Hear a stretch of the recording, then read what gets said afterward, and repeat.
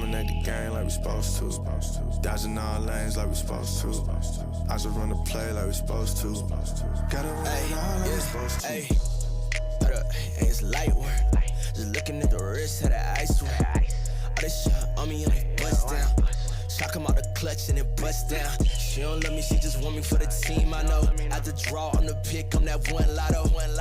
Got that rocket and that power auto. You want air brake to drop, gotta stay on auto. Mad it, auto wins at it. Need a new patty, it's a time cost. Then the bag ain't free like it's MK. I got that new kick gang, got that sensei since day. Don't believe us, we just got it shown. Got a whole game prepped up, got them like it's loaded. Ooh, they got it backwards like it's Yoda. On track, got speed, it's a locomotive, hey. Dominate the game like we supposed to. Dodging all lanes like we supposed to. I just run the play like we supposed to.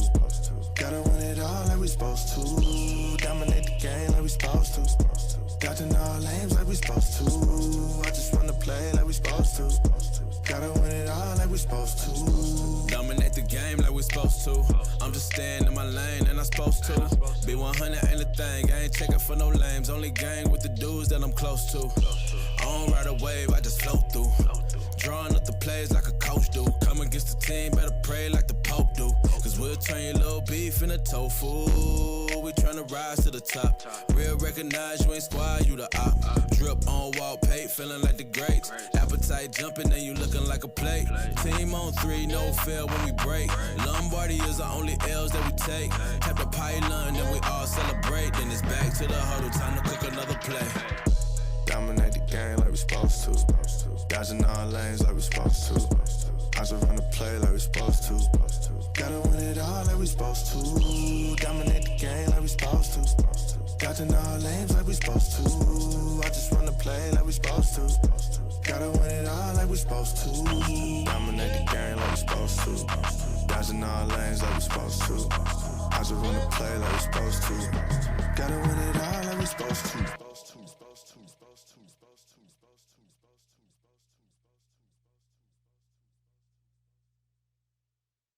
Hit the gym, flex, run me my check. We on your neck, shooters on deck. All we do, win. All we do, win. All we do, win. All we do, win. Hit the gym, flex, run me my check. We on your neck, shooters on deck. All we do, win. All we do, win. All we do, win. All we do, win. I need a dub for shoulder, bag and trophy, I need to go. You cannot match the glow, I'm covered, I'm shining from head to toe. Y'all ain't notice, excel like POTUS, and I stay open. Hold up, let's get coders, crept down the court, bought with the fade. Like, I don't even start for the win, I don't play. Got a coat for the rain, y'all boys brace for the storm. We tsunami informed, and it's best that you stay informed. We run plays without no script, hey, that's light work. Hey, that's light. We make bands just off our shot, but what's your net worth? I cut ties for all my team with all this drip, but no canteen. Now y'all boys can, but no sardines. We off this wave for all 19. I don't, yeah, got no words, don't say too much. Clock on 5 and a step like clutch. Team G6 and the league stay up. Ayy, gotta hit that flex like a rep, we cut, we hit the gym, flex, run me my check. We on your neck, shooters on deck. All we do, win. All we do, win. All we do, win. All we do, win. Hit the gym, flex, run me my check. We on your neck, shooters on.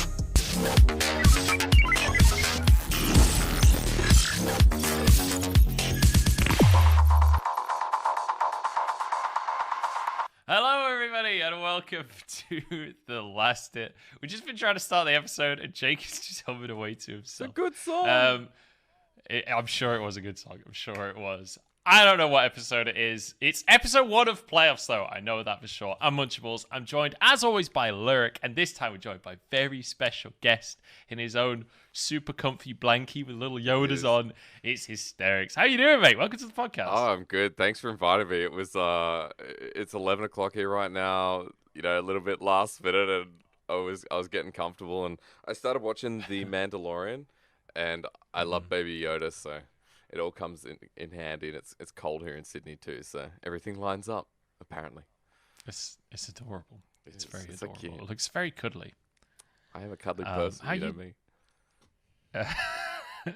I would argue too cuddly sometimes. Hang on. Lyric. Can confirm. I'm just gonna leave that to the listener's imagination. Lyric, how you doing, mate? I hear you've made it to Ireland. How are you liking the Isles, as it were? You know, it's very gray, it's very green. I think the funniest part is just, you know, talking to someone like Jake every day and like hearing like Australian English, and then here I am, and then like I get here, I'm like, man, I have no idea what anyone's saying. I actually have no idea what anyone's saying, and it's great. I love it. But it also made me realize how, like, I don't know if Americanized is the word, but like how tame Dagda and Penguin are in terms of like how they sound, Like what their accent? Yeah, it's kind of disappointing. Their accents, like, yeah, chill. dude, it's like a 3 out of 10. Yeah. It's like a 3 out of 10. It's nowhere close. It's thick Irish accents are terrifying, especially in Dublin. But if you go to Northern Ireland, it gets even scarier. Like there are some serious accents in Northern Ireland. I love it. I think it's great. And Oshin was telling me, he's like, oh, there's tons of different kinds of accents too. And I'm like, let me hear all of them. Let me hear it all. It's great. Jealous. Well, we might be doing like a little bit of a visit around some places in Ireland after finals, so we'll see. We'll see if we can get some good accents in. Have you done any exploration of Dublin just yet? Have you been out on the town or anything like that? Is it even open? Is COVID just locked it all down, or? It is, you know, decently open. And I went out once with Dagda and Penguin, so, you know, saw Dagda. I've been with Penguin a lot, but not too much. I mean, the fact that, you know, last week was playoffs. Now we do have these 3 days where I still don't know if I'll do anything. I don't cast for a while, but we got time after playoffs for all that stuff. Sure. Fair enough. What about Australia, Jake? How is Dude. how is the quarantine stuff going? Dude, we've been in lockdown since end of June. And Jesus. And like there's so many wait, like that's not- micro rules where they're like, oh, you can do this, you can exercise within 10 kilometers. And at first it was like exercise with up to 10 people. I'm not here to like, you know, bash what's going on, but yeah, there's just so much confusion Please for the don't. people. I will not. And yeah, the whole of New South Wales, which is the state I'm in, is now locked down. Even like the regional areas, because it's crossed up there because people have like, you know, gone to places they shouldn't. So yeah, things are not looking good here in Australia. It's kind of funny, like, you know, I finally come back and I'm like, everything's normal. People aren't wearing masks outside after I had to do my mandatory quarantine after coming overseas, and then a couple of months later, I'm back inside again, like another quarantine that Lyric and I went through, you know, 10 times. I think that was the hardest thing about. I mean, it was last year for me. It was more recent for you guys, I think, where when I came back from China, it was like in China everything was totally back to normal by the time we left Shanghai, and then I got back to the UK and it was like boom, lockdown. But now in the UK we are technically out of lockdown. Okay. You can just do whatever you want. Even the clubs and stuff are open, which I'm skeptical of. I don't think I'll be hitting the clubs anytime soon. I played Russian roulette. Still, yeah, honestly, it's a little nerve wracking, but yeah, we are technically back. We're firing on all cylinders in the UK. But enough about quarantine. Let's talk about LPL, because before we jump into playoffs conversations, because there are plenty of conversations to be had there. Lyric, you and I at the start of this season, we did our power rankings at the very start, and then for episode 1 of the podcast, we amended our power rankings, and with 1 week of knowledge, we changed what we thought of the teams, and even with 1 week of knowledge, honestly, we couldn't have been much more wrong. We have done a terrible job of predicting. IG, what no, was IG, gonna happen. please. JDG as well. JDG has absolutely ruined everyone. LNG did way too well. So Jake also did his own power rankings at the start of this year. Totally separate to ours. But for the sake of inclusion, since you're on the episode, we're going to include you. We created a point system and we set a wager. So you have to agree to join in on the wager. I agree already. I don't know. Whoever is the most wrong, or I guess since there's 3 of us, we'll change it slightly. Whoever is the most right doesn't have to eat hyper spicy noodles. And the other 2 people have to forfeit and have really, really spicy noodles. So the way that this is going to work, we've got our power rankings from before the split, and we have the actual rankings at the end of the split. And for every position that you get wrong, So let's say I put FPX in 8th place, right? That would be wrong. But I'll get -7 points because I'm wrong by 7 places, right? Because they finished in first. So the scorelines, not massively positive, I'll admit. I'm feeling confident though. I'm feeling confident, Munch. I think I got it. I think I won. Well, I'm impressed that you're confident, but you are actually correct, sir. I'll read out the scores now. Ooh. So in first place, not eating any spicy noodles, is Lyric with a grand total of -39 points. Oh, that's Yeah. That's impressive. 39. Your worst scores were in 5th and 6th with -7. That was IG and JDG. And you thought they were terrible. But, boy, you didn't know what me and Jake had up our sleeves. Because I came in 2nd place with a whopping -48 points. And then Jake very narrowly topped me there with a clean -49, a single point worse. But we both got basically 10 points less than Lyric, and Lyric got -39. It's not a good showing. We'll have a graphic that shows you guys what we predicted, and yeah, Lord. I mean, granted, the point system was not exactly easy to succeed in. You there's no way you end positive. There's no way. It's you gain 1 point for being right, and anything else is negative. Yeah. Like you literally cannot unless you're like. Dude, how do you predict that split? Like, how do you predict this split? Yeah. You said it before. Like, LNG was a big one that threw me off. I think even I mean, IG is predictable, right? But the JDG one, that blows my mind. IG, you'd like, talk about Russian roulette, British nightclubs, man. This is like you got 5 bullets in the chamber. It's the one missing that you're playing with IG. But yeah, the JDG screwed. I think would have screwed all of us for sure. I mean, honestly, trying to predict this split specifically was like playing Russian roulette with 6 bullets. There you go. You're just guaranteed to fail. There you go. Yeah, I don't know. I think LNG surprised people as well, because I think a lot of people either thought they'd be really good or really terrible, and they were exactly middle of the pack. Yep. RA as well, managing to get 3rd. I'm not sure what people were expecting. But yeah, I think JDG and IG are the biggest. Also, actually, LGD. I think LGD I expected to do a lot better than they ended up doing. A lot of people were hyped on Not that me. roster. Okay. Well, yeah, no, we get it, Lyric. You won, all right? Stop gloating. By a lot, man. -39. Well done. You know what sucks too is I actually really don't mind those noodles. I actually love them. I mean, Joe, you know this because we lived together in Shanghai for a bit. But I bought those. I ate them. They were great. Yeah. I did always cry though, but that's part of the Is it experience. the shoyu Painful. ramen? Is it the shoyu like the red packet, like the classic? It's the Korean black packet Yeah. ones. I can't remember the name of the Okay. brand or whatever, but they are. I tried them before, Yeah. and I just had like one bite, and I was like, no. Okay. I'm just gonna go hungry tonight.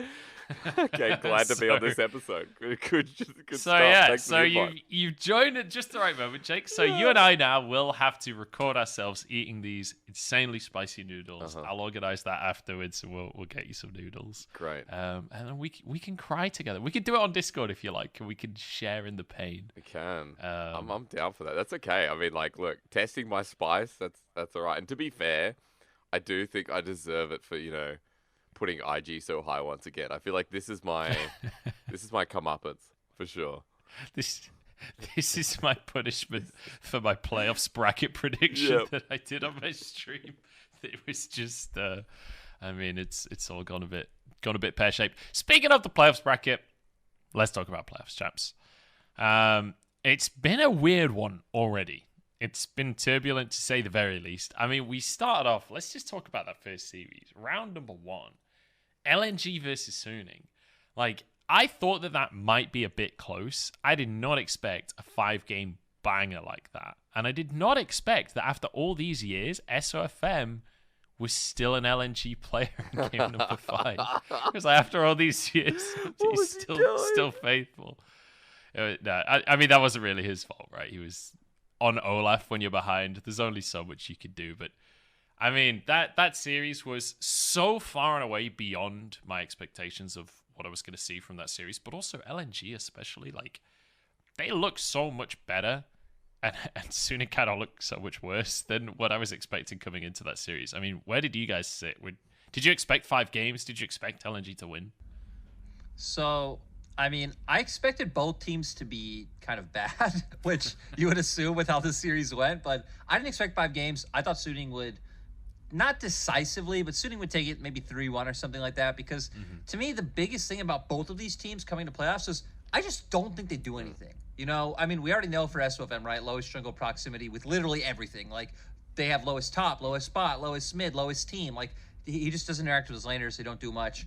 LNG, they do a bit, but still, I feel like LNG rely a lot on, like, one of their lanes winning really hard. You know, also long it's been, like, top or mid just crushing lane, and then they could do things. But, you know, you have Ale, who is, I'd say, probably the biggest flip in the LPL, in my mind. Like, that Aatrox like, last year. Yeah, the Aatrox last year, he gets solo killed or gets a solo kill every game. I think he's the only person where I know there will be something happening in that lane. And Icon, we've talked about this before. I don't think any of us can reliably believe in Icon, but man, I think maybe we'll hit on it a bit more in the next series as well, but I think Icon's shown up so far. I think LNG overall have been way more proactive than I expected at all. We've been seeing like early ganks. I remember there was one early dive attempt in one of the games against Suning. It didn't work out. I think it was a 1-for-1 in the end. But the fact that LNG are going for these plays is the thing that surprises me the most. So I think overall LNG have definitely shown up better than what I expected. Still extremely messy, but I mean, hey, when a lot of us, almost all of us, had them going out in the first round, I think the fact that now they've gotten through 2 is pretty mind-blowing. Almost all of us. I will just come in and say that I predicted LNG 3-1. Now, there's no analysis behind this. I literally just think when Angel's having the best split out of anyone in Suning, there's a problem. And because of that, I'm like, well, look, and Bin's not bad by any means, but I don't think Bin's having like the same as 2020 summer. His Worlds performance as well, like people highlighted him. I don't think SOFM's is clean, and like, you know, you talk about stats and stuff. I'm like, well, I look past that and I just based it purely off the fact that Angel was my favorite player to watch of Suning, and that's an issue. Also, I believe the hype around Tarzan. It's worth mentioning as well, like statistically speaking, I wanted to highlight Angel because obviously me and Dagda cast that series, right? And we're like, okay, Angel and Icon, both these guys have played. I think they'd played like 17 and 19 champions. Respectively across the split. Like, they were the 2 guys that are willing to play anything. And by the way, Icon continuing that trend during playoffs. But we were like, all right, let's look at laning stats for these guys. And for Angel, man, his stats just suck. Like, really, he has big moments in team fights and stuff, but when it comes to laning and things, like, it ain't pretty for Angel. And I think, like, the statistics definitely line up with what you're saying there, Jake, that Angel is not the guy that you want to be the person that you're leaning on, right? Because he's not going to be consistently the He's a mid-ranger. Like, he's never been a top-tier mid laner. I don't think he ever will be. Like, Angel is someone who plays well. I do think in spring 2020, he definitely was in that conversation for me. Definitely, I think in my mind, overperformed at Worlds as well from his summer performance, but I agree with like your point, right? It feels like we haven't seen Angel show a ceiling of the rookie ceiling, the Knight ceiling, the Doinby ceiling, the Fofo ceiling, even like people like, you know, what Mold showed in that 2020 summer split, right? My thing with Suning, or with both these teams and laners in general, right, is that because I feel like their teams are so flawed, unless you are like truly a standout 1v9 level player, I don't think your stats will ever look good, because it's like, well, are Suning playing around, you know, the matchups correctly? Are Suning playing around his timings correctly in terms of like on with support roams off recalls and, you know, SOFM and things like this? And, you know, the answer is no, they're not. So I think statistically it would be hard for either of these guys to look good anyway. In my mind, when I predicted, I just thought, okay, well, I think when you have 2 teams that do have so many issues, I just tend to make it simplistic. Which team do I think is better players? Well, I thought Suning had better players than LNG. That was pretty much the crutch of my argument of why I thought that they would beat LNG. It's like, okay, Suning will probably have more winning lanes, and if Suning have more winning lanes, Suning will have more options, and I think neither of these teams know what to do when they don't have options. But, I mean, I guess I was totally wrong. LNG Oh, had a but lot of options. anyone could have been wrong in now that Jake, series. Like, I mean, that well, yeah, I get what you're saying. you're right. Both teams You're weren't right. great. Go on, sir. Go Both on. teams weren't great. But to be fair, like, I mean, watching LNG, I think it was the first two games where I was really impressed, where I thought it was LNG taking the reins. But yeah, like, I mean, City could have won that series. They could have come back, brought it back in a reverse sweep, but SOFM had some problems. But I think LNG's continued to be like this surprising team, and you're getting excited about them now. Well, you have to when they beat top esports. The problem is, why did Game 5 have to be so terrible? Like, Sunni looked so awful in game number 5. It was like they'd just run out of juice or something and just like taking it in turns to one by one run it into all 5 members of LNG and just die. It's like, guys, this is playoffs. This is worlds on the line. This is to fight for top. I don't know. Like, and honestly, with then how top esports looked in the series against LNG, I actually think Suning, if they just finish that first best of 5, have a legit chance of making it to Worlds. Because top esports didn't exactly look good in the follow-up series either. The fact that LNG actually not even just beat top esports, they destroyed top esports. Like, I'm kind of blown away. I'll be honest, for top esports, they played exactly the way I expected them to play. I think they had a gold lead every game of the series. There might have been one where they didn't, but I remember almost every game they have like a 2 to 3K gold lead at 15 minutes. Sadly, that's not enough for the top esports level of decision making you see come after that. But that's why it's so weird to me that it was a very eloquent roast. Yeah, but it's so weird, like the sudden extreme criticism of top esports or top esports players in my mind, because heck, we talked about this on the episode that didn't get to happen when we had Emily on, that in my mind, TS literally play the same that they always have since they've had, the core roster of like Jackie Love Knight, 369 Carsa. They don't play any differently. I feel like there's a lot of external factors of like, whether it's things like meta or how other teams are playing or, so on and so forth. I think individual forms do impact it a little bit. I think Jackie Love was the big one this split, the fact that they took out 369. So I don't think that is all completely there. But it's like TS fundamentally play the game wrong if you do kind of view this game in like black and white in a void, right? They just fundamentally play this game incorrectly. The fact that they really don't trade side, the fact that they believe in taking every fight, that they're willing to play off mechanical prowess and like make situations work. The fact that Karsa's going to level 3 gank in pretty much every game. It's like, unless this team wins, I think all these guys are going to look bad, And sure, I guess Knight is an outlier. Knight has been having an insane split, but for TS, it's pretty much crush or get crushed, in my opinion. The way they play, there is actually no middle ground. Yeah. I guess I'm not surprised by the performance we saw from Top Esports. I'm more surprised by the performance we saw from LNG, because I thought the way I was looking at this series, right, was that Top Esports are going to make a bunch of mistakes. They always make a bunch of mistakes. That's who Top Esports are. But I thought that would be punishable, I thought LNG wouldn't be able to punish that. Like, the good teams punish top esports, but the bad teams aren't necessarily as good at punishing top esports. That said, Ultra Prime punished top esports pretty effectively. So if Ultra Prime can do it, kind of punish themselves. Yeah, like, I don't know. There was just so many opportunities to punish. It's kind of hard not to take over at that point, right? And I mean, Ale as well is having an amazing set of performances here. Like, I think that finishing split as well. On that note, like, talking about his whether he's the biggest coin flipper in the split or not. I mean, I think Ale finished strong. His Camille is great. Camille is great. I'm apologetic because I have chastised Ale in the past. I think watching that Aatrox game made me tilt, and after that I was a bit too toxic for him on broadcast, but. I think Ale's gotten a lot better, which is nice. I think the biggest thing for me is like, just continuing with LNG for the second, is that like players are kind of popping off. Like, I don't know if it's fair to say within the lanes, but I'm bigger on Icon now. I watched Icon for years on OMG, and I thought, dude, why is this guy in a starting role? I thought he'd come to LNG and he'd quickly be subbed out. I literally thought, why is Icon on the Rift? It's a good change, but I think Tarzan's the reason that they're all looking so good. Like, I think Tarzan is the big uplifter for this team. And light when he's specifically on Vayne. Yes. There's like parentheses around that sentence, like Light on Vayne. Subject to terms and conditions that he's on the Vayne.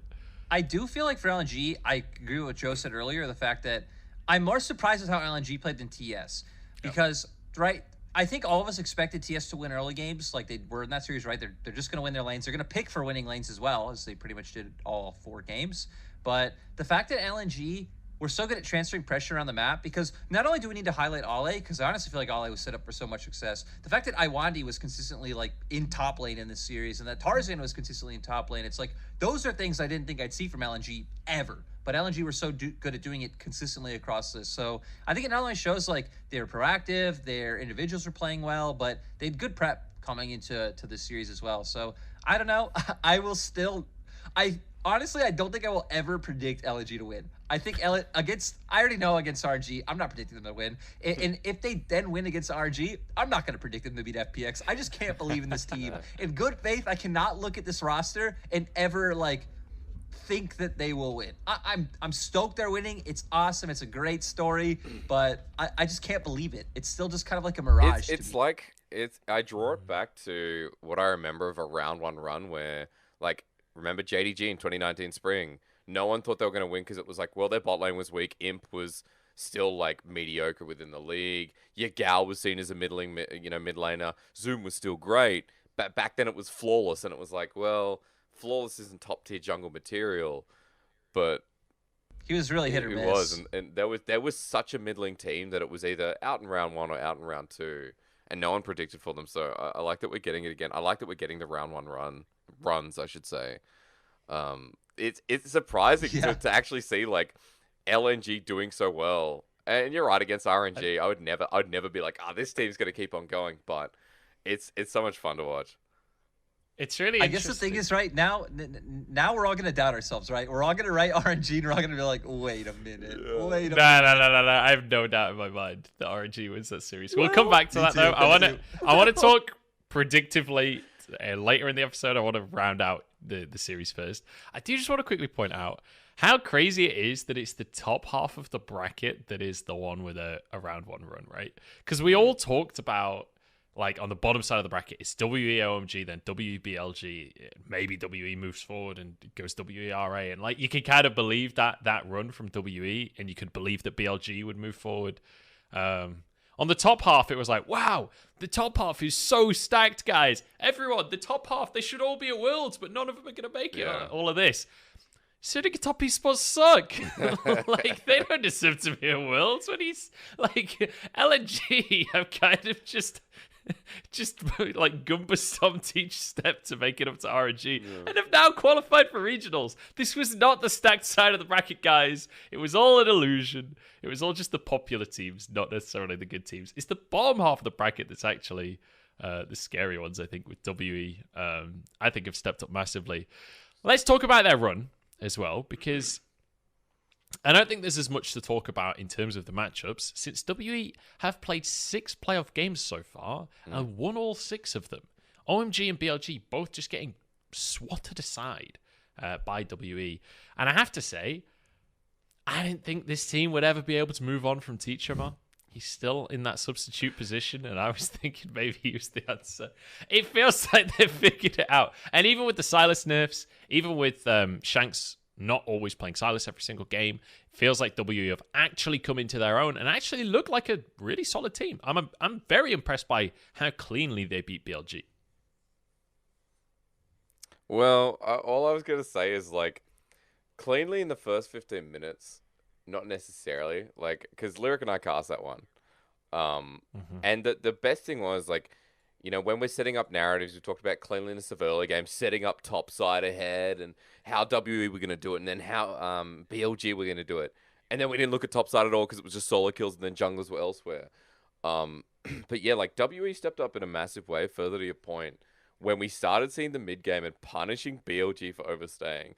The skirmish is coming out, and Lyric's favorite word of the series, which I definitely made my favorite word, decisiveness. Is that the word? Holy hell! Please tell me that was good, because I kept forgetting it during the You series. can't do that setup and then forget the word. I forgot it during the series so many He times. did it all. He did it all broadcast. He like literally every game. He's like Lyric. What's that thing that WER? Yeah. What is it? A confident? Coordinated? Aggressive? Like, decisive. Yeah, cool. 5 seconds of dead air waiting for Lyric to answer me. But yeah. No. Wait. The 5 seconds of dead air was when you were going off on some other point. You're like, yeah, I love this right now. Shanks is being so, Lyric, what's the word? It's like, what do you want from me? And it was a completely different word. Whatever you were thinking of was not what you wanted from me, brother. All right. Look, I forgot the word, but they were decisive. How do you, you look at each game, and the funny thing about that series is that every game felt the same. Game 1, Game 2, Game 3, all punished. Now, Game 3, granted, was a much faster early game. It did look like BLG were going to win Game 3, but then it happened again, and around the same area. The same area as Game 1, enemy jungle once again. I'm like, how did BLG do this? Enemy jungle right next to Wolves. Between Wolves and Blue Buff was always their doom, right? I'll be honest. I'm actually not as hyped on WE as you would think I should be with a 6-0 run so far, but it's okay, OMG, it's funny because I actually don't think OMG was the worst team coming into playoffs in terms of how they play as a 5-man unit, but I mean they're by far the worst players. So they're by far the worst laners in the league, and I love that W recognized that. They just counterpick them and they just smash them. But in this series, it's okay, BLG has a lot of flaws as well. So I think was the bigger takeaway for me was okay, BLG's early games on point. BLG's macro and early game rotations of transferring pressure, I love it. It was so beautiful to see. And then WE just, I don't know how every time the game one I think was the most not egregious, but I don't want to say lucky, but it's the one where okay, that you can pretty much pinpoint to a single mistake that threw away the game for BLG, right? When PP God went and got that ward and opened up for pick, and then BLG kind of funneled it one by one. The other games, I think, is more on WE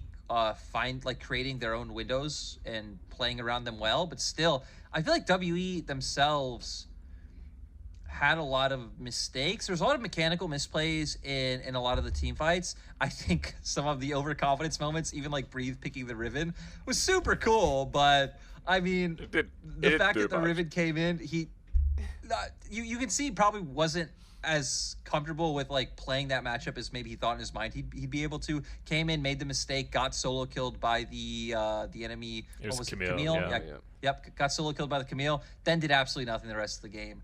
And I don't know. I think they're in pretty good standing for the fact that it was nice that we got to see them play around their bottom lane, because I think that was a big thing for all of us, right? It was Breathe and Beishang or die for WE all split long. So the fact that it's cool, Elk can pop off now. Missing, I think, is another big highlight to me. Wow, Missing literally had 6 games where he had a positive impact every game. Missing did not int. Missing did not run it down. He was solid in team fights. He was looking for engages.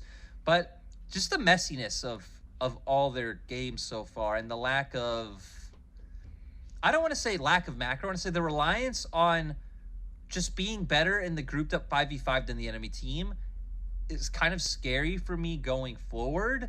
I do think that luckily, again, once we hit on the future series, they are on the right side of the bracket for that sort of play style. But yeah, to me, WE are more of a mixed bag compared to LNG, where it's oh God, LNG are just stacked. They're just solid. Everything just looks pretty good right now.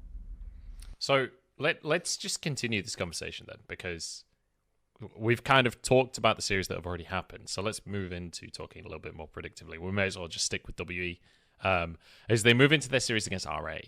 Because I think on that point, one of the things that RA excels at, right, is their mid game. And if they come out of the laning phase strong, then they can just dominate the mid game, snowball from there, and win the game, right?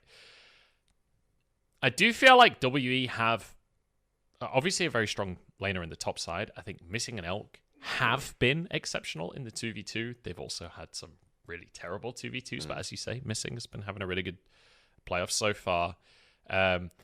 I do worry about the mid lane, though, in this matchup. Fofo versus Shanks, like we said, Shanks bit of a Sylas one trick coming into playoffs. He hasn't played Sylas yet. He's played the Syndra, he's played LeBlanc, he played something else as well, I forget what. But against Fofo, especially if Fofo gets the counter pick, I have a horrible feeling that Shanks is going to get absolutely demolished. I think that the mid gap could be just everything in this series, and Fofo could just take over, just run around the map, just killing everyone. I mean, what do you guys think? Do you think that the side lanes are going to be more important? Do you think Fofo is going to be able to have this level of impact? I'm kind of curious to hear your opinion, Jake, just for the fact that I think on the broadcast team, I'm probably the most favoring of how RA plays. Like, I actually really like RA, a big difference to Spring when I hated them. But it feels like, to me at least, a lot of other people on our team are still kind of skeptical of RA and how they play the game, because it is still very, I don't want to say slow, but it's very like by the book, right? RA to me are literally the personified version of like, well, we're just gonna wait 5 minutes for the next raid to come up, right? So in your mind, like where's your mojo going, Jake? How you feeling? Dude, RAWE. I mean, the thing is, like, the undeniable fact is that, like, Fofo will spank Shanks.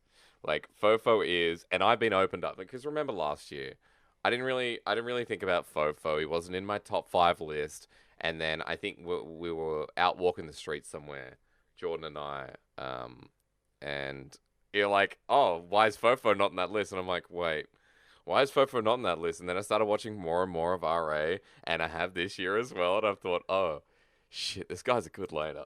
This guy's a really freaking good player. I do favor RA. If I'm going to use my brain, I favor RA because I do think mid's going to be massive. However, when I look at WE and their strengths, and what I didn't see in the series versus LNG was like Beishang paying the same amount of attention we saw in the regular season up to the top lane and just like double downing on getting breathe up. And then, you know, again, the Herald plays that Lyric and I talked about in our segment.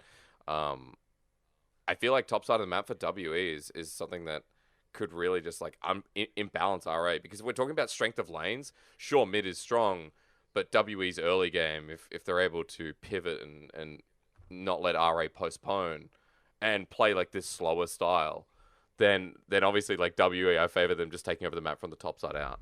I know it's like very analytical and it's not too exciting of an answer, but I think Breathe is definitely better honestly, than Cube, even though Cube hasn't had a bad split. I think like what you're I just love how you preface that. Well, if I'm going to start using my brain, but I actually think where you hit on was correct. Never done it before. I think where you hit on right was like a good way of looking at it, right? Because I think if you think of it individually, right? I mean, I think everyone's going to favor Fofo over Shanks, and Shanks, though didn't get like necessarily dominated or like solo killed repeatedly or taken down by Zika, I do think Zika kind of mid-gapped him in that last series in terms of the impact he was able to have on the game. Bot lane, this one's the biggest question mark for me, because I would honestly favor iBoy and Hung 100% of the time if you asked me this before playoffs. Right now, I don't know, and I think both these guys are kind of similar in the fact that, you know, both lanes want to look for 2v2 kills. Even if they don't necessarily have matchups where they're favored or they should, they're always going to look for the angle. So, I don't know. I'm still going to give that personally, for me, slight favor to RA. But top jungle, I think, is completely WE favored. I think Lo Yan has been the worst player on or at him. Not to say that Lo Yan's necessarily bad, but Lo Yan is, I mean, he falls into the same trope of people like Karsa or SOFM in my mind, where, and those guys aren't the same at all, but my point of being such an extreme in terms of how he plays the game, that it's so weird. It's like Lo Yan kind of warps the map around him to being about him, with how it's about like this heavy invade style, about how aggressive he wants to be in some situations, how much he values farm also. Like, I think he's very 1v1 oriented in terms of his mindset about League of Legends and wanting to get the most for himself. So to me, that one will be interesting, but I think Beishang has a much more well-rounded playstyle. Beishang also was like the silent MVP in my mind in their BLG series. And then I think everyone favors Breathe over you'd have Cube, to. right? I think Like, you have to. I think Cube's fine. And I think I like the way RA kind of uses him, where RA have been a team that have been willing to do things like, we're just going to randomly blind pick Mundo here and just be like, okay, Cube, you're on your own, because we know we're going to play around, you know, pretty much everyone else except you. So I think that's fun. I think it's quirky and gives RA flair, but I will say, like, just on that point specifically, if they blind pick Mundo, you know Breathe is going to pick Fiora, like 10 times out of 10. True. And I want to see that so bad. Please blind pick Mundo, please. I'm begging you, alright, because that would be such a fun game to watch. Getting to see Breathe just really flexing in a game like that. I don't know. Sorry, continue, Lyric. I didn't mean to interrupt. I had an epiphany. the best thing would be if you have that epiphany and the opposite happens. Like he comes out, Mundo solo kills him at like level 3 or something, and then Cube takes over. Cube has a standout series. We're all talking about Cube, but to me, it's so hard to look at this with just how the way W have played in their 2 different series, because I think it's been very different. Because like Jay said, I don't know if WE is going to be like, okay, well, RA's weakness is top, we're going to go back to how we were playing all split, or if it is going to be more fluid and more flexible. I still think I favor RA. I think RA, in terms of how they like to draft for counter pick lanes, they're all decently strong laners. I don't think they should fall behind early, and I think almost everything else they do in the game is decently solid. My biggest thing about RA is they make so many like individual mistakes late game. Lo Yan has gotten caught out so many times, like walking into the enemy jungle or trying to, I actually think it was against WE where he kept trying to engage fights onto missing, specifically blow his whole combo, gets kited out, and then WE turns, deletes him, and takes the rest of the fight with a 5v4. So there's a bit of an X factor there. I won't go too deep into it because I mean we have a time limit on these episodes, but I think RA is favored for the fact that like I know what I'm gonna get from RA, right? And contrary to the rest of the LPL, when it comes to RA, I actually like that. I like that I know what a team's going to do every single time. True, less chaos. I want to say that, like, you've made me start thinking about bot lane. I feel like bot lane's, like, my biggest slanting factor. It's so exciting. It is, like, make or break, and I never thought about it, but yeah, Elk and Highboy feel like very similar players. You could get the best of the best, but then you can get a random moment where Highboy or Elk are moving around Dragon. They're not with the team. And you're wondering, why are they frontlining here? Like Elk did it towards the end of the regular season. Like, why are you frontlining as Ziggs? iBoy does that shit as well. Man, his Callista games, like, sometimes I wonder, who pays this guy? Oh, God. That iBoy's good. I wouldn't quite go that far. iBoy's good. But yeah, definitely. And I would say Hung and Missing are somewhat similar in the same regard, right? Where it's like similar champion pools, similar style of play where quite often they are like the Leona tool for the team that has to be the front line, has to be the hard engage for the squad. Sometimes can be known to go a little bit too deep and mess it up a little bit, get caught out, end up going down. I do feel like both of these bot lanes are relatively similar to one another, and it could be exciting. That said, we also could just see Elk playing Ezreal every game, Missing never being in the bottom lane, and just Missing goes and participates in the fight that goes on the top side of the map, and Elk just has to farm it out. But in that scenario, the question for this whole series is, to me, does RA try and match the top side, also move Hung up and like try and contest Herald, or do they just dive Elk over and over again? Because I think it's going to be the second option. Yep. Yeah, I think 100% right. I think there's no world where RA opt into a we're going to fight you where you're putting members. They're just going to always go opposite side of the map. And I think, actually, maybe not always opposite side of the map. I think they'll always go towards bot lane. RA is just so predictable in the sense that RA does everything pretty much by the book. It's like they're going to take Herald if they have pushing lanes and they're in a position where the enemy can't contest them. And if you can't contest them, they're going to take the fight if you went into them. If not, they're going to back off and keep farming. It's like you can literally predict everything RA is going to do before they do it. I feel like even the mistakes. I feel like even when it's like, okay, well, I know at this moment Lo Yan's going to go here, do this, or I know iBoy's going to do this. And it's like, I don't know, man. It's great. It's great that you literally have a team that is so opposite to almost everyone else in LPL. And I'm all for it. You have good game sense, and you can see them coming from a mile away.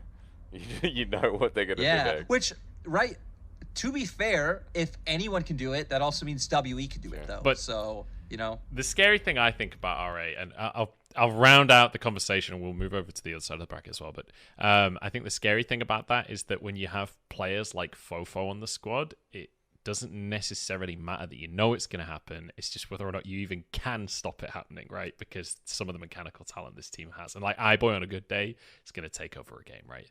Especially with the fact that Vayne is kind of meta right now. I want to see iBoy's Vayne. That's a classic. That's like old school.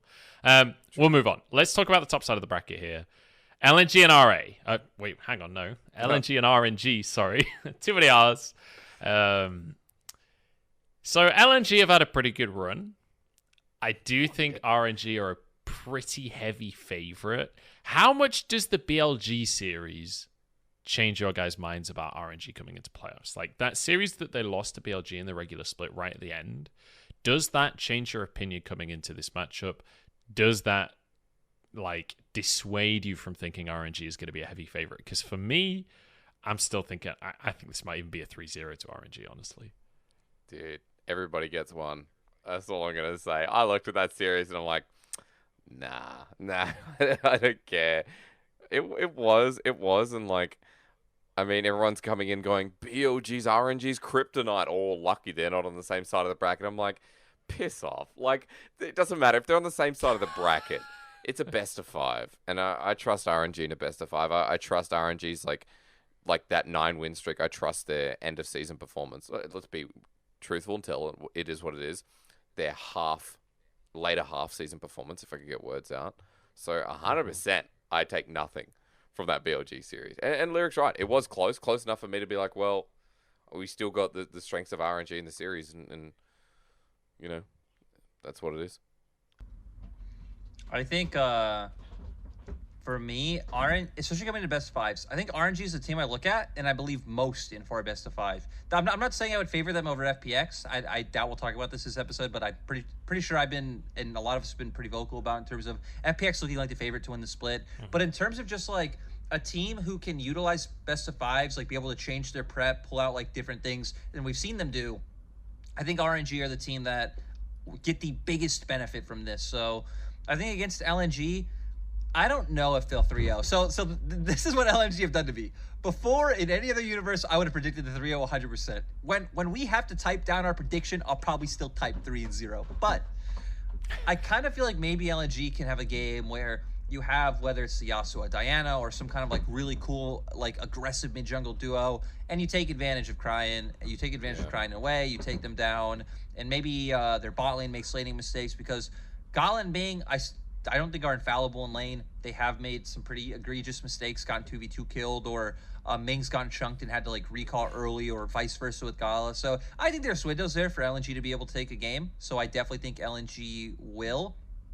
But I think the most exciting thing about this matchup is if LNG just do what they did against top Esports, where it's like, well, now Iwandi's in the top lane, and Tarzan's in the top lane, and Icon's roaming up. It's like, well, we're gonna have two teams doing exactly the same thing, but I think RNG are just so well-rounded. RNG are a good team-fighting team. RNG are the best team still right at knowing how to play around side lanes, pull you across the map when they can't take team fights. Like, there's just too many things that RNG do well that I think they should be able to win this pretty commandingly.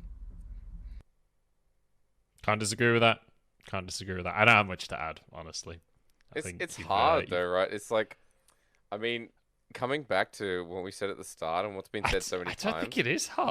No. Okay, it's hard to say in what capacity. I'm really hard on the train of RNG smashing, but I think I am tempted to give LNG a game or two.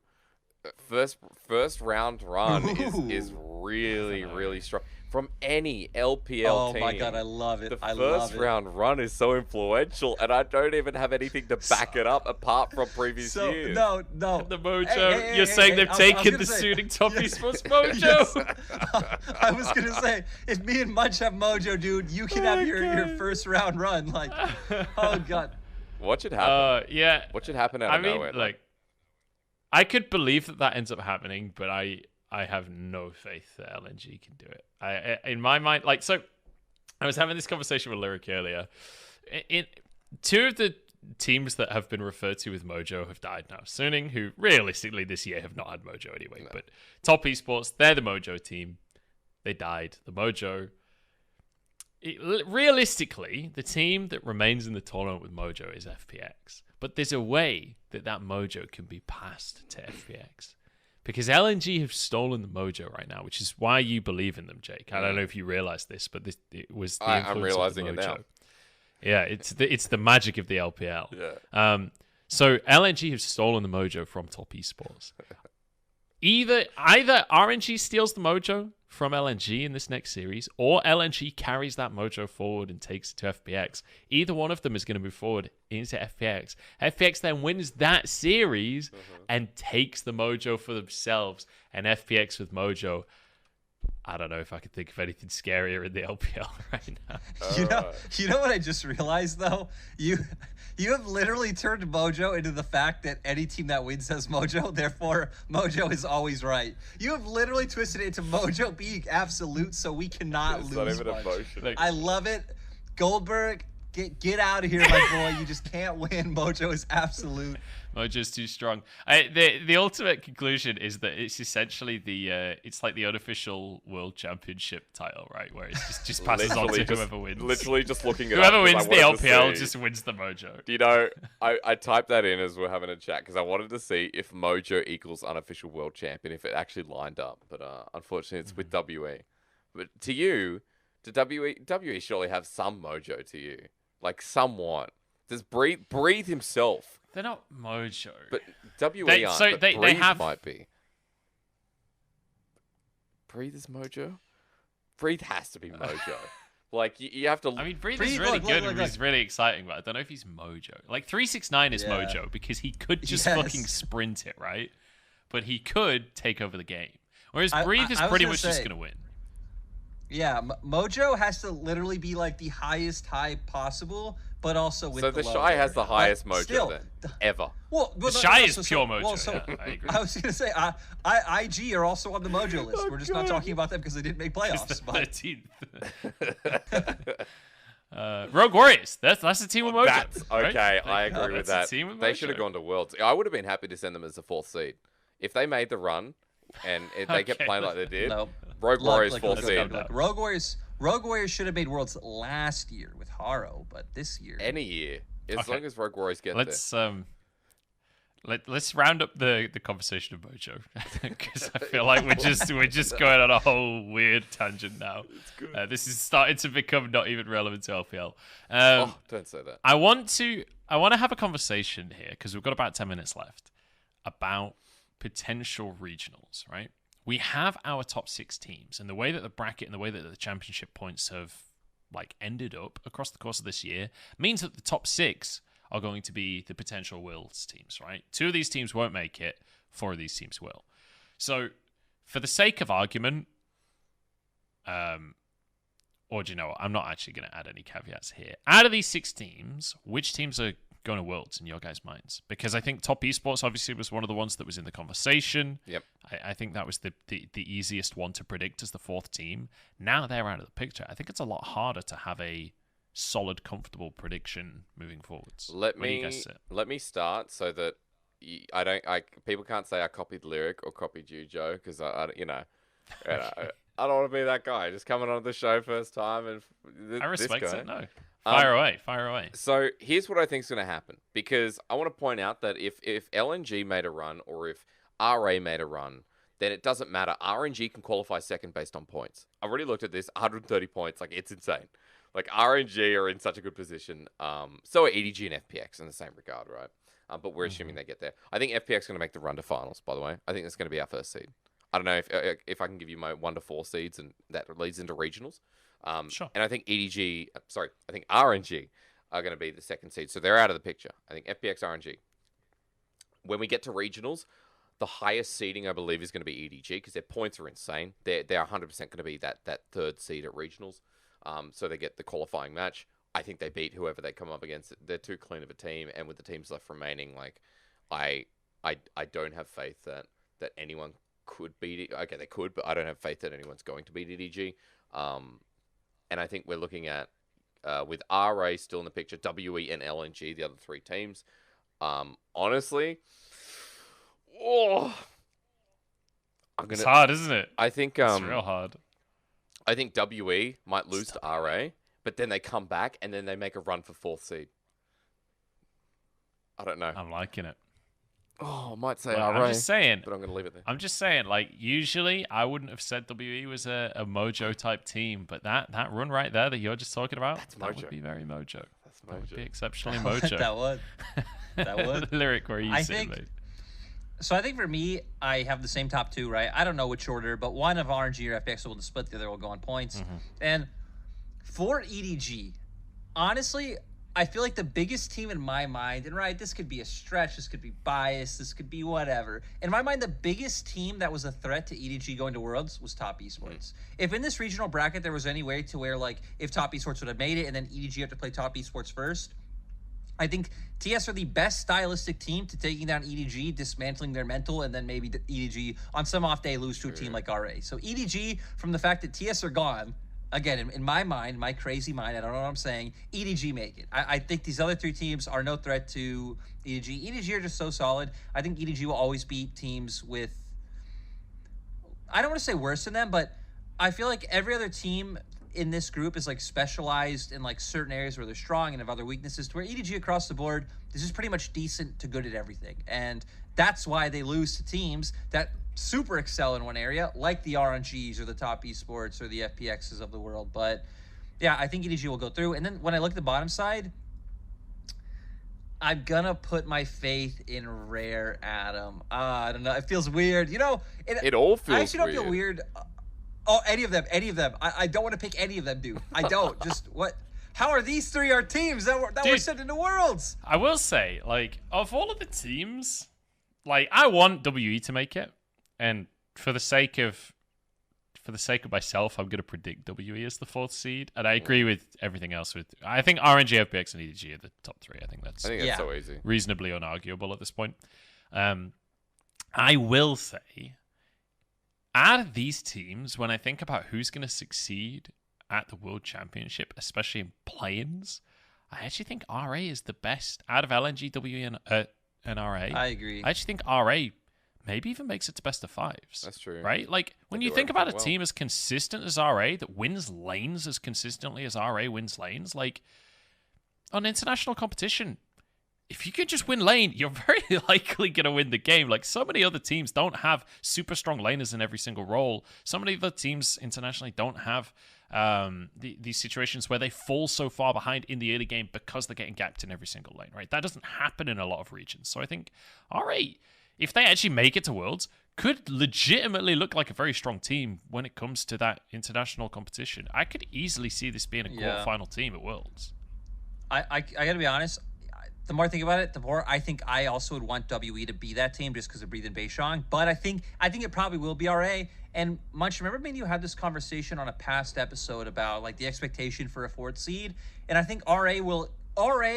I can't imagine underperforming it. RA will, I think, at very least get in their group and will at least make 3-3 in their group and then have a chance of getting out. But I think RA out of these 3 teams have the best chance of overperforming that expectation, like definitely making out of their group, and then, you know, who knows, maybe have a competitive best of 5 in quarters. Because I'd be nervous. And I think also you can expect a much more consistent performance than we got from LGD, right? I think is the big thing that I want to put across. No flame to LGD, but like I didn't anticipate LGD doing that well at Worlds, you know?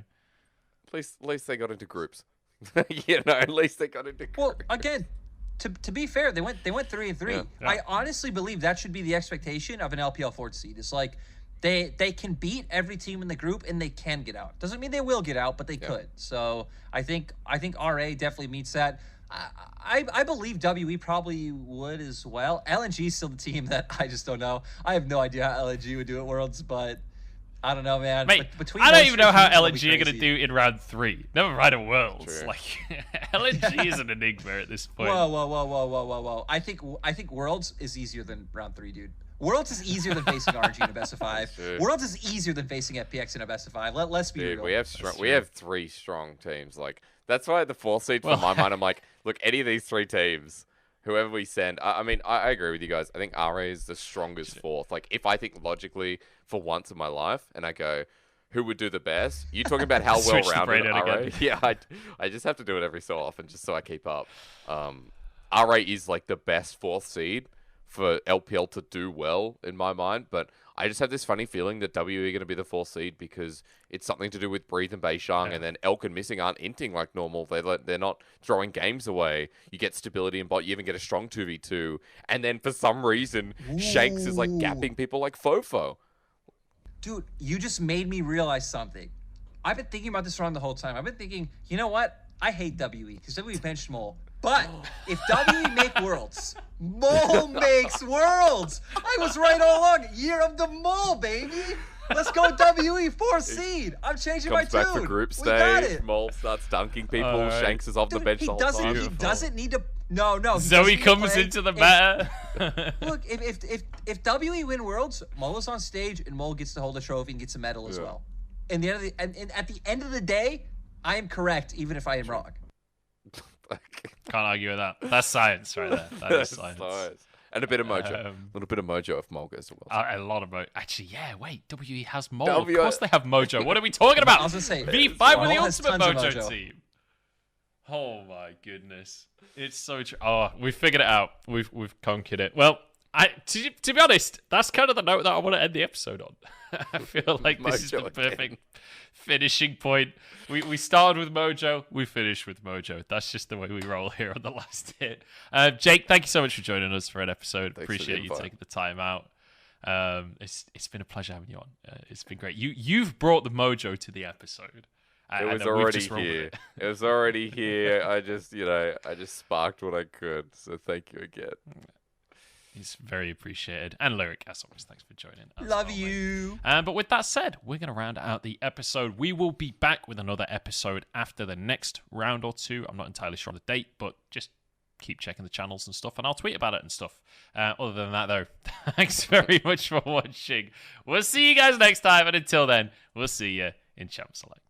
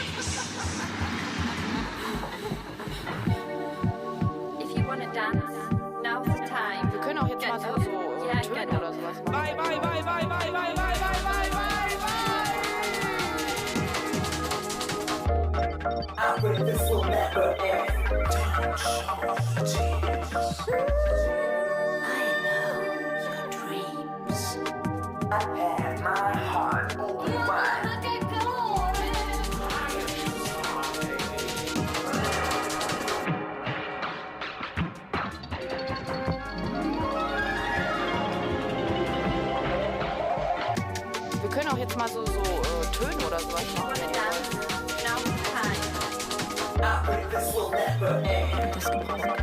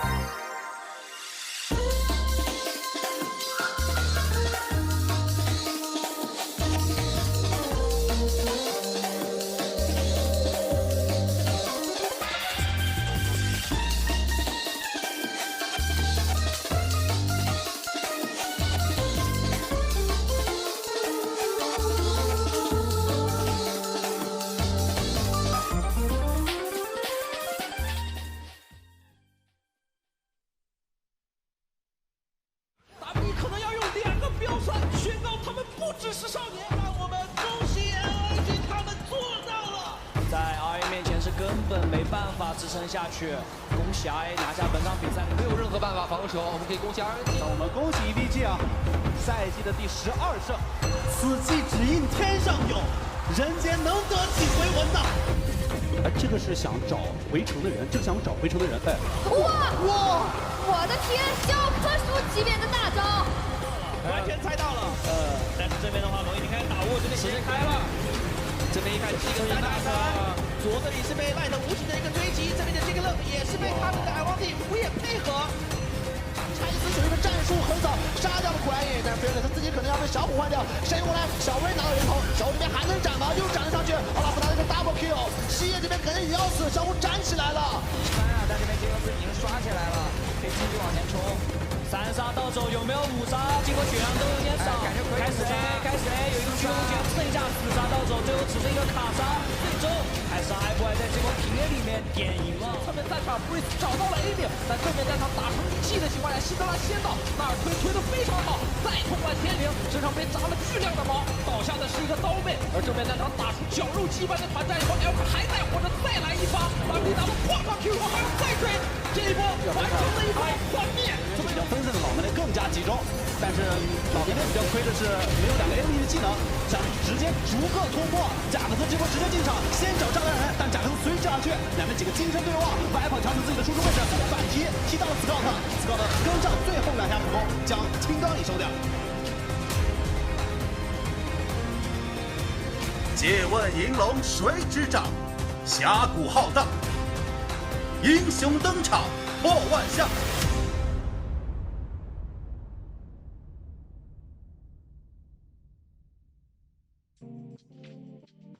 Ladies and gentlemen, welcome back to the LPL as we begin on the next round and the next week, where we're going to find out who's going to be hitting the top 4 and who, importantly, is going to be progressing from the top 6. My name's Asterix. I am joined by Orcs for his first LPL playoff cast. Sir, welcome. You're in the heat of it now. You're in round 3. A great time for you to join us. Yeah, I mean, what a series to kick things off, honestly. I couldn't have asked for a better one, so super grateful that I've had this opportunity. And I mean, it's already been such a journey through playoffs, watching the streaks that we've seen. I'm excited. You deserve it, man. The cast bringing in your knowledge over from, from NLC, or bring it all the way here to the LPL Orcs. It's great to have you and on this journey through LNG versus RNG. But before we get there, we have to welcome our viewers a little bit to the top 6, because as said before, we now have 6 teams left standing. We are onto that 3rd round, guys, as you can see. Game 5 and Game 6 onto your screen, or Series 5 and Series 6, to run you through the rest of the playoff bracket. Yeah, and I think the big thing here is watching the journeys we've seen, but both LNG and WE. The fact that they came in round 1, and I think for WE, this is kind of, especially their first win, was kind of the expected outcome. But I think for LNG, they've taken a lot of people by surprise. I didn't think they'd necessarily beat out Suning. To also beat Top Esports has just shown that there's been such a shift in their play from the regular season. But it just shows that, like, you can play however you want to during the regular season. Right. When it comes to playoffs, every team has the opportunity to shine. And that's why today there's a lot of things to discuss, especially in the top side of the bracket that will be taking on. But I want another note here that now that we're left with our top 6, we have to state that all these teams will be guaranteed regionals. As you can see on our screen, I want a quick explanation of this as well. Top Esports have the same amount of points as LNG, but because LNG got more points in summer, they matter more and make the tiebreaker successful towards their end. So Top Esports will not be in regionals, will not be going to Worlds, remembering that our regional finals, our regional qualifiers, are what get you that 3rd and 4th seed. So points matter here, Orcs. Now it's just about how high these top 6 can climb. Yeah, and the thing is, teams that get knocked out at this point of the tournament will still have an opportunity. So it's not the end of the story for them, but it makes it significantly more difficult. And obviously the goal is still to try and get as high as you can in playoffs, give yourself better seeding for the regionals, or ideally just win the whole thing and then go to Worlds on the back of that. So definitely still a lot to play for, even though there's like a little bit of a safety net to fall back on. The points are very important. We'll talk about that in future playoff games as well, remembering that as we get towards the top 4, we get towards semi-finals, we will have a better idea of who's looking good to qualify automatically for the 2nd seed towards Worlds and who the highest seeds towards those regional tournaments will be. But onward to today's series, because that's what it is. It's important to note that the winner of today gets to the top 4. And starting with RNG Orcs, the first time we've seen them in playoffs so far, Royal Never Give Up, our MSI champions, the Spring 2021 champions. Man, this team, it is about the return of the Kings. Let's bring it up, because there's 3 key players on your screen that you're about to see, Xiaohu, Wei, and Ming. And we start with Xiaohu, Orcs. top is the new mid because this guy is dominating in his second ever played role. Yeah, despite the fact he's in a side lane, despite the fact that, he's a role player, he has just been an absolute monster in the top lane and has been the central point, the pivotal piece for RNG. And you can see in the stats on the side of the screen, top jungle proximity, second in the league. The attention he gets is on another level, but it pays off. He's consistently able to use his advantages and he's able to carry for the team. And I think this sort of transitions into how the entire team facilitate him. It's not just Wei.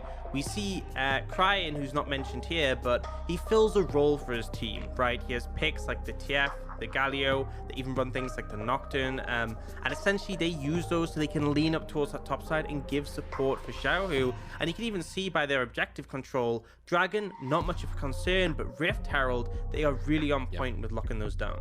And it sets you up for success, right? And I love that you bring Cryan into this, really important champions to note as well. And as we go further down, we look at what RNG do in the late game. I am so glad we're once again talking about this team being Teamfight legends. Remember in history, Orcs, Uzi was on the team. That's when we called them teamfighting gods as well. It's rolling back around again with people like Gala, who another person who's not on the graphic, but importantly, Ming with his engaged champion pool.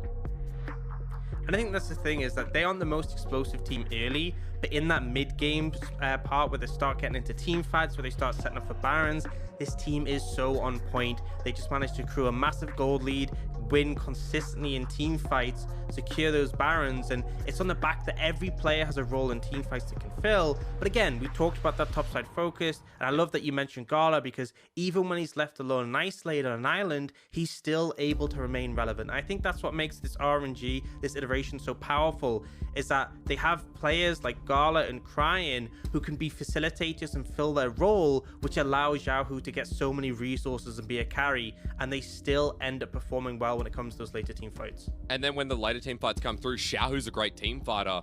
I want to point out that things like the Gnar, especially last split, but even seeing it now has been amazing. Things like this Viego as well, Orcs, are really big. And we talked about this at the start. Wei putting priority in the top lane. Cryan doing the same on picks like this Twisted Fate. Yeah, and it just makes it so hard for any top laner to pick a gold reliant champion. You've seen Breathe here on the Jace, you get shut down, this champion ends up becoming a lot less relevant, and then it allows Xiaohu, essentially he can play the side lanes very effectively. You can have Cry and Lean there in the team, or situations like this where they set up for a team fight that they expect from RA and they're instantly there to re-engage. And what I love is that you have picks like the TF, the Varus, the Braum to lock members down, and then you have Xiao who's just flying forwards to finish off the low HP target. He's kind of like the cleanup crew for the team. The rest of them set things up and he just bowls it and gets a strike. Using those resources that he does so well. Xiaohu's so good at bowling by those analogies as well, but for RNG, team fighting that we're talking about again is just so exciting to mention.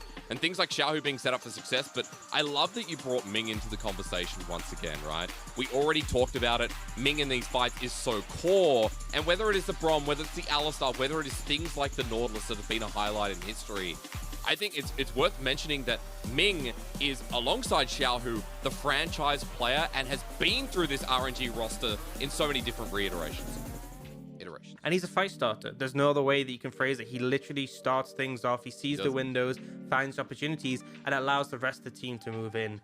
And again, I think, our big three were Ming, Wei, and Xiaohu, but I have good things to say about everyone in this roster, and I think just the way they work together is so excellent. I mean, that's so great. Very rare rosters you can talk about, all 5 members coming together and having impact. I guess with LNG, you could say the same at the moment with their current form in playoffs, though, which is fun to talk about running into RNG, because as we shift gears and we go over to LNG, I want our audience to remember that LNG, as you said at the start of the broadcast, weren't pitted to win. They were the underdogs in round 1, the underdogs in round 2. That didn't stop them. They've had a miracle run, and they're continuing to show that it is possible. And I think the big reason why a lot of teams didn't expect them to do well is because of how rough their second half of the split was. They opened the split 7-0. They looked like they were going to be on top form. They looked like they were going to be on the front runners. And then things just sort of plummeted from there. They still made playoffs because obviously if you go 7-0 at the start of the season, it's hard not to make playoffs. But expectations weren't high. But they've really found their form coming into these series. And although they were a bit scrappy, and especially the Suning one, did end up being close, it feels like they found that momentum and they need it if they're going up against the likes of RNG. They really do, and I think starting with the Suiting series, right, there's a lot more structure, really good team fighting here, Orcs as well. People like Ali on the cannon, Icon as we can see as well. The solo laners playing so much better than they did in the regular season. Yeah, I think the solo laners were a massive driving force in this series. I think they were definitely able to find a lot of angles to flourish in these games. But also, I think Iwandi's just been absolutely excellent. I feel like he's been such a roam-heavy support, and he's constantly able to find these engages, these opportunities, these windows to give the team an advantage, and it allows the rest of them to flourish.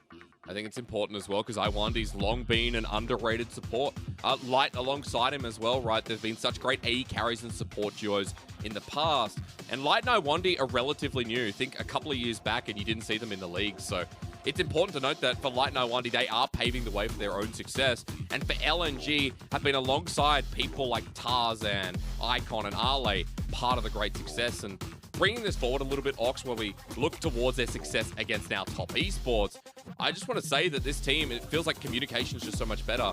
And it all fitting together, where in the split, we saw Ale getting caught out. We saw Icon getting caught out. And we're wondering, well, LNG not on the same page, especially towards the later half of Summer Split.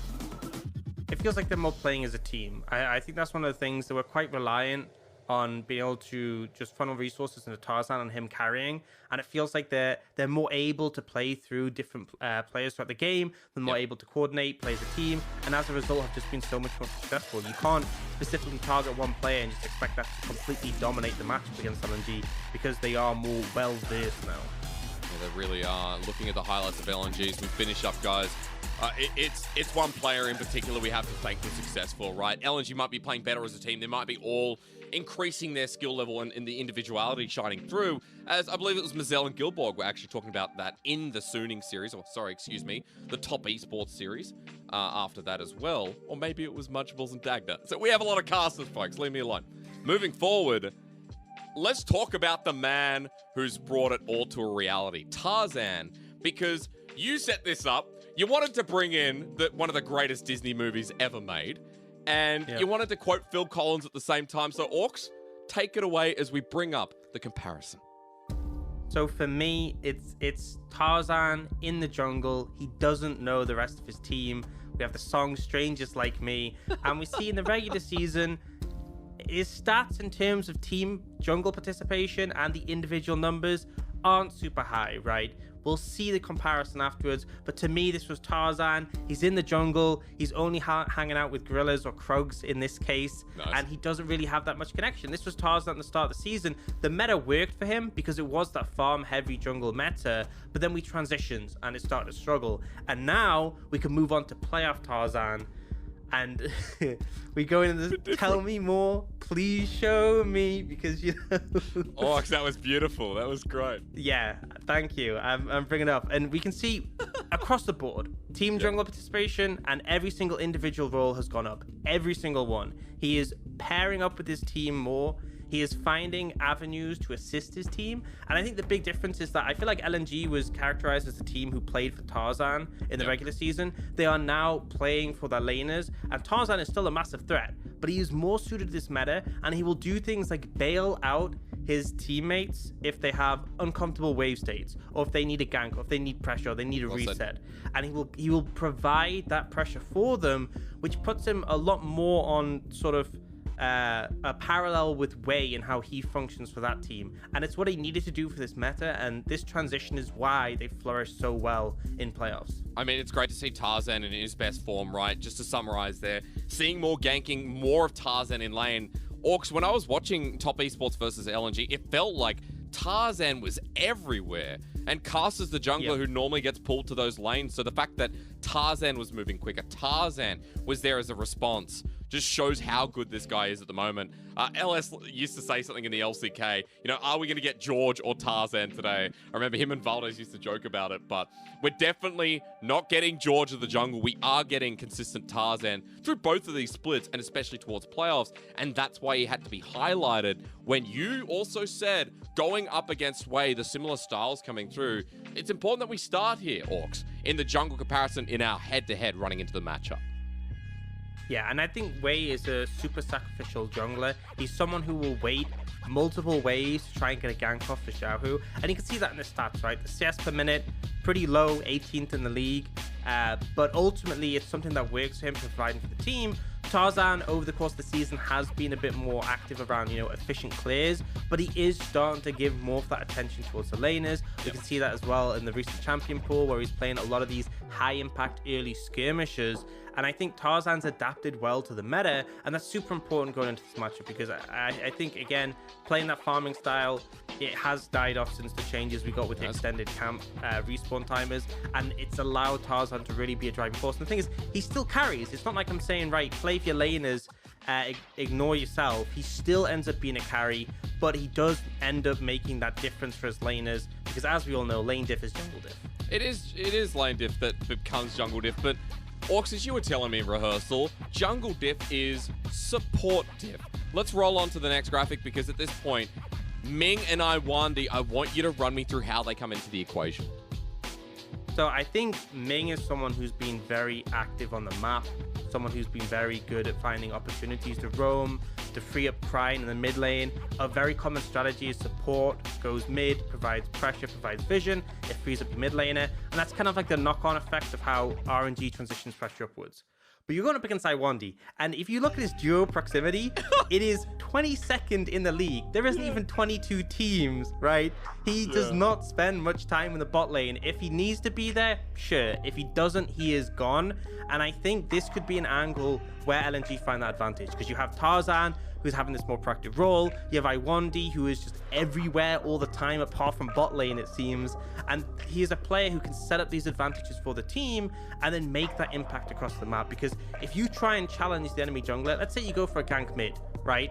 And the enemy jungler turns up, that's a 2v2. The enemy support's there as well, that's a 3v2, you're gonna lose out. And that's why support can make that difference, can stack things in their favor. So running into the series, folks, as we get closer towards pick and ban for RNG versus LNG, we'll keep our eyes on that jungle support synergy. And as you talked about as well, how it affects mid is another great point.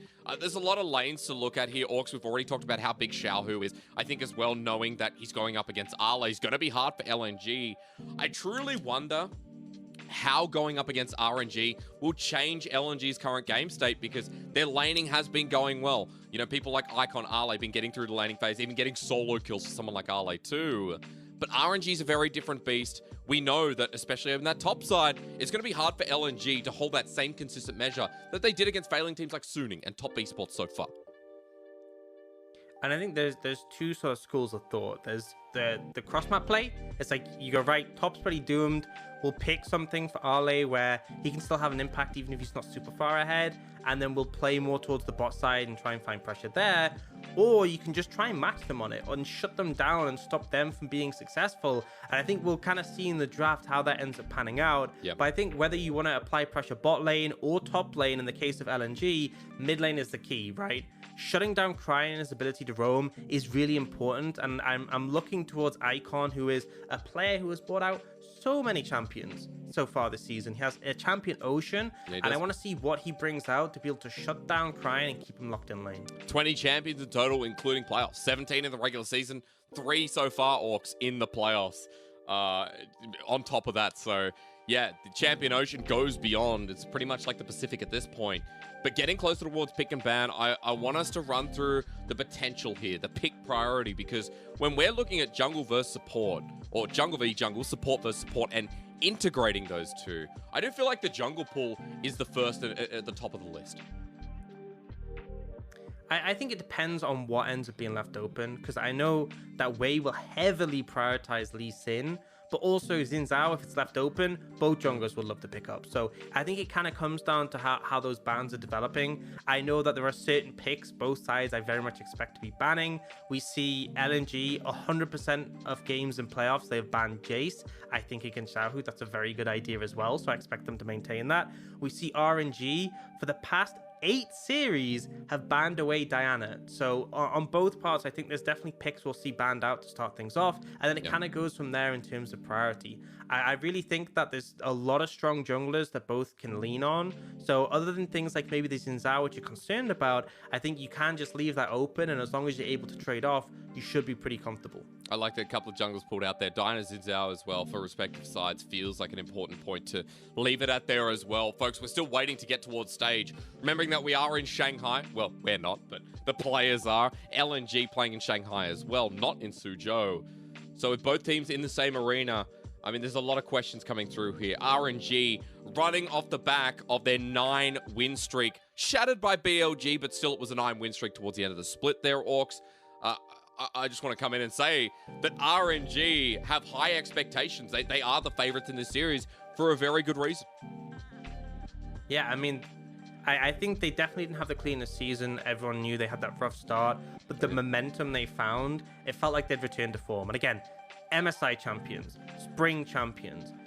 You can't, like, if you're not winning summer, it's essentially like you're falling behind, right? Yeah. I don't think there's anything. RNG are looking to win summer, and that's all there is to it. They don't want to lose here. They don't want to go to regionals. We've already talked about how top 6 already in regionals. They don't care. They want to win it all, and they should be a team to do that. I think everyone's expectations are they are, and LNG are coming in as those underdogs trying to continue the miracle run. And look at this point as well with RNG's points. They have a really good case for making points alone. If they get to that grand final, they will lock it in no matter what. Just as a bit of a side note there as well. So you're right. The run for RNG holding up their pride and their credibility. LNG on a miracle run, folks. And we're going to be talking more about that as we get towards our players who are coming out on stage finally. Thank you for waiting with us. A little bit longer of a delay here today, but we are returning for the LPL for 4 days straight. And everything has to be right. LNG and RNG.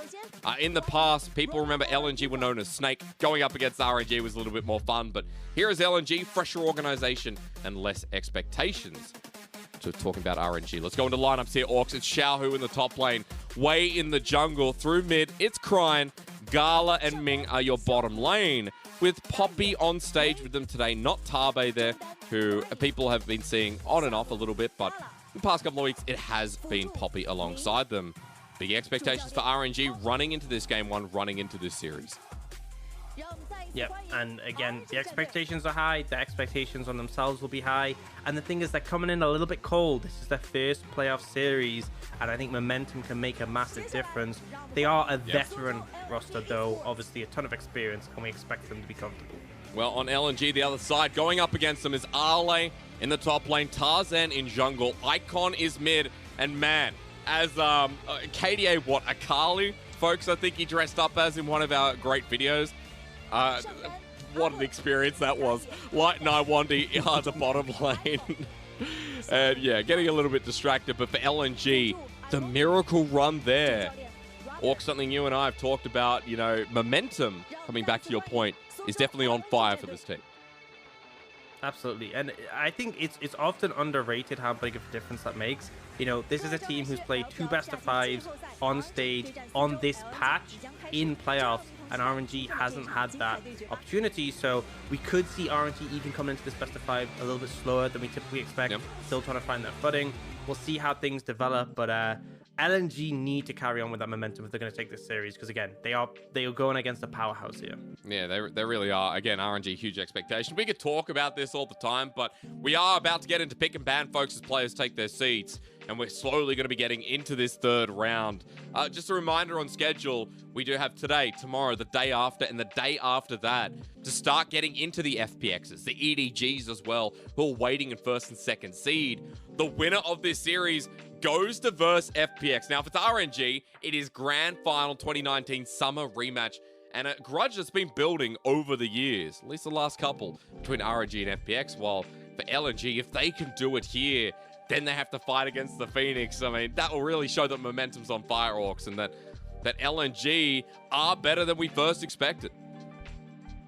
Yeah, I think things get pretty hot as we get further into the bracket, but you just got to take it one series at a time, and I guess we get the pleasure of seeing these two go head to head and kind of see how things come out in the draft phase. And I think it's going to be super important how we see these teams approach things in this game one, and sort of what picks are completely off the table initially, what picks they dare to leave open and see if they can deal with. I think there's some interesting things we've seen from LNG in particular. We've seen Light bring out his Vayne a lot of times into Ziggs in the bot lane. That is something that Gala will play, so the fact that he brings out this Vayne specifically as a counter means we might see them leave it open and be like, okay, we're confident against this. And I think you can get a lot of these mental edges in a best of 5. If you open up a game, you leave a power pick open, and then you win against it, it kind of makes the other team lose a bit of confidence in it, and it means that you don't have to go the whole series banning it. Whereas vice versa, if they leave open a power pick and it crushes them, you've now gone down a game, and you're obviously in that position where you're like, right, well, now we have to start throwing a ban at it every single game, otherwise we're going to be in trouble. Yeah, that's right. And those little pocket picks as well can define a series. The mini meta, I think someone like Penguin who's talking about it through past couple of playoff series in the past couple of splits, definitely develops here, and like those pick priorities are shown more obviously. What I'm trying to say is like things like jungle as well. That jungle pool we were talking about before, that could really be defined here in the first couple of games, and what is going to be the top picks. Remembering, guys, as you sit there patiently, thank you so much for waiting with us here. I know it's been a bit of a wait. We are so close to getting pick and ban, and that's what we want as well, because LNG, RNG, draft phase is going to be important. We already talked about, topside Xiaohu is a priority for Wei and for RNG in total. But jungle pools, support pools as well, how they're going to link up in these games, and Orcs, how the meta that we're currently in is going to shape that as well. Because, I honestly, I want the best out of both these teams. As things start, I just want some spicy picks to come through, because LNG, we know they're willing to, right? With Icon's massive champion Ocean you talked about, it can fit in with the jungle quite nicely, as we've seen things like the Yasuo already. Yeah, I think I think more than anything, LNG are a team who will be willing to bring out these more fringe picks. But I think I'm interested in seeing how RNG have adapted to the new patch and how their priorities shift up based on this. A big thing is that Viego, which they typically play in the top lane, it's still playable by all means, but it did get nerfed a bit in terms of its laning strength. So seeing these shifts and how RNG have adapted and adjusted is going to be interesting, and seeing how their priorities might have changed a bit since we last saw them. And that's the thing, it's been quite a break since we last saw RNG play a series. It has. It's been a while. I mean, BLG was the last one, and I think a lot of people took that away in a very negative aspect. Even though when you look back at it, RNG in the games they won still played some really good League of Legends, and they have been, since that 9-week win streak started at 1-5. People forget that RNG were 1-5 towards the middle of the split and were not looking good at all. And then they went on that win streak and they moved themselves all the way up to 4th seed. So here they are at a very good position. And on this top side of the bracket as well, we said things were looking really hard for teams to run up, but LNG are doing exactly that. If you are just tuning in, folks, we're still waiting for this pick and ban to start up. Thank you so much for being patient. Running into this first game, we've already talked about some of the champion pools. We've talked about jungle, we've talked about support. I want to come back to top lane because we haven't really talked about it from Arle's angle. These are the two highest solo killers in the LPL right now, Orcs. Arle first and Xiaohu second. I think the thing is, right, Arle has a bunch of picks that I'm sure he would love to take into Xiaohu in a 1v1, but I'm just not sure how many of them are actually going to be able to function in this scenario where there's going to be outside pressure. It's like if you pick something that's reliant on having that gold income, that's reliant on snowballing, and then the enemy team just starts sending way up at you, starts sending crying up you, you're going to be in trouble. So I think it puts him in a difficult spot. He can't exactly just play the top lane out like he would want to unless he has the support from his team. And I think that's why we've kind of been really highlighting the whole team picture instead of just honing on this top lane, because we like to call top lane an island, but it looks like there's some visas being picked up for the rest of the team because they are constantly flying over there to make things interesting. It feels like there could be a gate set up for RNG where Tarzan's not allowed to cross the border, because I think Tarzan either having to react to that or make something happen on the other side of the map is going to be really difficult, right? Icon, we know, like Crine, can play these champions like Ryze, champions like Galio in the past he's played too. Already in playoffs he's played Galio, so I would wonder if Crine and Icon match each other here with the champion pools, look to influence a little bit global on Summoner's Rift, rather than, going for the lane matchup with someone like Icon. A lot of questions about the draft in these solo lanes in total. I think there's picks that I have in my mind for Icon, things like Syndra, where it's not got the same roaming potential as a TF, but if you shut down those picks in lane, you have the priority that Syndra can easily achieve.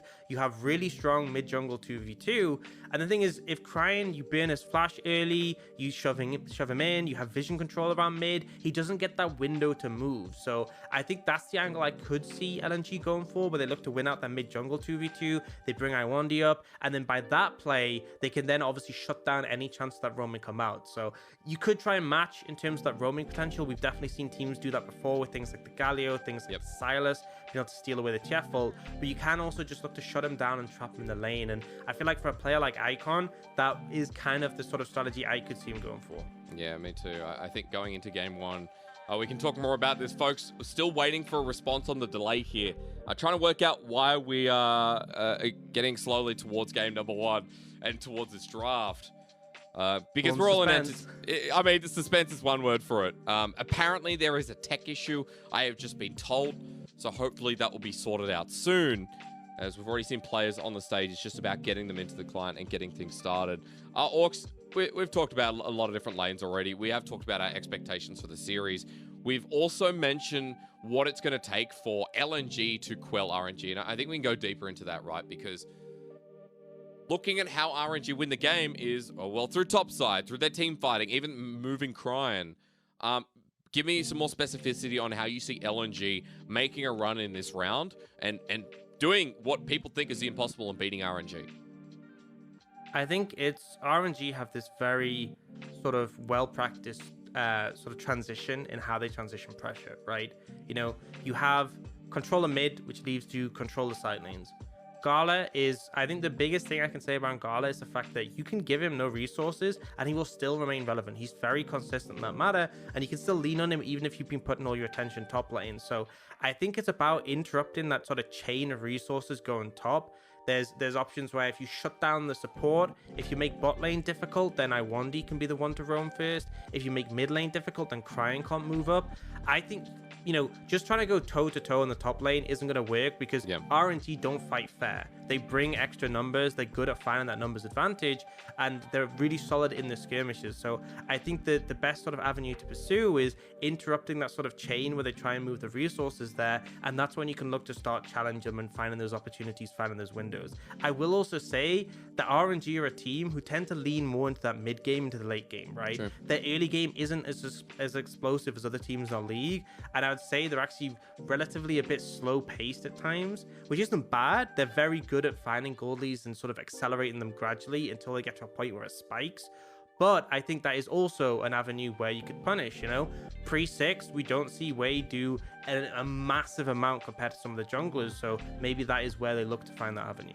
Yeah, I feel like as well, if you talk about catching them out in rotation, catching out RNG when they try and make those pivots as well. Someone like Tarzan's been very good at that. He's been very counterintuitive. No, he's been intuitive. He's been intuitive. I was right the first time. Counterintuitive. Yeah, also known as intuitive towards jungle pathing. He's been really good at tracking. So again, if you're just tuning in now and you're waiting for the games, I mean, LNG we've really talked up here today.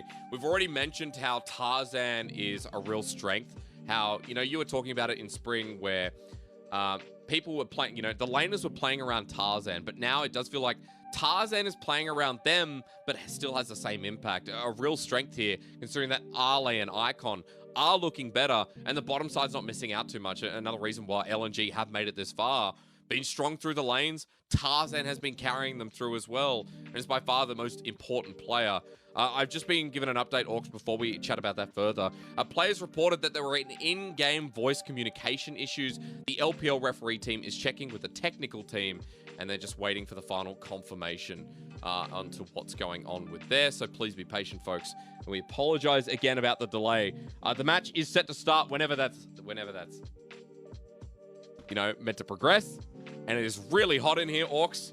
Just going to give myself a bit of a breather. Wearing suit jackets inside is definitely a no bueno. You know, no good. Yeah, that's why I just went for the shirt, you know, just the one layer. Because I feel like, especially when you have like the lights on just absolutely melting you, I don't think it helps. Yeah, no, I agree. I mean, 2 lights here, 4 above as well. Small room. Can't open the window because then the sound is absolutely scuffed. So yeah, look, we'll see how we go. Folks, as soon as it's ready, we'll be heading to stage. So please just bear with us as much as you can. And going forward as well, just remember what's on stake for this series. We're looking at LNG trying to get into that top 4. Already secured regionals, but top 4 does mean a huge more amount of points. They get better seeding for regionals and the chance of a double qualification match. 4th, 3rd, and 4th seed. If LNG can win this, that's what they're looking at right now. Where for RNG, closer towards just securing points already, Orcs. I mean, they're at, I'm going to bring this up. They're at about 130 points. And RNG, there's a real chance if like LNG, RA make a run, or WE make a run to finals, and they're both in the finals, RNG/FPX will just be the team to auto-qualify on points. It's pretty nuts when you consider, but that's what you get for getting the grand final for spring. Yeah, I mean, it puts you in a way more comfortable position, just having that backup. And obviously, we talked earlier about how RNG, obviously, their goal is winning, their goal is matching their spring record. But if you secure a Worlds qualification in the bag, it could just take so much pressure off, and it allows you to play so much more comfortably. It allows you not to feel as much tension when you look at a series, because right now it's kind of in a bit of a precarious spot, because obviously getting into that top 4 makes a massive difference. Getting that round 4 means you have a bit of a safety net as well. Just get another update as well. Just still waiting for that technical check. But coming back to your point, I mean, safety net's going to be the key word when we talk about this, right? Regionals are so important, and just remember that, in 2019, IG got all the way to a semifinals versus FPX as the 3rd seed at Worlds. They were able to kick Top Esports out in a Game 5 with the Shy's Vladimir, and that regional seed almost made it towards a grand final. Got to a Game 4, and the Shy kind of entered on Chaos, so a little bit rough. I don't know, Orcs, if you remember that semi-final. Of course, FPX went on to go and win the grand final in 2019 Worlds, but, dude, 3 seeds. We get 4 this year, but our 3 seeds, no matter who they are at this point, I think they're looking so good. I mean, I think there's a lot. Top Esports have already been knocked out. I think is the crazy thing that you think about. Knight won't be on a Worlds, and that's kind of amazing with the season he's had. But you think about the sort of context of the teams who will be going to Worlds, or most likely will be going to Worlds. There's so many stacked lineups who've been performing so well. Yeah. And I think no matter the outcome, I think we're going to be in a pretty good position to be making a solid pass at Worlds. Oh yeah. I mean, I think the best thing is that right now, in comparison to any other regions I've watched, top 3 for LPL. This is biased. You're on an LPL broadcast, so I'm going to be so incredibly biased towards LPL. The top 3 teams will smash NA, smash EU, smash LCK. LPL versus LPL final at this point, I'm not afraid to say. I mean, LCK fans, come at me. You think I care? Zero bias. No bias whatsoever. Analytical, fully analytical, and actually, I know there's a lot of people that agree at this point that do watch both regions. FPX, EDG, RNG, the teams that we're expecting to go to Worlds. Feeling pretty strong right now. Now that of course all changes, Orcs, if LNG could do this here today, but we still gotta wait for that. We gotta wait for Pick Ban. We've been sitting here waiting for it, Orcs. You've been so patient with me. It's your first cast of playoffs, and you get the classic. I don't even know it's a classic LPL pause. I think LCK is known for the pause. We got a bathroom break once. We got a toilet issue once. Only once. It happens. Honestly, I don't mind. It just means I have more time to spend sort of building up the momentum towards the series. Hopefully, when we get back from this break, folks, because we are going to take a short break, while the technical issues are fixed, we will be jumping into Pick Ban. We're so sorry for the delay. Of course, there is an issue on stage that the LPL referees are trying to fix up, a technical issue at that as well. So be patient, listen to some cool vibes in the LPL break music, and when we come back, we'll be starting Pick Ban for LNG, RNG Round 3, Game 1.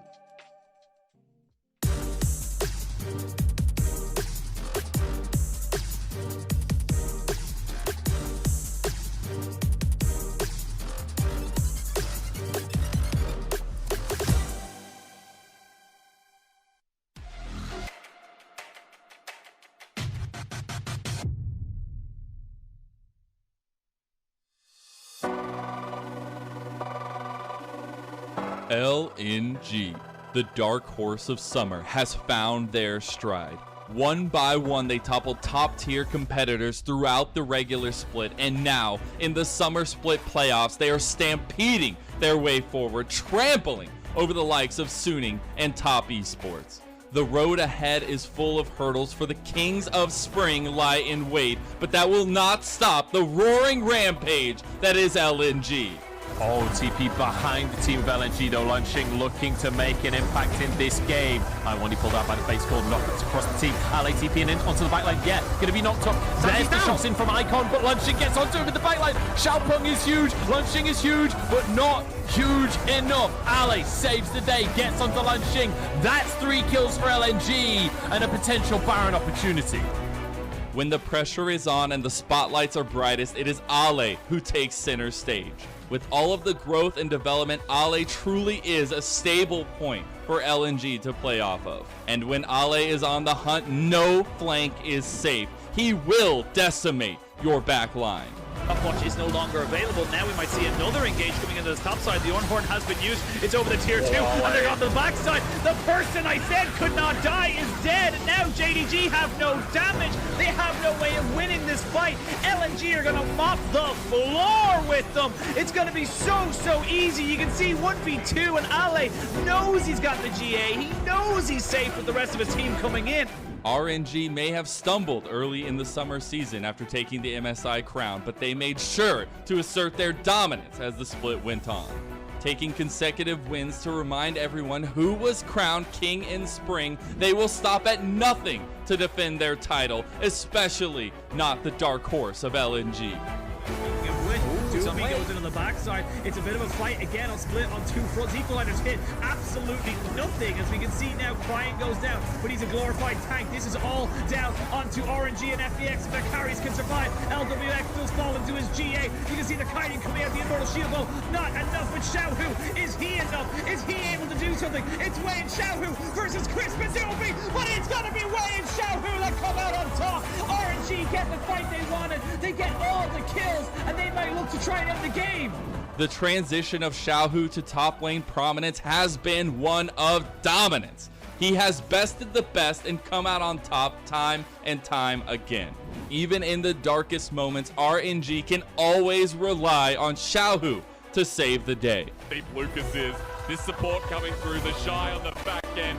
Wick's not showing yet here. He now comes out right into the Viego. Wick, a little bit suspicious. Will he die? No. Xiao gets a reset again. The Shy jumps on in. He gets a heartbreaker. And Viego again. Oh my God, he almost survived. Another busted champion right in front of our faces. LNG have charged through the playoffs, taking down 2 strong opponents back to back, and are looking to push that momentum forward.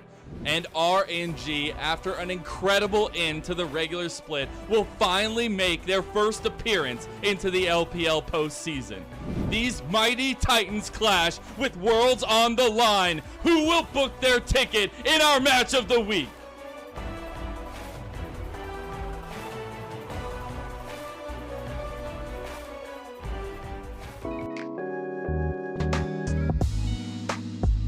Welcome back, ladies and gentlemen, to the LPL. We've had a bit of a delay here for the start of our LNG vs RNG series.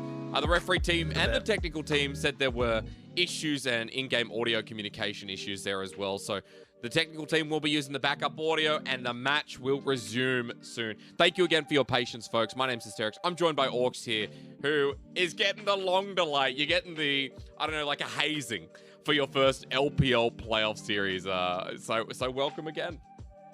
It's just the build-up. It's the build-up, right? Because it's a banging series, so just buying us more time. Yeah. We got to dive into every single facet of the matchup possible.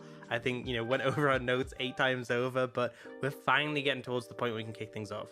We're getting close into it. So now that the audio issues have been fixed with the in-game communication, we're just waiting for the pick band to pop up on our screen. Quick reiteration here as well, Orcs, into what we were talking about for those 45 minutes. We were mentioning a lot about the jungle, the support duos here. For both teams, how important the roams are for the supports to link up with the junglers who have been the cornerstone of both teams. Yeah, I think both supports have shown that they're able to roam pretty effectively, and it's them pairing up with the junglers, which can be really effective, freeing up the controller mid lane, transferring that pressure around the map, and particularly for RNG, it has been transferring up to the top side. So Sure. I think watching how they move around is going to be really important, and we can often see by the vision that's placed down, it sort of indicates intent, right? They put walls towards specific areas, specific jungle camps, and you can see that's the intention to play around that. Yeah, and I think as well, like, looking closer towards the top side and how that's being controlled, we pull further from the mid lane. You already talked about Crine. Icon as well is going to have a difficult task ahead of him because Crine gets involved in these plays and is part of how the mid-game side laning is so successful for RNG. Yeah, it's freeing up using those global ultimates, and then even, you know, as much as we sort of highlight Yahoo and what a massive factor is, and I still stand by that, it's still the ability to play those sort of picks like TF and still be a really relevant factor in team fights, playing around the stun card, especially on that 2-item spike when you get the rapid fire cannon. And then it's Gala as well who comes in. I think it's the transition from that setup in the mid game to those late game team fights that RNG are just so crisp at. They really are. That's why we're getting a bit of deja vu. I know we've used that with BLG, but talking about RNG's team fighting again is like the glory days of 2018, where they had that golden road paved out for them. And in an ironic way, RNG in 2021, they have the golden road set up again. They've won Spring, they've won MSI. If they can make the run to the grand final and win Summer, all they have to do is win Worlds and do what no team has ever done, not even SKT. Get the Grand Slam and the golden road, the golden year will be complete. It's a big ask and it's optimism for RNG. Even though they look like a great team, they first have to go over LNG, who's been riding the wave of momentum against Suning, against top esports. That's why there's a lot of skeptics in the audience, and I know there's a lot of skeptics on Twitter orcs, because they're like, RNG should win this. But then there's a right at the end. There's a bit of questioning that's going through their brains. You know what? If you're saying I predicted RNG would win this, but you know who else I predicted would win? Top Esports and Suning. And I think the real lesson is either I'm terrible at predictions or that LNG are just surprising a lot of people. Well, I like the the LNG surprising because it makes me feel better about my predictions, but you can take it either way. I mean, I feel like Guildborg's been the only one predicting LNG, as he's a diehard LNG fan. Did he predict it against top esports though? Yeah, he turned the other way, and then it was the fact he was like, "Oh yes, LNG are winning." It's like, what a fair weather fan! You didn't even predict them against top esports. Dude, if that was IG, if that was IG, because I'm an IG fan, I would be IG all the way. I'd be IG all the damn way. So I'm really ashamed of Guildborg. We'll call him out on broadcast. He can't retort. He can't respond. He just gets shamed here for the LPL round 3. Again, deservedly, you're right. Orcs, we are still waiting for everything to be done on stage, apparently, as well. Thank you, everyone, for waiting so patiently here in the LPL chat and, of course, wherever you may be. When we get into Game 1, we're going to talk more about the stories here. The run for RNG from MSI to here. The run for LNG through playoffs, but even from Spring Orcs. We've talked a lot about how they've changed, how this team's come together, and how good LNG look individually, but now just with Tarzan behind them and how that playstyle's changed that you were talking about in our opening segment. Yeah, it's just a big factor is that the start of the season, we saw that 7-0 run from LNG. Everyone got super hyped. Everyone was like, this team is going to be making a deep run at playoffs, maybe one of our contenders to go to Worlds. And then they fell off a cliff. And I think a big factor was we saw that shift when there was the change in the jungle, where jungle camps had a longer spawn timer. We went from this very, everyone plays for Tarzan, he farms up and becomes a monster playstyle, to that just not really working as well. And we started to see the likes of RNG, who have a sacrificial jungle like Wei, being very successful. And then we see the transition come when in playoffs, Tarzan is now leaning more towards his laners. And I think the big takeaway is it's not just like, oh, he ganks them on repeat, which is something that Wei does often do. It's also the fact that if the wave stays in a bad spot, if they need a reset, if they just need a bit of cover, he will provide that for them, which just shows a lot of growth over this course of the season. It does. It's why we're looking at Tarzan, who's had the most MVPs so far in playoffs, tied third with Shanks from WE. A really important stat there to behold. Tarzan versus Wei, that's a jungle matchup. But folks, I've just been told in my ears that we have to go to another break. Things are still not resolved. Hopefully we can get them done soon so we get into Game 1. Thank you so much for being patient. Huge shout out to Orcs for, joining me in this chat room for now. And hopefully when we return, we get things going to run into Game 1 after this.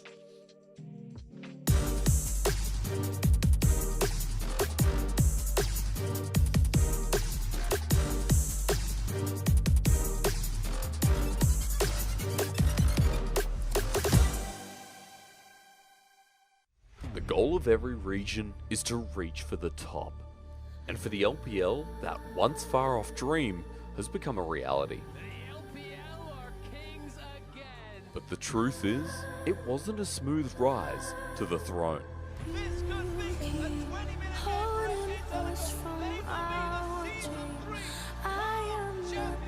You really have to wonder. Devastated. 就非常的不开心吧，因为当时在比赛中自己的心态没有调整好。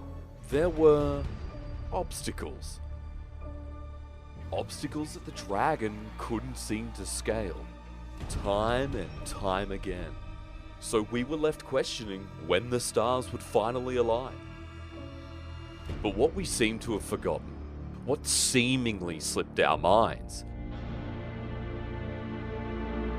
is that eventually a dragon grows its wings. RNG's chasing success. Royal never give up. Rule the world. Winning MSI 2018. IG are on the Nexus. The LPL has never won before, but that will change today. The Crownless are finally king. The Nexus is being focused. It's going down. RNG, they're on the Nexus. Dom1 has no ability to stop this. Now the world is watching, studying the playstyle that some have considered too crazy to mimic. But for the LPL, all they've had to do is ramp it up. There's 10 fierce teams that each believe they have the right to the throne. But there is only room for one. So to all combatants, prepare to fight. Brian clears the way so they won't quite just get it, but a Magnet Storm is insane! SNLZ is still alive, so is all the summoners. Oh, the Moonlight Vigil is huge! He's one of the best in the world at it, and he goes, oh, he gets this steal way! Oh my goodness, this is the party you're looking for. LNG's early pro activity coming alive here. 4-0 for LNG. Will they go through? 4 of them made it through. The recalls have to come in from top Esports. It's an open Nexus though. Ray are gonna do it. Knight is unbelievable. The triple kill. Viper comes off clutch again. Angel blows them to smithereens on the Akali. Wants to back and make an attempt to return. Oh my god!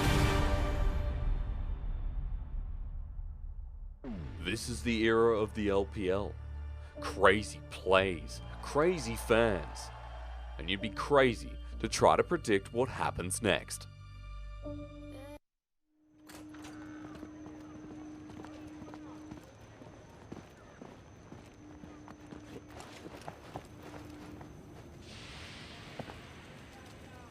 What are we doing here?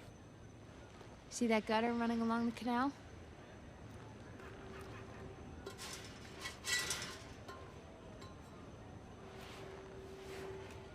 That's where Clagger got his foot stuck running from enforcers. They thought it was funny, so they left him there. He was out all night before we found him. That sign? You see it? Huh? Milo tripped over his own paint bucket and nearly fell off trying to draw a giant middle finger. His ass made that splotch. And that? When I was a kid, some guy took my favorite toy and threw it up there. I used to come out here at night and stare at it, hoping maybe the wind or a bird might knock it down. We've all had bad days. But we learn. And we stick together. Oh, I forgot. These were in my pocket. They're from the apartment. What are they? I don't know. Should we show Vander? No.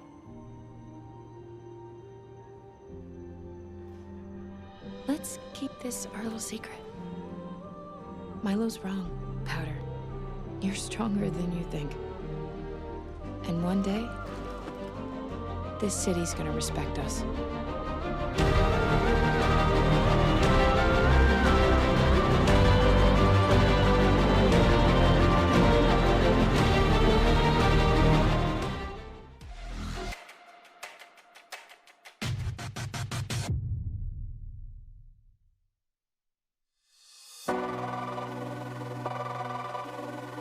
LNG, the dark horse of summer, has found their stride.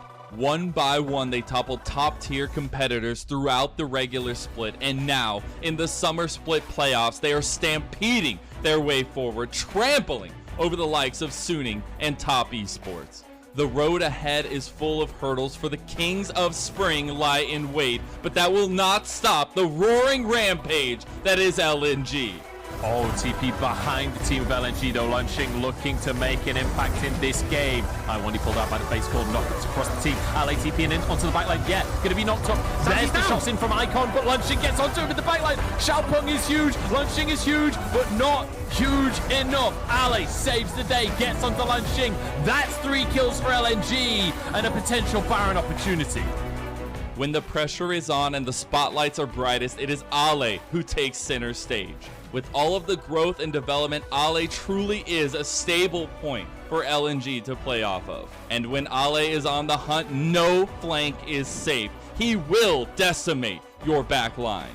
Upwatch is no longer available. Now we might see another engage coming into the top side. The Ornhorn has been used. It's over the tier 2, and they're on the back side. The person I said could not die is dead. And now JDG have no damage. They have no way of winning this fight. LNG are going to mop the floor with them. It's going to be so easy. You can see 1v2, and Ale knows he's got the GA. He knows he's safe with the rest of his team coming in. RNG may have stumbled early in the summer season after taking the MSI crown, but they made sure to assert their dominance as the split went on, taking consecutive wins to remind everyone who was crowned king in spring. They will stop at nothing to defend their title, especially not the dark horse of LNG. Doomy goes in on the backside. It's a bit of a fight again on split on 2 fronts. Equalizer's hit absolutely nothing. As we can see now, Crying goes down, but he's a glorified tank. This is all down onto RNG and FEX. If their carries can survive, LWX does fall into his GA. You can see the kiting coming out the Immortal Shield though. Not enough with Xiaohu. Is he enough? Is he able to do something? It's Wei and Xiaohu versus Chris Mazubi, but it's gonna be Wei and Xiaohu that come out on top. RNG get the fight they wanted. They get all the kills, and they might look to try and end the game.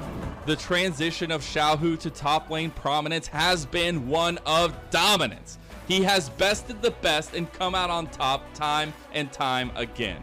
Even in the darkest moments, RNG can always rely on Xiaohu to save the day. Deep Lucas is. This support coming through, the Shy on the back end. Wick's not showing yet here. He now comes out right into the Viego. Wick, a little bit suspicious. Will he die? No. Xiao gets a reset again. The Shy jumps on in. He gets a heartbreaker. And Viego again. Oh my God, he almost survived. Another busted champion right in front of our faces. LNG have charged through the playoffs, taking down 2 strong opponents back to back, and are looking to push that momentum forward. And RNG, after an incredible end to the regular split, will finally make their first appearance into the LPL postseason. These mighty Titans clash with worlds on the line. Who will book their ticket in our match of the week?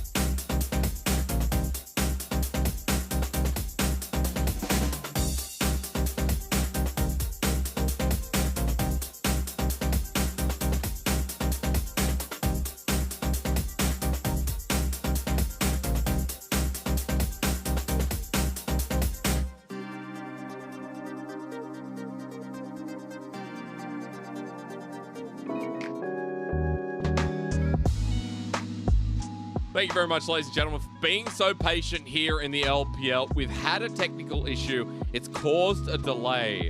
And that's why we're now at an hour later. We're trying to get that solved. I believe we're going headfirst into pick and ban. My name is Hysterix. I'm joined by Orcs here, and we're running you into LNG versus RNG. Yeah, we do a bit of prage for this one, Orcs, because we're hoping that we can finally get into pick ban for game no 1 and start talking about this series.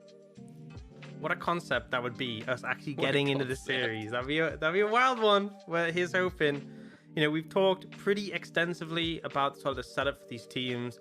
I don't think it's worth going all the way through it again, but we know RNG playing through topside, freeing up Crying to roam, and for LNG, we're looking at Tarzan, what he can do. Iwandi, the roaming support, similar to Blitzcrank, a rolling golem.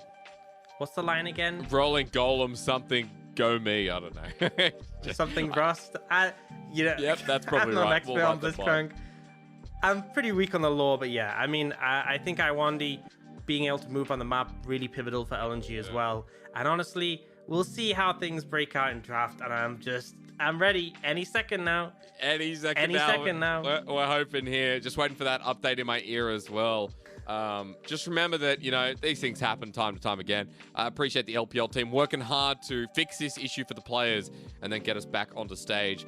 LNG and RNG, we didn't actually hear what the side selection was for game number 1 there, Orcs, but you and I were talking in rehearsal as well, looking at RNG and how they are as a team. I mean, blue side, especially when we talk about jungle priority, when we look at supports as well, even if you want that first pick 80 carry that Gala loves, he's one of the few that still love the Varus. And 18 games on the regular split makes you think that maybe that'll be their approach. Yeah, and if you look as well, in the last 7 series, out of 17 total games, 14 of them were on blue side. This team is very happy to be on blue side. And I think it comes from draft, but also in terms of how they play things later on. They're very good at the Baron setups, and they're super practiced on the blue side. And I think the thing with blue side Baron takes is they're so much easier, right? Because you're approaching, you have the river flowing into the Baron, you can back off quite easily, whereas when you're on red side, you kind of get caught wrapping around that wall if you're trying to disengage. Put you in a precarious spot. So I fully expect RNG, obviously the highest seed, they will have choice of side. They are very likely going to take blue, but in honesty, I feel like LNG probably would have wanted to go red side anyway. So I think both teams should be pretty okay with the side selection in this game 1, and that's kind of what I expect. And we have to find out, you know, what that changes in the draft furthermore. Ladies and gentlemen, again, if you're just tuning in, there were issues with in-game audio communication, and the technical team needed to switch to a backup audio system. We are waiting for that system to be in place so that we can get into pick and ban for game number 1. For LNG, RNG, just a quick stake set for you as well. RNG, they want to get to the championship so they can keep the golden road alive. LNG on the other side, making a miracle run here in the LPL. That's why we're so eager to get into this one. And, you know, huge shout out. I think Dom started his co-stream. I don't know if we woke him up for this pause. I don't know if he got out of bed. But yeah, I don't know what time it is in America. Honestly, I don't even know what time it is here in Australia. There's a clock just there. But, you know, hopefully, for his sake, for our sake, we can all get amongst it. We can start talking about pick and ban. And Orcs, you can get on with your first playoffs cast. It's more than a haze. This is like bullying you. And I don't condone bullying.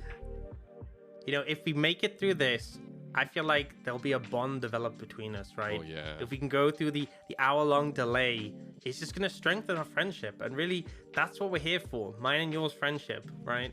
That's true. It's nothing to do with work, sir.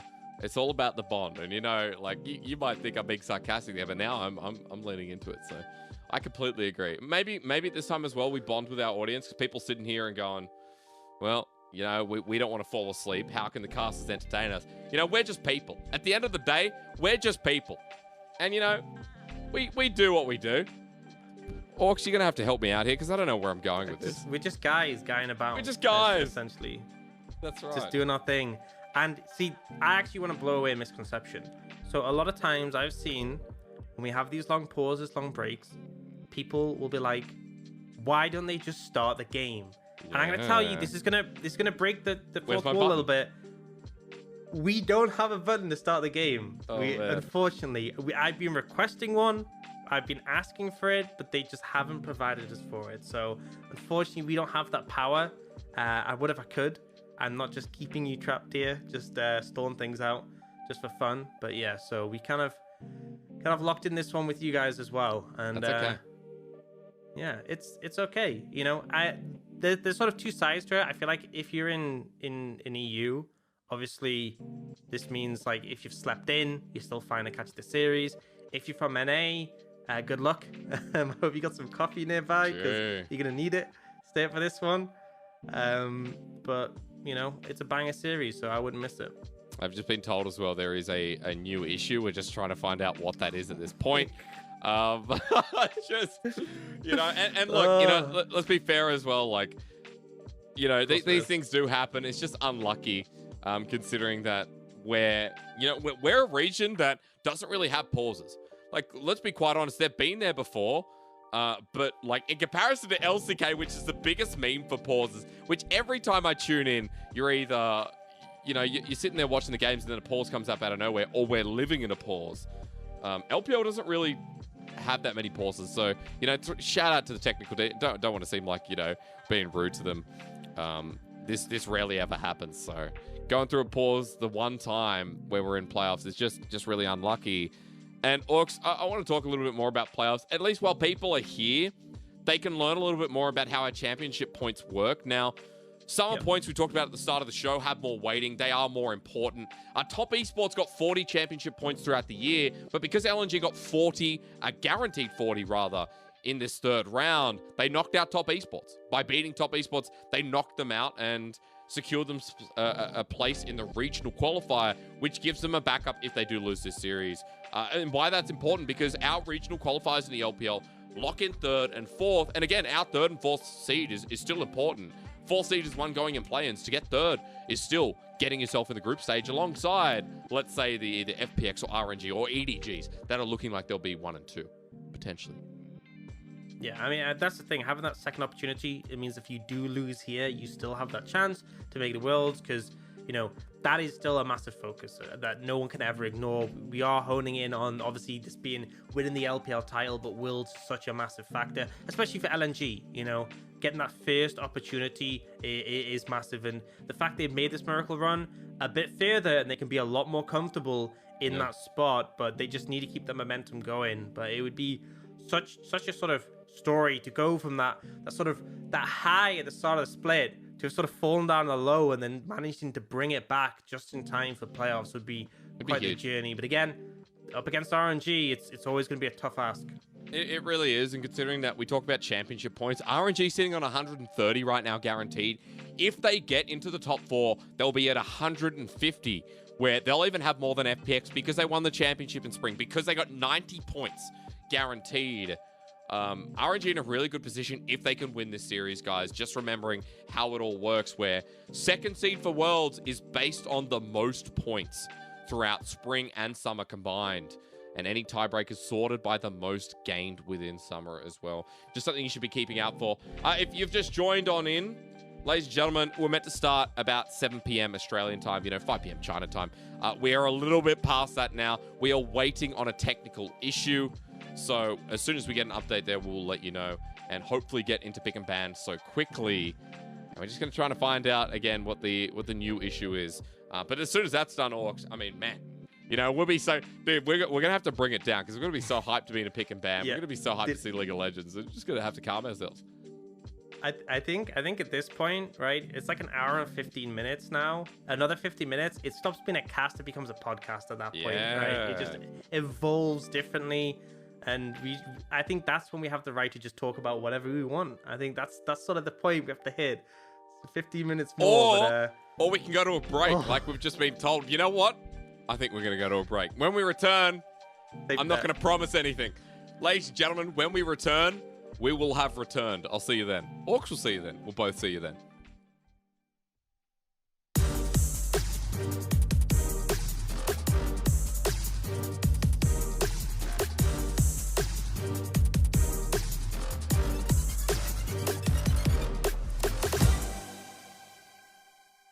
Hit the gym, flex, run me my check.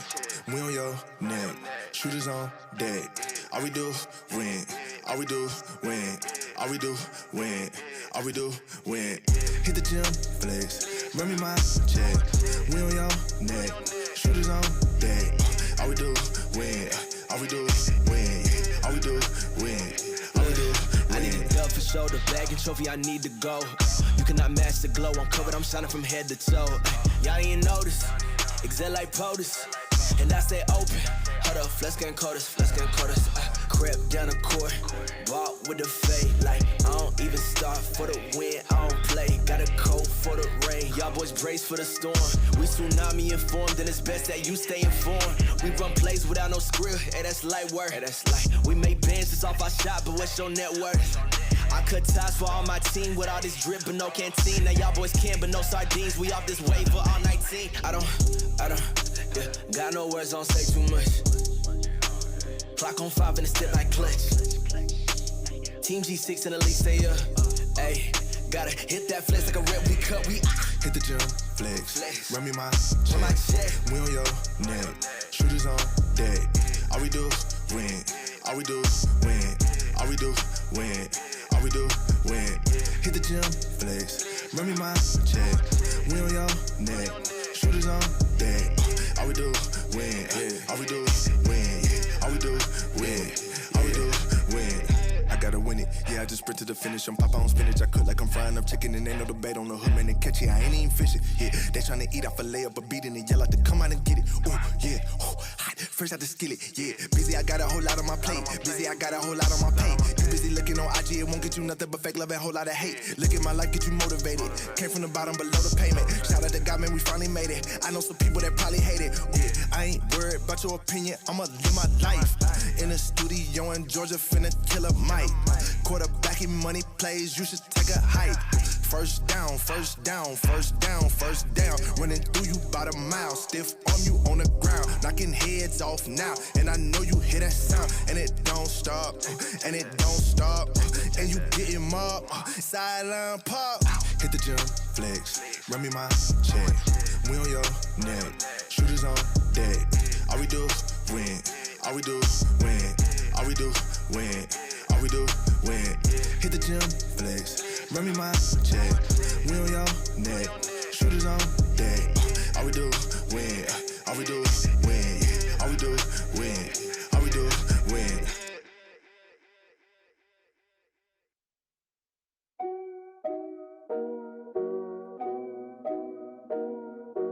I'ma throw it back with no hands. Bust it wide open, do it on a handstand. Hits in rotation, it's gon' make you dance. He gon' throw a stack, pop a rubber band. Pop, pop, pop, pop, pop, pop, pop, pop. I'ma throw it back with no hands. Bust it wide open, do it on a handstand. Bands rack it up, first of the month. Ice on my neck like the ice in my cup. Paddock on my right, shots to the face. Some rock with the Sprite, he might get a taste. Feel like I'm Diddy, I'ma stand on the table. Champagne sip, take a flick, get my angle. Levitate, I don't hesitate. Cop shut us down, but we turn up anyway. I'ma throw it back with no hands. Bust it wide open, do it on a handstand. Hits in rotation, it's gon' make you dance. He gon' throw a stack, pop a rubber band. Pop, pop, pop, pop, pop, pop, pop, pop. I'ma throw it back with no hands. Bust it wide open, do it on a handstand. Patty cake, it's a 1, 2, 3. All that body on her fake, she can't twerk like me. You know I don't get tired, I can run on E. And if you ain't talking money, then the talk is cheap. Independent with my money, why they mad? Acting funny, if you tryna take it from me, better tell him go and run it. Need to go and take your tummy. And your man, I know he want me, taste like honey, head so good, he a dummy. I'ma throw it back with no hands. Bust it wide open, do it on a handstand.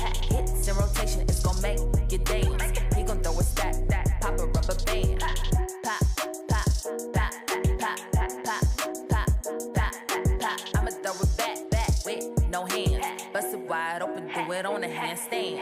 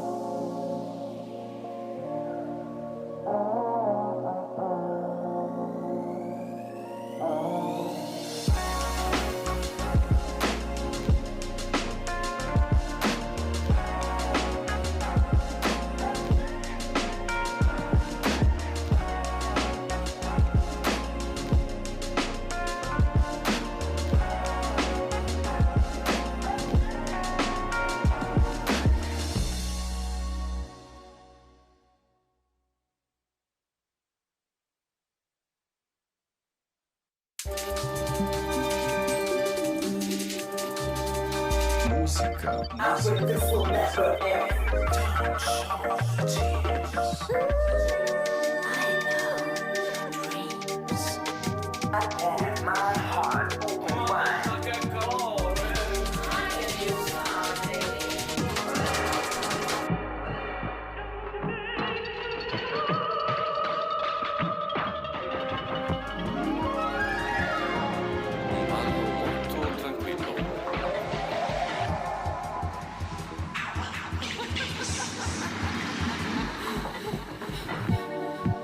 If you wanna dance, now's the time. Wir können auch jetzt mal so Töne oder sowas machen. Bye, bye, bye, bye, bye, bye, bye, bye, bye, bye, bye.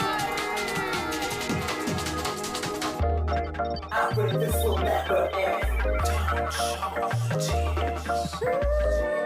I know your dreams. I have my heart open wide.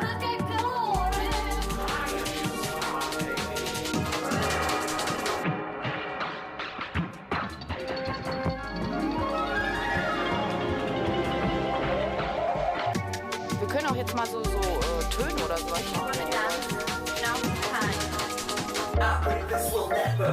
Das gebrauchen kann.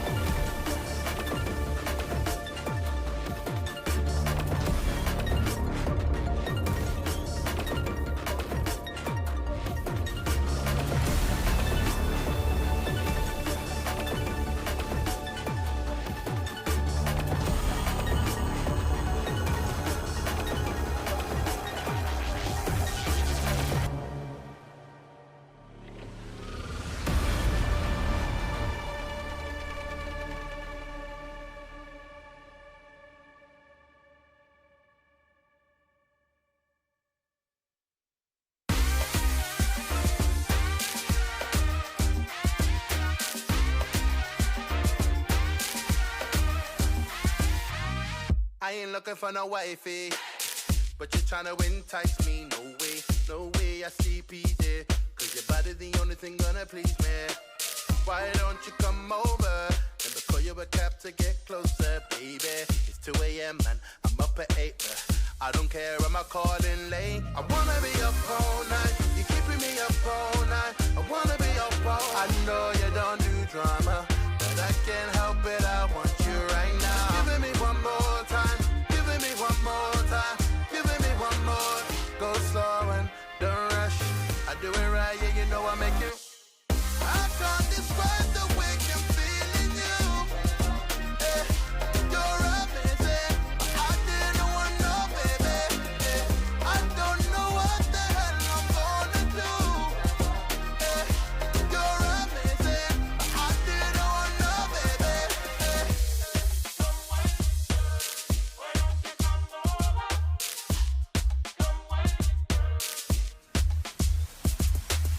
I ain't gonna be a wifey, but you're trying to entice me, no way. Don't think that I'm easy, but I know that you got what I need to please me.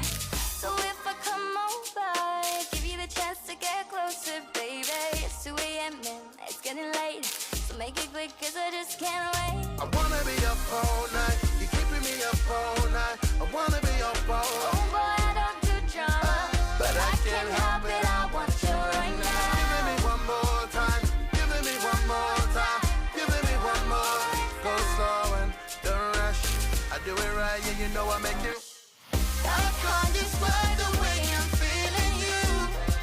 Hey, you're amazing, but I didn't want no baby. Hey, I don't know what the hell I'm gonna do. Hey, you're amazing, but I didn't want no baby. Hey.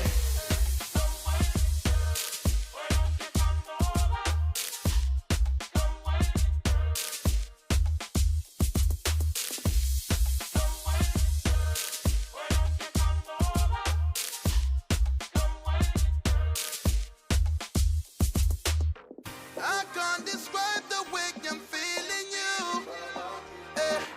You're amazing. I didn't want no baby. I don't know what the hell I'm gonna do. Hey, you're amazing, but I didn't want no baby. I can't describe the way I'm feeling you. Hey, you're amazing, but I didn't want no baby. Hey, I don't know what the hell I'm gonna do. Hey, you're amazing, but I didn't want no baby. Hey.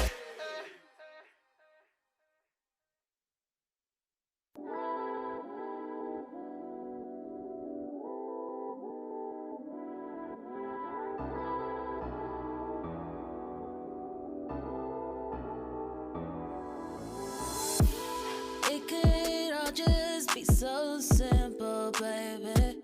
If you wanted to be mine, you don't gotta be shy. Relax your mind, relax your mind. Don't take your time, don't take your time. It's alright, it's alright.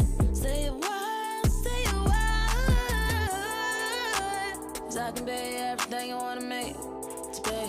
I could be everything you need to make to be. So I don't wanna wait, I know you're feeling me. So why don't you feel on me? Why don't you feel on me? I know you're feeling me. So why don't you feel on me? I'ma throw it back, then I'ma let you catch it. I'ma whip it up, then I'ma let. 'Cause I know you're feeling me. So why don't you feel on me? Yeah. You got 5 senses, so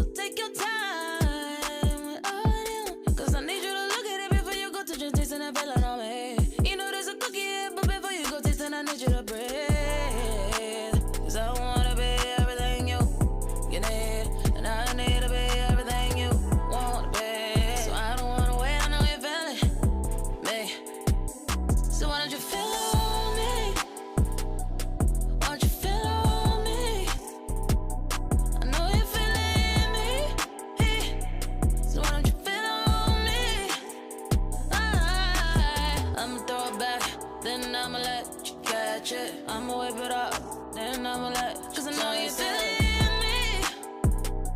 So why don't you feel on me? Yeah.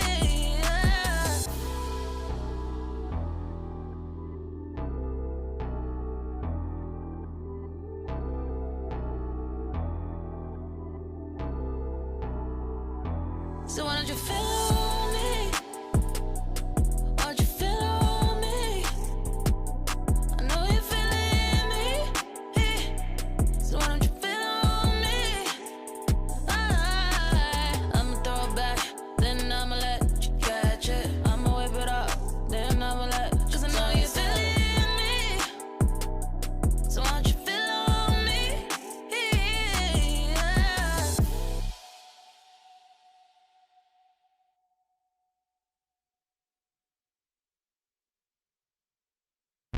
Dominate the game like we supposed to. Dodging all lanes like we supposed to.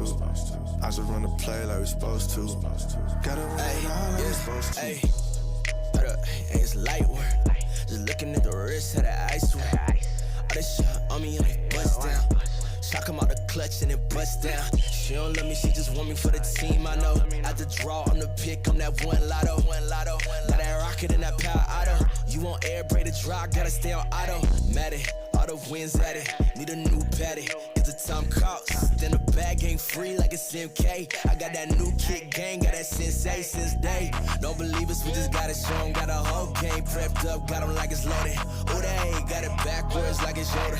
On track, got speed, it's a locomotive. Hey. Dominate the game like we supposed to. Dodging all lanes like we supposed to.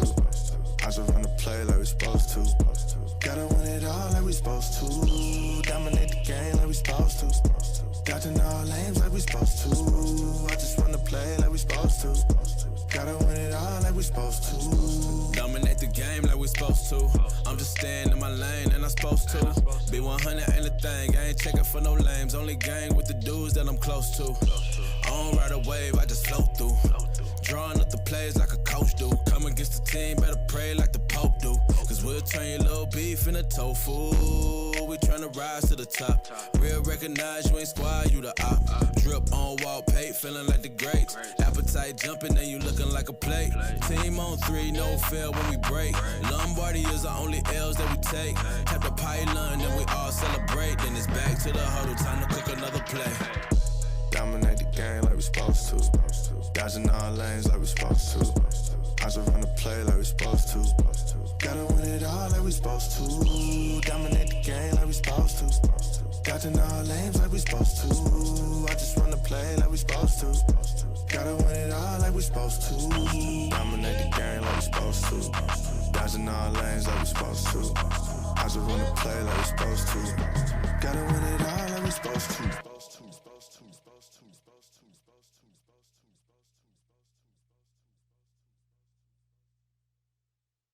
Hit the gym, flex, run me my check.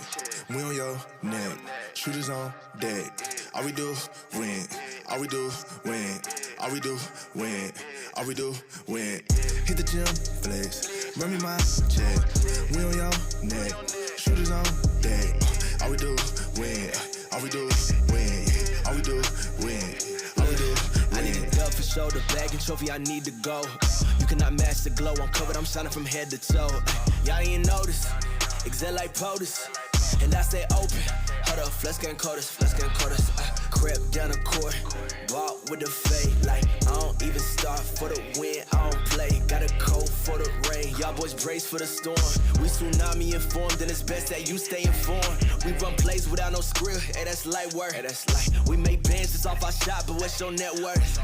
I cut ties for all my team with all this drip but no canteen. Now y'all boys can, but no sardines. We off this wave for all 19. I don't, got no words, don't say too much. Clock on 5 and it's still like clutch. Team G6 and the league stay up.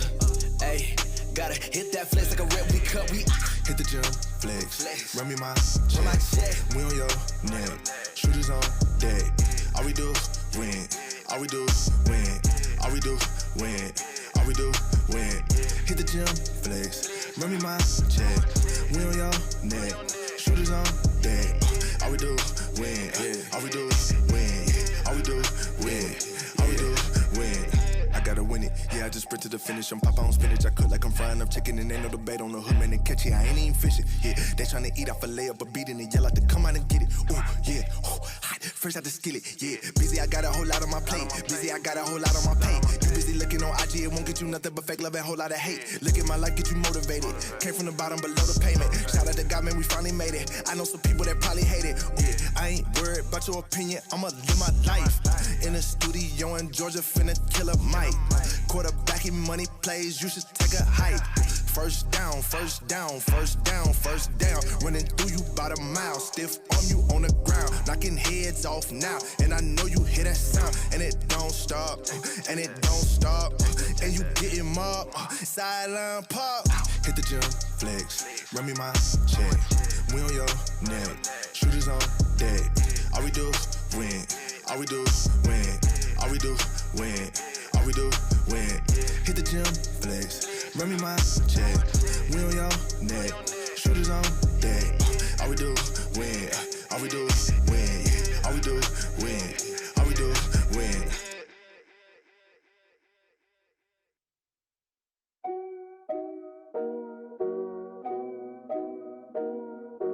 I'ma throw it back with no hands. Bust it wide open, do it on a handstand. Hits in rotation, it's gon' make you dance. He gon' throw a stack, pop a rubber band. Pop, pop, pop, pop, pop, pop, pop, pop. I'ma throw it back with no hands. Bust it wide open, do it on a handstand. Bands rack it up, first of the month. Ice on my neck like the ice in my cup. Paddock on my right, shots to the face. Some rock with the Sprite, he might get a taste. Feel like I'm Diddy, I'ma stand on the table. Champagne sip, take a flick, get my angle. Levitate, I don't hesitate. Cop shut us down, but we turn up anyway. I'ma throw it back with no hands. Bust it wide open, do it on a handstand. Hits in rotation, it's gon' make you dance. He gon' throw a stack, pop a rubber band.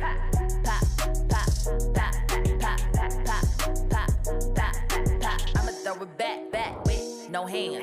Bust it wide open, do it on a handstand.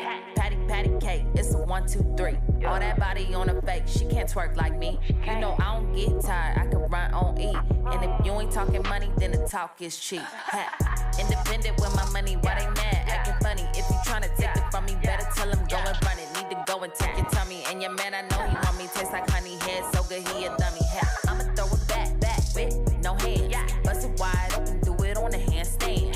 Hits in rotation, it's gon' make you dance. He gon' throw a stack, pop a rubber band. Pop, pop, pop, pop, pop, pop, pop, pop. I'ma throw it back with no hands. Bust it wide open, do it on a handstand.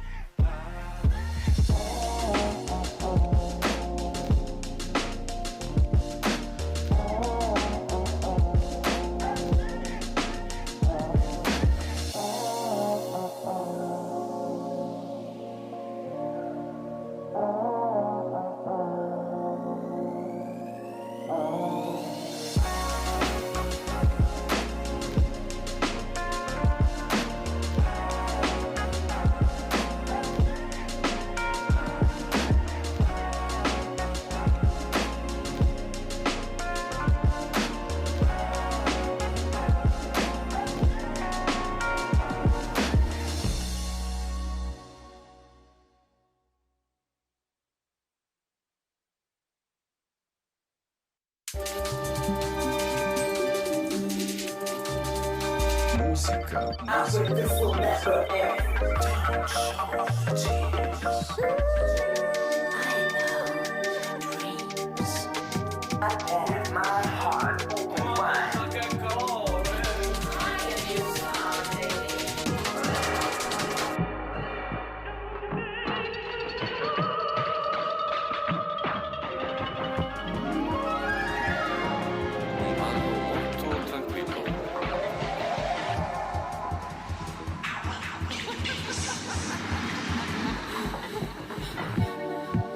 If you wanna dance, now's the time. Wir können auch jetzt mal so Töne oder sowas machen. Bye, bye, bye, bye, bye, bye, bye, bye, bye, bye.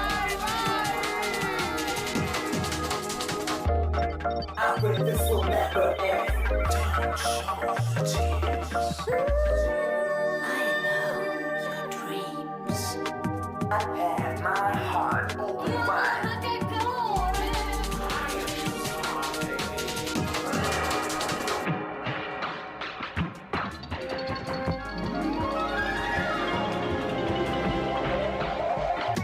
Wir können auch jetzt mal so Töne oder sowas machen.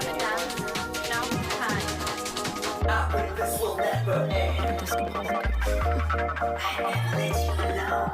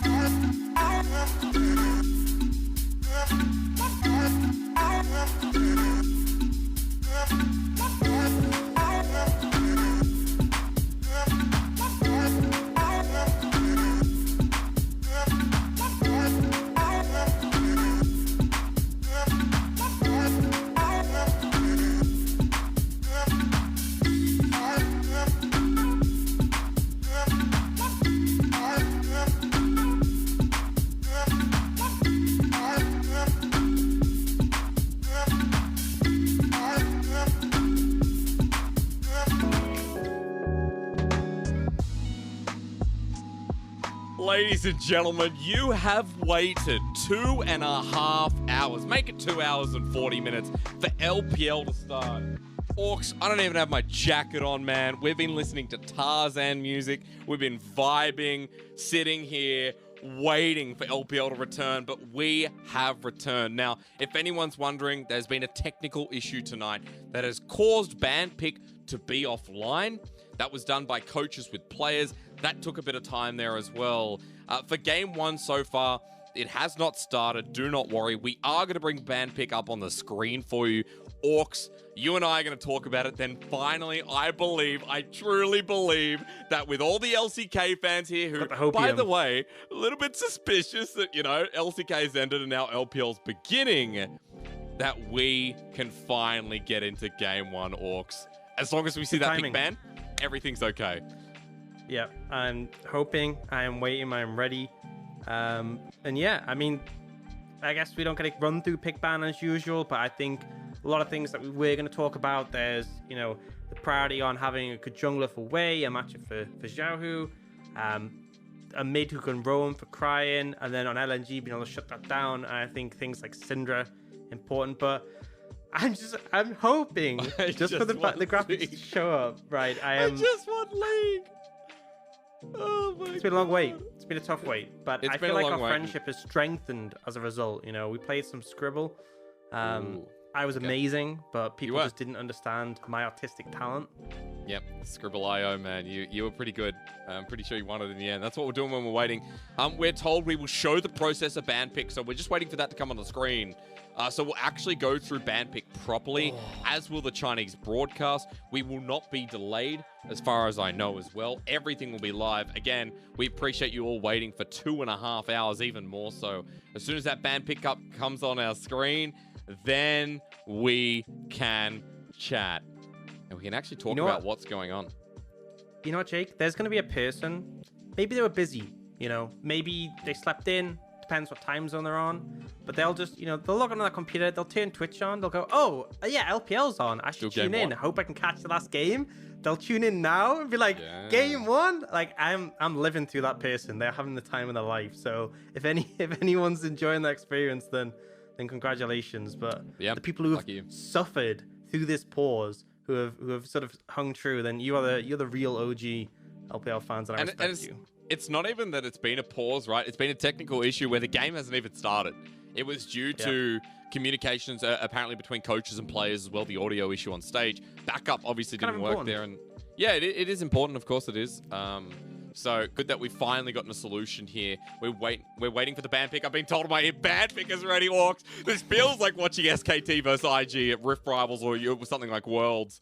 That's how long we've waited for this one. And finally, as we get into Bandpick, you see it to believe it, Orcs. Here we go. Here we go. Ladies and gentlemen, I don't care that we're halfway through. We have a freaking pick ban of game one, RNG LNG round 3. Our top 6 finally begins, Orcs. Oh, and we'll very quickly dive into the bans. Diana has been banned consistently by RNG Plastic Series. Syndra, something that gives Icon really heavy prio. Camille, great for Arley. On the other side, these are just signature picks for RNG, and the Jace is a heavy ban for LNG. RNG, they pick up the Jinzhao for Wei, which is great. They have Crying on Lissandra, not quite the Roman mid we typically see, but still has that, and it's a good matchup into LeBlanc, and the Varus for Gala. So all very positive things. But the important thing is that takeaway of the Viego, which we'll likely see go to Arley. So I'm interested to see what Xiaohu's going to bring out to respond to that. Ultimately, I think both teams in a pretty decent position so far, and he's going to very quickly lock in that Varus. So really strong team fighting here from RNG, and LNG not really going to hold back and answer. It feels like looking at RNG, their mid-game, super powerful, tons of CC, tons of team fighting potential, whereas LNG, I feel like it's more focused on those picks, right? They have the Ash Shower, the LeBlanc. Once you get a pick, you get a reset with the Viego. So definitely LNG playing things a bit more spread, whereas RNG will be looking for those groupings. Isn't it great that we've actually just like speedrun game number 1 pick ban as well? I want to bring back the conditions where you talked about team fighting for RNG, LNG pick style. Really good definitions here, Orcs, as we proceed into this game that we have waited almost 3 hours for. That for RNG, we talked a lot about jungle support. For LNG, we talked about the same as well. Iwandi and Tarzan linking up. Wei and Ming doing the same thing. We talked heavily about these duos and how they can influence the map, but I just want to bring it back to something simple, that for RNG, as the team that has sat firmly in this round 3, waiting for their opponent, they look like the favorites here today, folks. And RNG with the team fighting comp, we already talked about it, Orcs. They are some of the best team fighters currently in the LPL. Yep, they're really good at not just the team fighting itself, but also the setup for those team fights. I think that's a critical thing. Is it's obviously, you can think about the mechanics that goes into team fighting, but a lot of the success of team fighting comes down to the context, where you're setting them up, what the terrain is, what you're fighting around. And RNG are very good at establishing conditions where they're going to be going into a favorable fight. So I have confidence with this composition. For LNG, I feel like it's a matter of finding the momentum. And again, picking people off, using those tools that they've been given to find individual members who are isolated, because Kennen loses a lot of value when he's by himself. Lissandra is another champion who in isolation isn't as strong as when you can go into a team fight, and I think LNG can definitely find those angles. But I will say something I did think maybe would have got banned away was that LeBlanc by RNG, but the fact that bringing out this Lissandra as a counter instead shows a lot of confidence. It does here for RNG, LNG, game 1. Audience, you deserve this game. You have waited almost 3 hours for the round 3 debut of RNG versus the miracle run of LNG. I'm going to flick you back to RNG. Ladies and gentlemen, they won Spring, they won MSI. Now they're trying to pave that golden road once again, like they almost did in 2018, to try and get Summer 2 and get that first seed at Worlds. That's what's on the line here. Both teams secured for regional qualifiers, but regional qualifiers is not good enough with both the form of RNG and LNG. Orcs, welcome to the Rift once again with such high stakes. Welcome to game 1. Thank you for being patient. Let's just quickly talk about some runes, because I want to look towards the top side immediately. Xiaohu with the Electrocute, not something we see on this top lane, Kennen. Yeah, I think it gives you a lot of burst power when it comes to team fights. But, I mean, realistically, the state of Kennen at the moment is you're not really going to be able to do that much to a Viego to really shut him down. But your value is when you come into team fights. Kennen spikes extremely hard of every single item he picks up. You know, Protobelt, massive for him, Sonya's, Void Staff, all give him really big power spikes. I'm going to be seeing him playing towards that. For the side of LNG, though, again, you want to be avoiding those team fights, but you want to be finding a bit more early momentum at being able to play through your lanes and keep these members separated. For now, as much as Lissandra is that good matchup into the LeBlanc, it's not because of the early laning phase. It's more when you get in the later stages, you have that instant CC to stop her from diving in. So we should see Icon able to apply some pressure here. Bot lane, the Trundle is something I actually want to talk about. This pick has emerged quite heavily, really strong into melee champions, into the Leona, because if Leona obviously has a W, which gives extra resistances, Aftershock does as well. If you ult her, you steal so much away. That's true, and note that the Guardian being run by Iwandi here as well. We talked a lot about support jungle teeing up, but Tarzan versus Wei, another big eventuality that could come through with Tarzan invading the enemy jungle. And look at this, Iwandi's already out of lane. The level 2 Trundle trying to help with the red buff steal. Yeah, and honestly, Trundle actually does a ton of damage to individual camps at this point, even as a support. So he's actually able to help Tarzan kill this quickly. And this is what we expect. You know, we see Iwandi constantly leaning lane, finding these windows. And I'm really glad to see this from LNG, because they know as much as this Zinzao is strong, things like the Lissandra aren't really going to be in a position to help right now. And again, this priority achieved by the Ashe is a massive factor. The Ashe is something that we've started to see more and more, just because with your volley, with your long range, very easy for you to shove a wave in and establish control. And it's allowed Tarzan to get that advantage, get that Scuttle Crab, and he's still got more camps to clear through. He does. He can just move his way up towards the top side. Double Scuttle is an opportunity, with Teleport being burned by Icon, but Wei doesn't care. Ganking nice and early with the Xin Zhao if he can get into this lane. Yeah, I don't think there's really going to be an easy window. The Trundle Pillar is so good at disengaging as well. There is Cleanse on light. And actually, Speak of the devil, and that's a bit of damage. Zenplay doesn't connect. The re-engage from Gala holds on to his summoners as well. So what we know about Gala, willing to play the aggressive trade, and on something like the Varus, when this is game number 19 of Summer, Gala not going to lose too much by being burst down. Yeah, he is down in terms of sustain now, though, because Light does have that extra potion on him and is a little bit higher in health at the moment, but it's not enough of a trade to find something Gala able to put enough damage to ward them off. And a big talking point I think we had going in this series was Xiaohu in the top lane. Typically, we see the team heavily play towards him, look to sort of accelerate him, get him ahead. But in this situation on the Kennen, you know, you obviously have that CC setup, but it might actually be a bit tricky to find those windows. And it's not like he's on something like the Viego, where you're normally investing resources into it. You do see Wei is putting attention up here, but ultimately it's just kind of keeping Xiaohu safe rather than funneling too many resources into him. Making sure that 10 CS lead continues to exist. Tarzan going to get spotted out by a really nice control ward from RNG. Another deeper ward spots out that Tarzan now on Raptors. And this means that RNG have full vision control. They know where the Volibear, who has his own CS advantage, is in the jungle. Speaking of that as well, Orcs, look mid. The LeBlanc you already talked about in lane. The Lissandra not a direct counter for the laning phase itself, as Icon showing that with the advantage he has. Yeah, and I think as well, in terms of laning caliber, Icon is a player who I expect to be in a really good position in this matchup against Cryin. Obviously, Cryin can just kind of clear up the waves, and he will get to the point where he's chilling, but for now, there has been that early pressure. And I like the vision that you mentioned that Wei was placing down the topside jungle. I think a big thing is when you're up against a team with an Ashe, LNG don't need to do hard work to spot out Wei. They literally just need to fire the Hawk shot, and they can very easily work out where he is, even if they don't see him, just based on the camps that have been cleared. So it's on RNG to kind of match that with their own vision. It's going to take a lot more effort, but I like the fact that they're doing that and being proactive. And a bit of vision control here from LNG towards the bottom side for now around this dragon. I want to run through comps while we get this slow pace of play here. 6 minutes in, people be tuning in after T1 3-0'd, saying, where's the blood? Where's LPL? Just wait to see how it ramps up, because these teams do have more controlled early games. But back to my point here, Orcs, what do you want to see here out of the junglers? Because you mentioned that LNG really play towards this pick composition. What is it about getting unlocked here for LNG that'll get that started?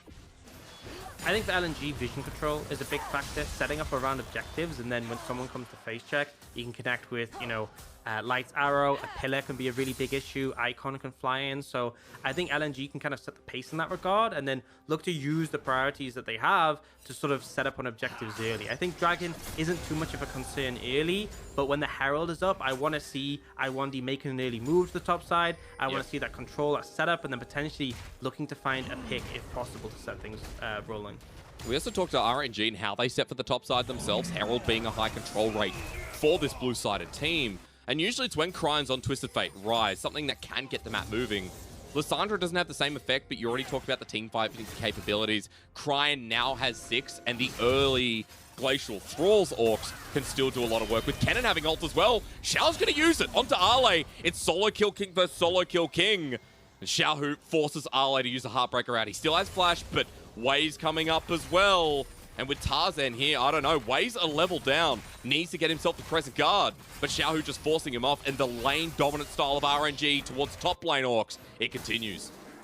Yeah, and it puts Arlay in a really rough spot because he has Sustain in his kit and with that Vamp Scepter, so he can heal up the wave quite easily in a 1v1, but because Wei is there, because he's so low, with no ultimate, he has to go back and ends up giving up a fair bit of farm. Now, this is very typical of Wei. He'll just sit in the brush for a substantial amount of time, and LNG can easily expect that he would have backed off at this point. A lot of junglers would just leave here, but he'll stay and end up finding an opportunity to re-engage. Tarzan is actually hovering around the top lane, and eventually we do see Wei leave, but Arlay is getting punished quite heavily in this matchup. And Tarzan backing not but over a ward, though, going to his Raptors.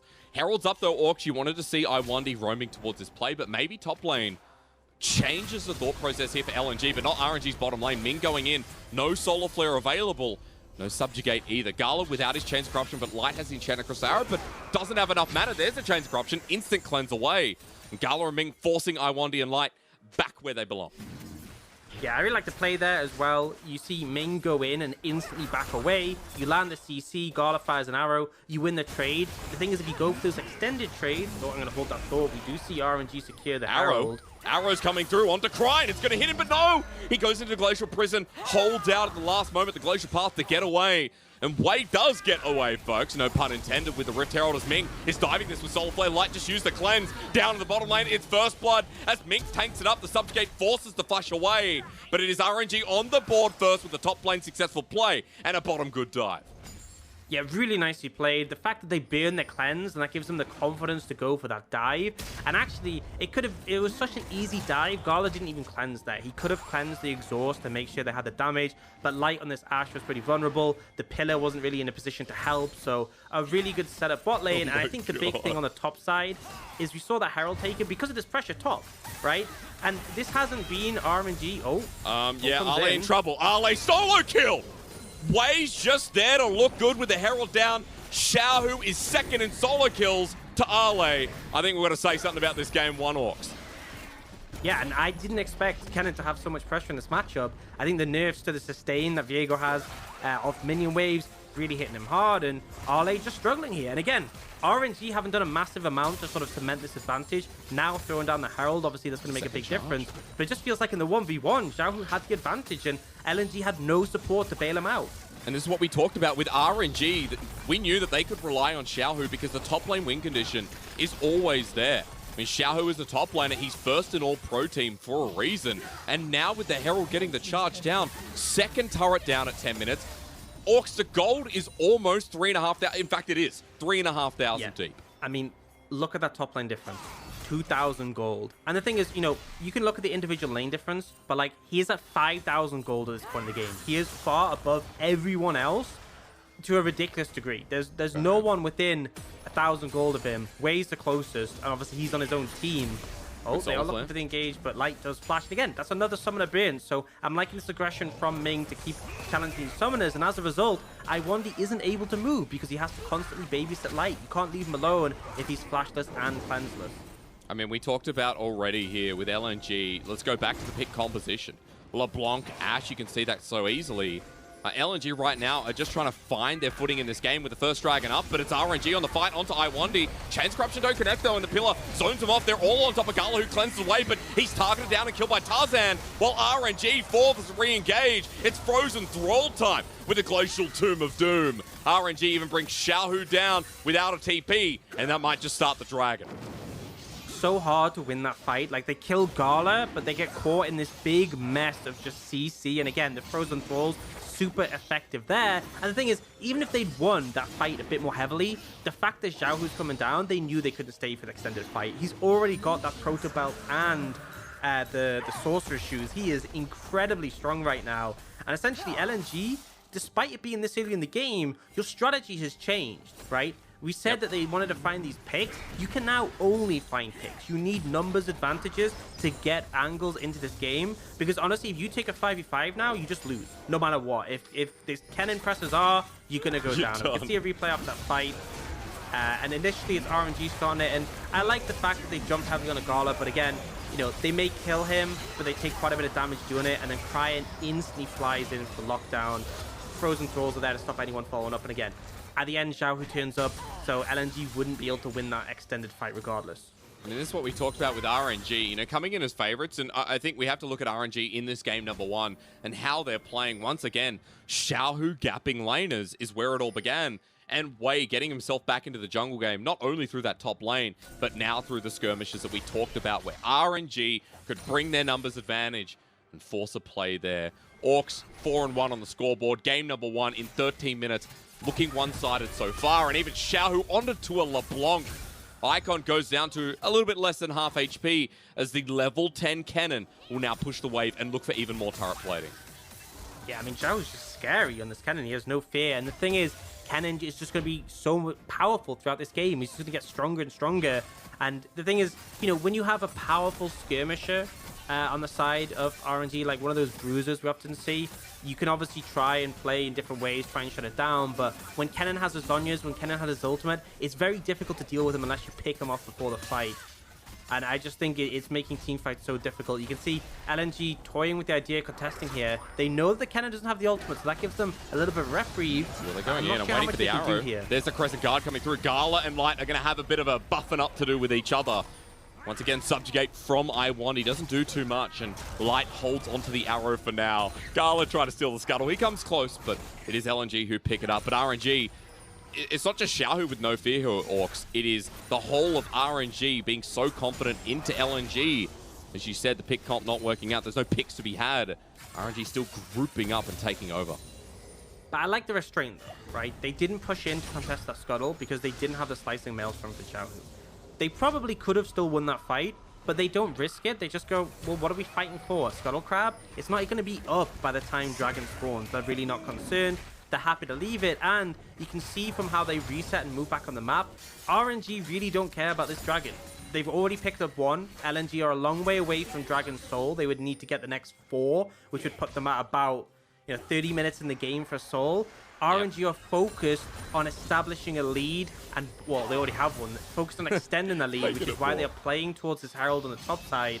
And the thing is, Arley, he doesn't have vision of the river right now. RNG moved up and swept it out, so you can see he has to back away. He can't even push the wave up because he has no idea where Wei is, and so it gives this freedom for RNG to take the Herald, pretty much uncontested, and they're going to be able to use that to continue snowballing the game. I mean, Arley's just so behind here. The 30 CS difference, components of an item where the Proto Belt already exists, the Fiendish Codex with a little stopwatch in hand is what Xiaohu's sitting on. He's level 11 and Arley's still catching waves. He's still getting experience to hold on to that level, but it just doesn't feel the same up there. While Herald is achieved because of the earlier plays here, because of RNG holding so strong on top side. That's double Herald for this game, Orcs. They have any wave to push open, and I want you to talk me through the mid game here. What LNG need to do to stem this, slow it down, and start putting the game into their favor if they can. I think creating pockets of vision and finding numbers advantages is really important. I think if you try and fight this next dragon, for example, RNG will group up and they'll win. Like, there's no other way you can spin it. They will win that 5v5. Very hard to see LNG coming out ahead.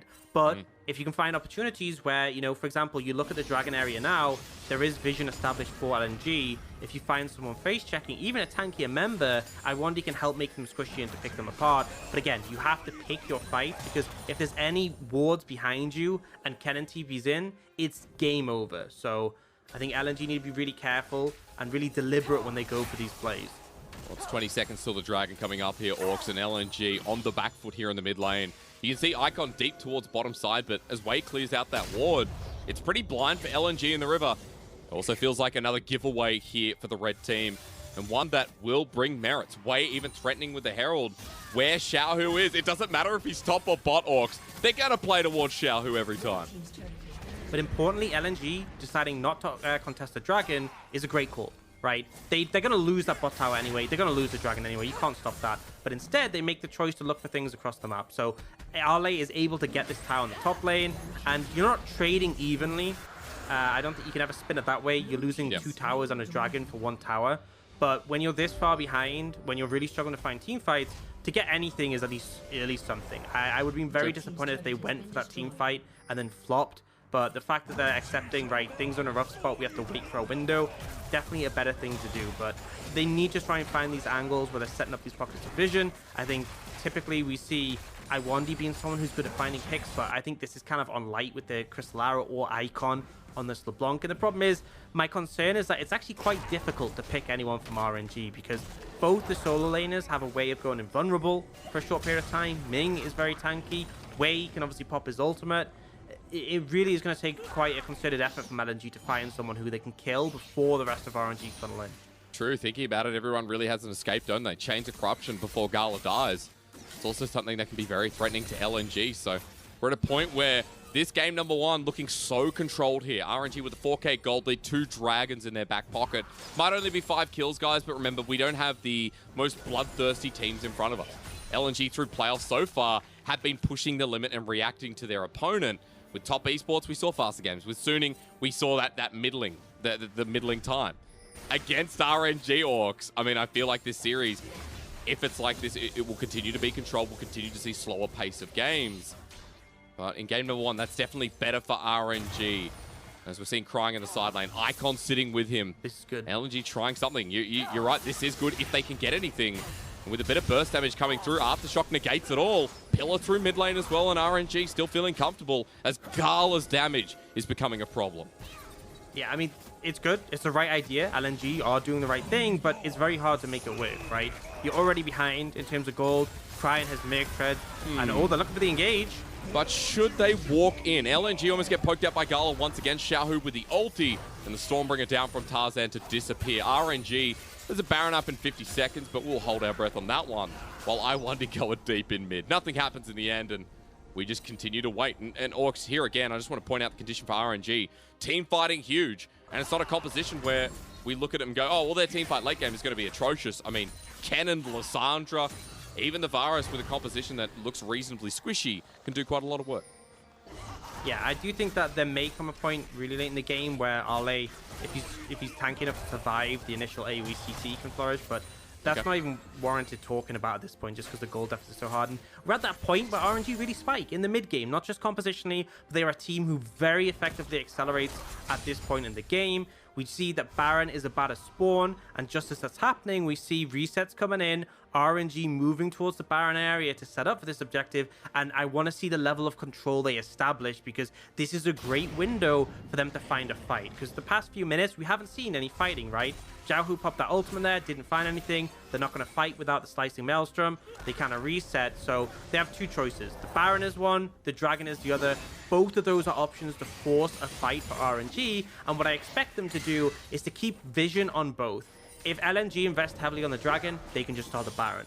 If LNG try and contest the Baron, they might be able to start a fight, they might be able to go to Dragon. I think options are open for RNG now, and you can see LNG, they're devoting all their vision in this Dragon area, whereas on the other side of the map, Ming is actually clearing out the vision on the top side.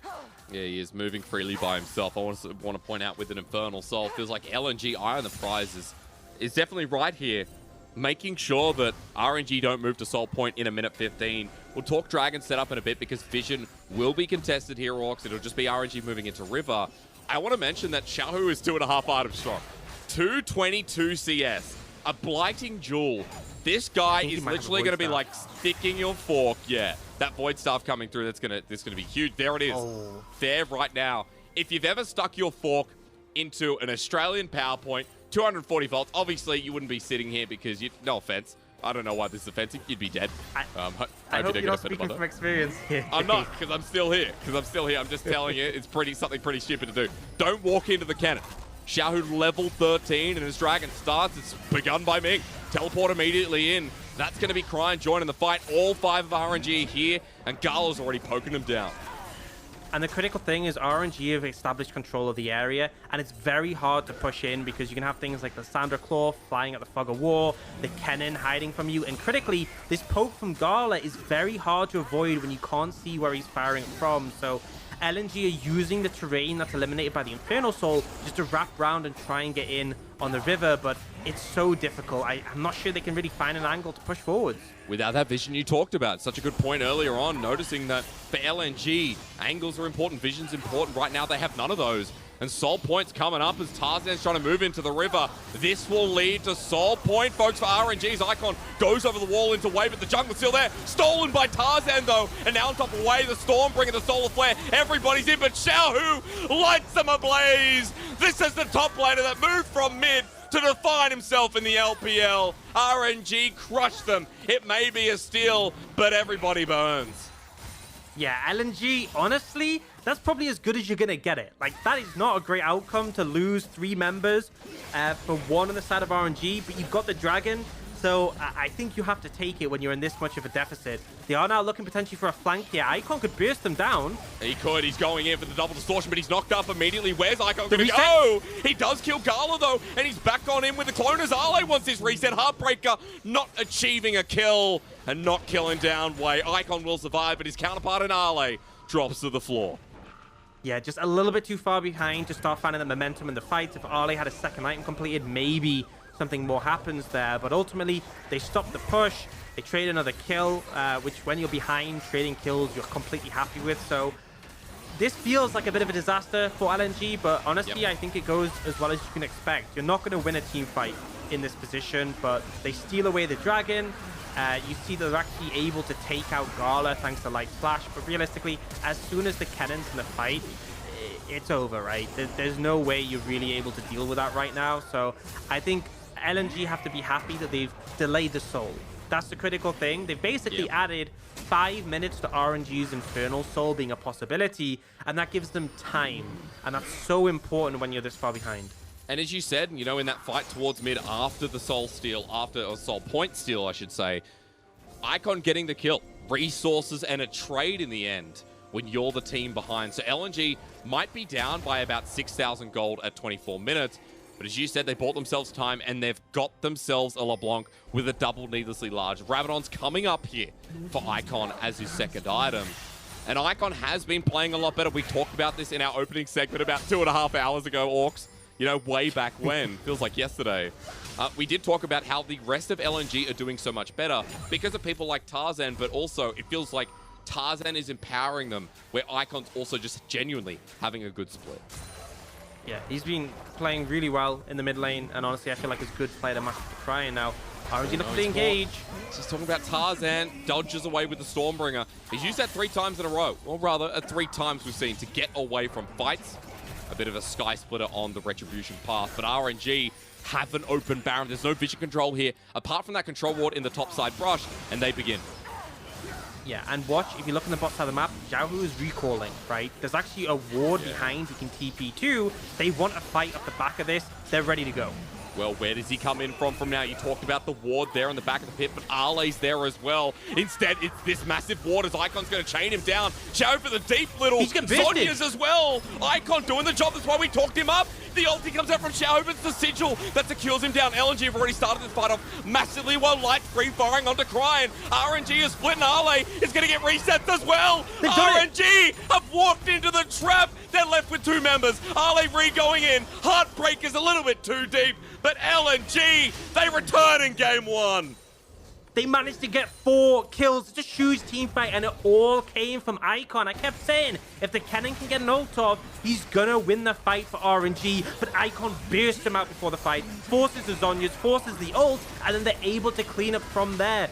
Beautiful approach, and I think the critical thing was how LNG split up in the lead to that. And now, not only do they get all that cash injection, they're gonna get the Baron on top of it. They've closed the gold gap substantially. They went from being about 6,000 gold down to only 1,500. This is massive, and we can see in the replay, the TP's coming in, Icon's ready.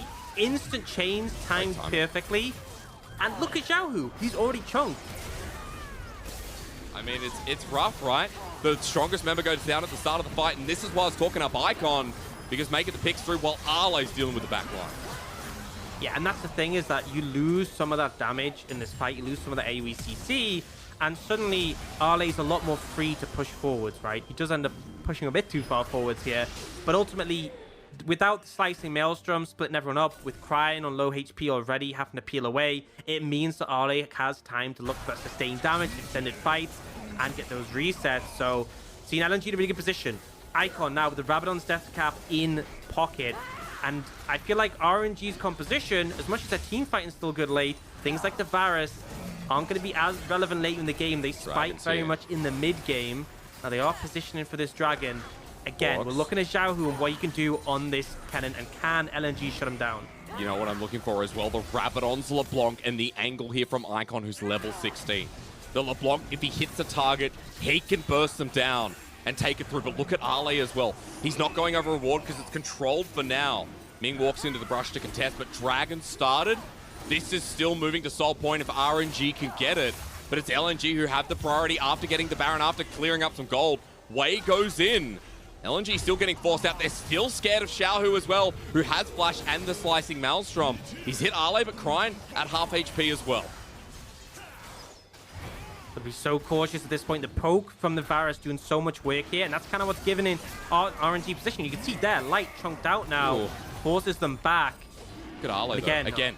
Arle in the angle. Then see Chanakras Arrow Icon goes in. Has it set up for Ming. The ultimate though from Gala to burn him down, but Arle does get the reset before RNG turn back around. Xiao's used the slice of Maelstrom, but it's Icon who secures the dragon while Xiao goes on in. Sonya's is a bait, but LNG is still healthy enough. Light's free firing from the back line, and I1D's playing the front line. Crying still here with Icon on the flank. This mid laner showcasing his tenure in the LPL, but Xiao who's showing his. Away Icon runners. I1D gets poked down by Gala. LNG get the dragon. They trade across the board. Another seems worth here in game 1.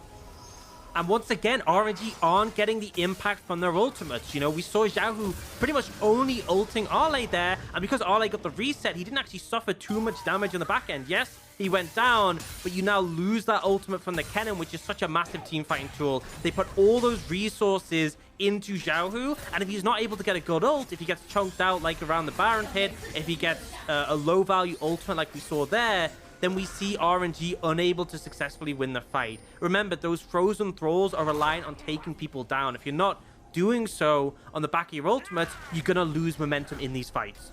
God, this game one is spiced up though, hasn't it? I mean, this was RNG holding so much control as Icon. He's the threat on top of Gala. LNG making sure he knows it. Gala putting out some good damage himself, but that 3-item virus not hitting as hard as you think, where Icon gets on a target and he will blow them up. Ladies and gentlemen, Baron is coming up in 2 minutes 30. It's just expired for LNG. There's no dragon. This is just the fight over the scuttle for now. So things might quieten down. And Orcs, while things do quieten down, I want to bring it back to what we've seen out of LNG so far, where LNG have been a team that have had some stomps against Sunni, even top esports, right? We've seen some back and forth games. I think the resilience out of this miracle run of a team has just been exceptional. For them to get top 6, no one expected. No one expected them to beat Sunni or to beat top esports. Yet here they stand. And even in game 1, they've capitalized on Xiaohu making a pretty inty TP, but still LNG showing that same resilience in a game that they shouldn't be even close in. Yeah, I didn't expect them to win this game, and they're actually keeping it competitive just because there's some really solid individual plays, but also, again, that setup from RNG around the Baron was really threatening. But because they disengaged, because they were able to deal with Xiaohu initially, it gave them the ability to take that fight. And I think a lot of teams might have just flopped there, might have just got baited in and caught by the Kennen, but LNG have been approaching this one really well, using their tools effectively, and they just keep looking for those opportunities for a pick. What a pillar! What a pillar on top of Ming now. He's already used the stopwatch, as that was just stuck against the wall. I mean, iWandy's pillar was gorgeous. We've seen so many gorgeous trundles so far in playoffs. Glad to be seeing it here in game 1. When LNG are trying to take control. Now, Orcs, that was too close for comfort, especially with Baron coming up in a minute. Yeah, I mean, Xiaohu might be looking for something. He's Stormbringer, but the problem is now iWandy, he's got Chains of Corruption, has to flash away. Poke comes through from Gala as well. Well, what is happening there? Arley is super deep. Arley is coming in for the flank, but I don't think LNG have the health bars to facilitate. Yeah, he has to back away, and this is going to give RNG control over the Baron area. The critical thing there was when the Kennen turned up, LNG were like, we have to disengage. We don't have the positioning right now to deal with them. We can't just force in on them, so they back off, but they take so much poke, and this gives a window for RNG. I would think they would want to head over to the Dragon and secure some vision around there, but looks like they're actually going to go for some resets first.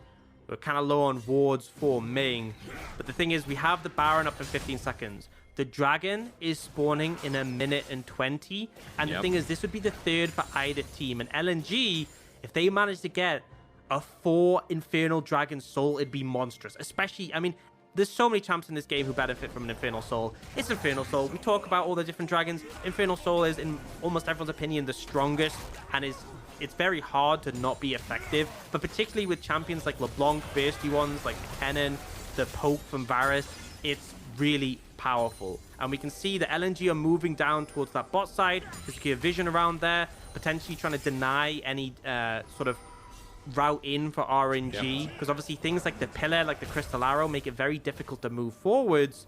And RNG, they have a bit more vision towards the Baron, but they don't want to give this dragon up. No, they definitely don't. This is important for both these teams. And in game 1, when you get momentum in the series, in round 3, to try and make top 4, this is everything. Starting off game 1 in great fashion is what you want, and I think it's a good time to check in on the items with that 20-second timer on up in our top left. 3 items here on Crine, 4 on Xiao, who is Arley. He just lives in here, rent-free in Crine's head. RNG like, okay, forget it. They're going to start the Baron, which is sneaky.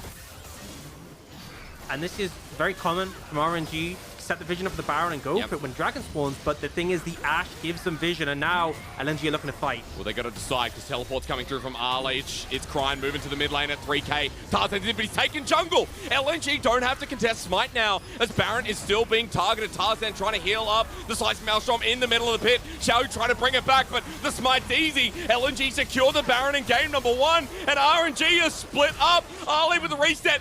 flies through the sky. The solar laners bring up. They scale over RNG. And game one now looking like LNG's. They have the Baron, they have 5 members up to push, and there are long spawn timers. LNG had a rough start to this one, but they bounce back in force, and RNG are caught with the pants down at their ankles around that Baron. Well, Orcs, I don't know how it's happening when RNG controlled the early game, but LNG, we talked about the miracle run. It's a best of 5, folks, so it's too early to be getting this high fee. But LNG against the MSI champions, against the Spring champions, have a bare nexus. The miracle run continues as they bang open game 1 against Royal Never Give Up. And I think we saw positives for RNG, and we saw their traits, things like setting up for the Baron effectively, trying to choke the enemy team out of vision, using the teleport for a flank, but it felt like LNG were prepared. They were ready for it. When they go for the flank angle, they had Icon waiting to shut down the cannon. When they go for the Baron, they have the vision from the Hawk shot from the Ashe, and they're very quick to respond. It felt like RNG were like, oh, business as usual. We had that massive win streak. We should just be continuing that. But the thing is, they haven't faced Playoffs LNG. And Playoffs LNG is a completely different beast to what we saw in the regular season. Yeah, it completely is. I mean, LNG, it's either coming through the laning phase, we see very clean games, or we see moments capitalizing on weaknesses. Like in this game 1, let's be quite real. RNG looks scattered to the winds after what was such a clean early game. Now, guys, this graphic is obviously done after pick ban. 30k damage, Leona? Dude, Gala did 29k damage on Leona. That's nuts, guys. That's complete. We should screen cap that. I don't think a support's ever done that much. So, yeah, unfortunately, sorry, go on. You can look at the goal graph, right? Look how favored it is to RNG. And even, like, it was only that last fight where things actually went over to LNG. Yeah. And I think RNG got their game plan working. They had their resources. They started to do their setups. And it was just LNG able to out-navigate them around it. That was a critical thing. I felt like, you know, it would be a struggle to find team fights favorable for LNG, but they managed to find these windows and they managed to really split things up. In a close clump team fight against the Ken and Lissandra, Chains of Corruptions as well for the Varus, very difficult to play, but they kept things very loose, and particularly Icon and LeBlanc was a pivotal factor in finding success there. Now, I just want to reiterate to our audience out there, obviously the graph was a little bit wonky. The champions played, of course. We did an offline pick ban due to some audio issues for game 1. That's why we had a 2.5-hour technical pause before we even got going, and why the show hadn't started in that game 1. So that's why things are a little bit scattered. You can do your own math. You can do the working out. Gala, of course, doing the most damage there on the Varus in the end through the poke. But RNG, I mean, that is not the way you want to start this series. RNG do not have the double elimination yet. They're not in a safe place where if they do get knocked out, sure, things still look pretty good for seeding, for, you know, potential of worlds, but like that is a moment of weakness after what was such a clean early game, what was such a good top lane performance from Xiaohu in the first 15 minutes. And you know what? We often see Xiaohu on these cleanup champions, on these bruisers, things like the Viego, and I mean, he's our all-star top laner, right? He's been a monster through this season. Didn't look good in the cannon, right? Mechanically, in the lane, great, but in those team fights, wasn't finding the impact we typically expect from him, and it felt like the rest of the team were relying on him to find these windows to approach, and it didn't really connect. So maybe see a different draft priority coming out from RNG in this next one, but definitely back to the drawing board. Well, for LNG, they're going to go straight towards that direction of game 2 with the game up. Not how we thought we'd start, but a great way to kick off the series that we've all waited for. Ladies and gentlemen, quick break. When we return, we're going to see if LNG can do it again, or if RNG manage to even up the series.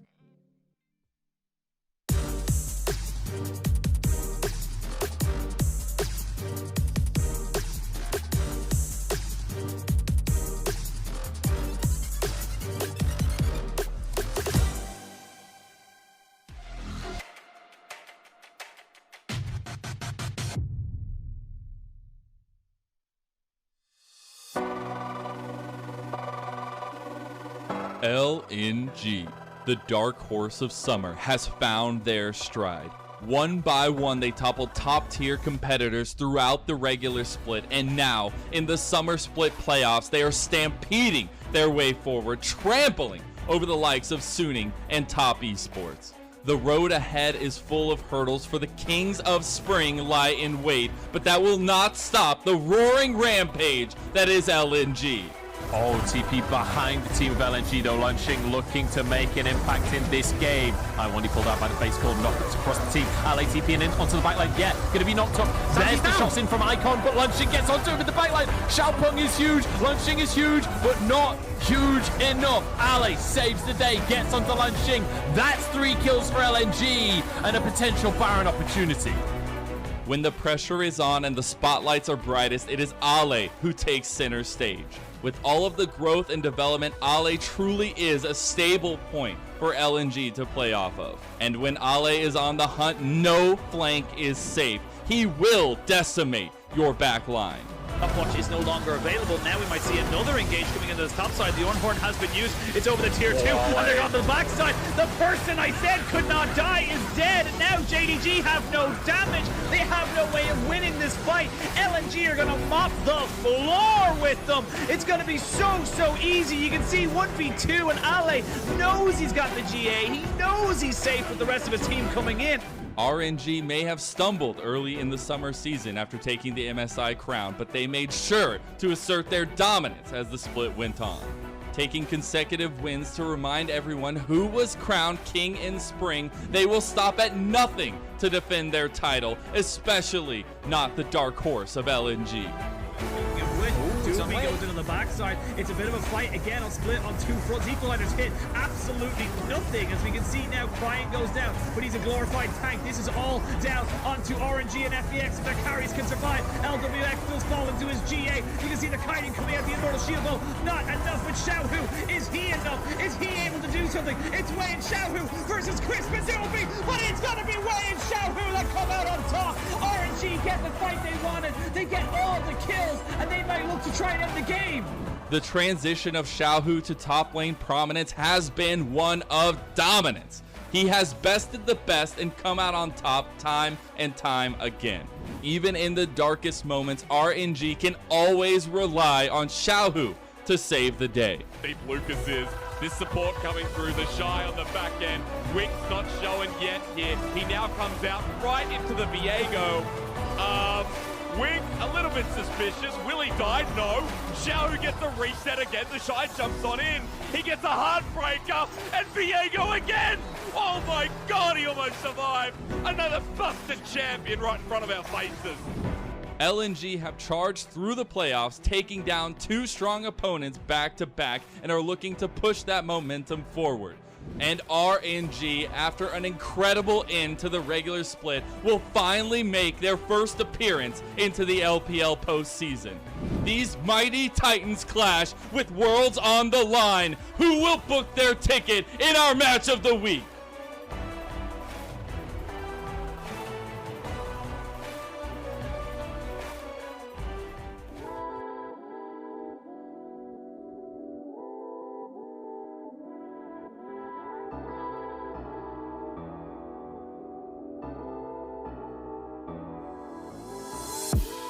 It could all just be so simple, baby. If you wanted to be mine, you don't gotta be shy. Relax your mind, relax your mind. Don't take your time, don't take your time.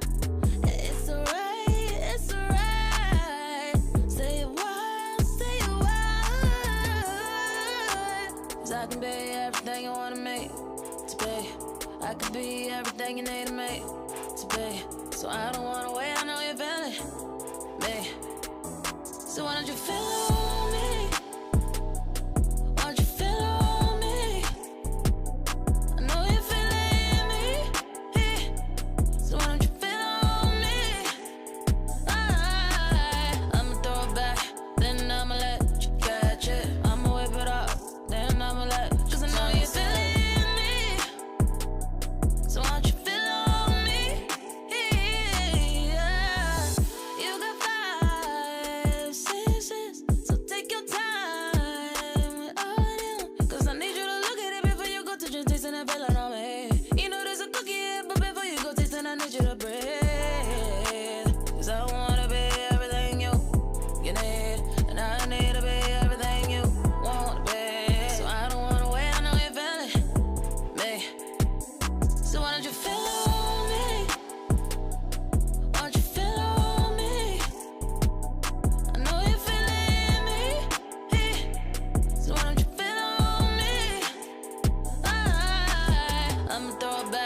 then I'ma let you catch it. I'ma whip it up, then I'ma let, cause I know you feel it in me.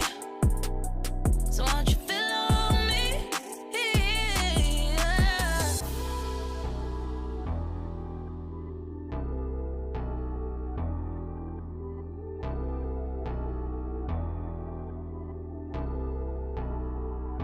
So why don't you feel on me? Why don't you feel on me? I know you feel it in me. So why don't you feel on me?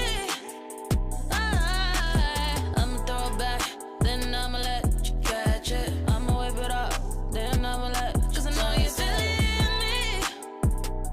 So why don't you feel on me? Yeah.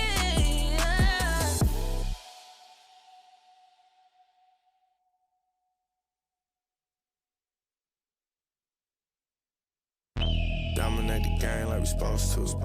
Dodging all lanes like we supposed to. I just run the play like we supposed to.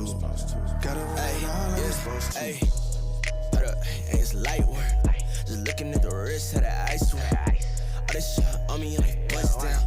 Shot come out the clutch and it bust down. She don't love me, she just want me for the team. I know. At the draw on the pick, I'm that one lotto. Got that rocket in that power auto. You want air break the draw, gotta stay on auto.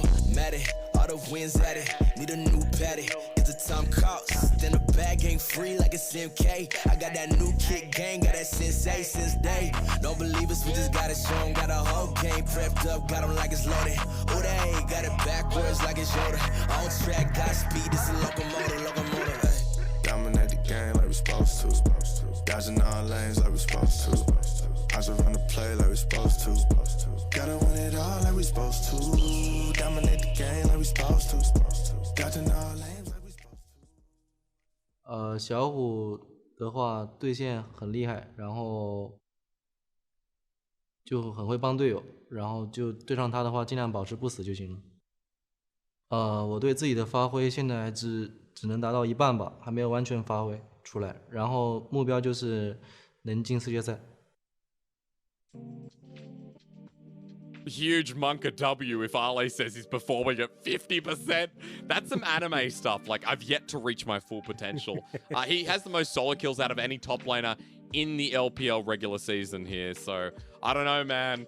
That's definitely something here as we welcome you back after LNG 1-0 at Orcs. I just find it funny watching that interview after game one where he's like, yeah, Jahu's a really strong laner. I'll try not to feed after getting solo killed by him. But you know what happens? They still got the dub in the game. That's the important thing. And if you missed that one, we saw RNG come in with a pretty dominating early start to the game. The mid game solid too. And then LNG were able to answer back. And, you know, we have our MVP, and it is going to be Icon off the back of some amazing LeBlanc play to shut down Jahu's cannon. And again, it was like using the pick, you're right, the timing of the chain as well was everything. Where LNG could have just lost the fight and Xiaohu gets away scot-free, RNG end up winning the game. So Icon's positioning absolutely massive.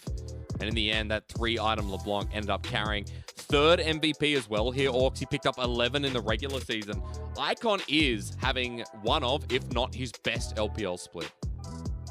Absolutely, and I think him and Tarzan as a duo are really a force to be reckoned with. But here, it was all the Icon show, right? We didn't have too much of a proactive early game from LNG. They started to fall behind. I will credit Tarzan, though, with some clutch smites, denying the dragons essentially back to back, although actually the second dragon was stolen by Icon, but then we saw the Baron secured as well. And I think this was just LNG not getting sort of tilted by the situation of the game, just holding resilient despite the deficit and still looking for windows to get back into the game. I'm just watching LNG's highlights, and this is the moment we talked about, right? Where Xiaohu gets absolutely bursted by Icon, and LNG makes so much bank of their buck off of this one moment. This is where it all turned around against RNG. Yeah, absolutely. This was the moment where shutting down the cannon just had so much value because it was such an issue. The cannon at one point had 5,000 gold when no one else was even past 4,000, and it seemed like such a massive issue, such a threat, but by eliminating him instantly off the back of that, they're just not able to find value. And this was a moment where RNG go for one of the Baron plays where they feel like they have the good setup, but you're against an Ashe, you can easily hawkshot to find vision, and when you get trapped in the pit, it's very easy for Icon just fly over the wall. You got RLA coming in with the resets, and they just find the momentum and deliver. It just felt like, again, RNG was like business as usual, but LNG were having none of it. I mean, Icon became business as usual in that game number 1 on LeBlanc. It's such a signature pick for him over the years, back when he was on OMG and back when he was having some of his better performances as well. So for Icon, congratulations getting MVP of game 1. And as we go to game 2, Orcs, RNG have chosen blue side. And once again, we're going to be sticking on the same sides, if I'm not mistaken. Yes, I am not. Yep. This series, I mean, we expected this to be the case. RNG love blue, LNG, you said, love red. But this series has just changed so much with the dynamics because of LNG winning that game number 1 and the pick comp coming to life.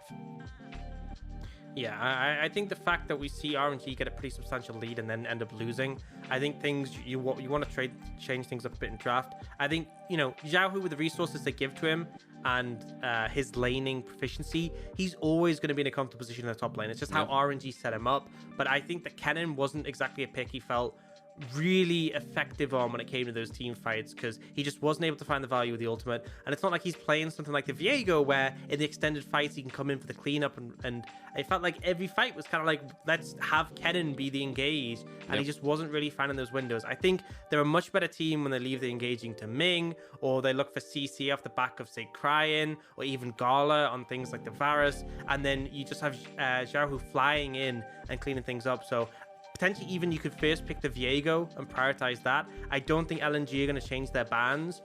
You do give up the Jin Zhao, but obviously giving that pick over to Xiaohu can be super valuable. I mean, I think just coming back to it as well, there was never a point when, Xiaohu comes in for the flank in that TP and they get caught out, RNG go down from there. There's never a point when RNG got that full 5v5 with the Kennen ulti going into the backline using the flank. Ming gets a great solar flare. Cryin as well gets resets, or rather passive stacks, the frozen thralls cleaning up the rest. I don't think we actually saw one of those clean team fights that we saw when RNG were on that 9-win streak at the end of LPL, when RNG were so clean after losing the MSI debuff. So, game number 1, it was a clean laning phase, but we didn't get to see what we talked about at the starting segment, which was RNG's team fighting is some of the best in the LPL. They're back to team fighting ways in very unique ways as well. We just didn't get that whatsoever. And I think something I want to credit as well is Tarzan and Iwandi and how they played around the engages that RNG were fishing for. Sure. We saw so many times Tarzan on this volley bear would be ulting away, right, defensively.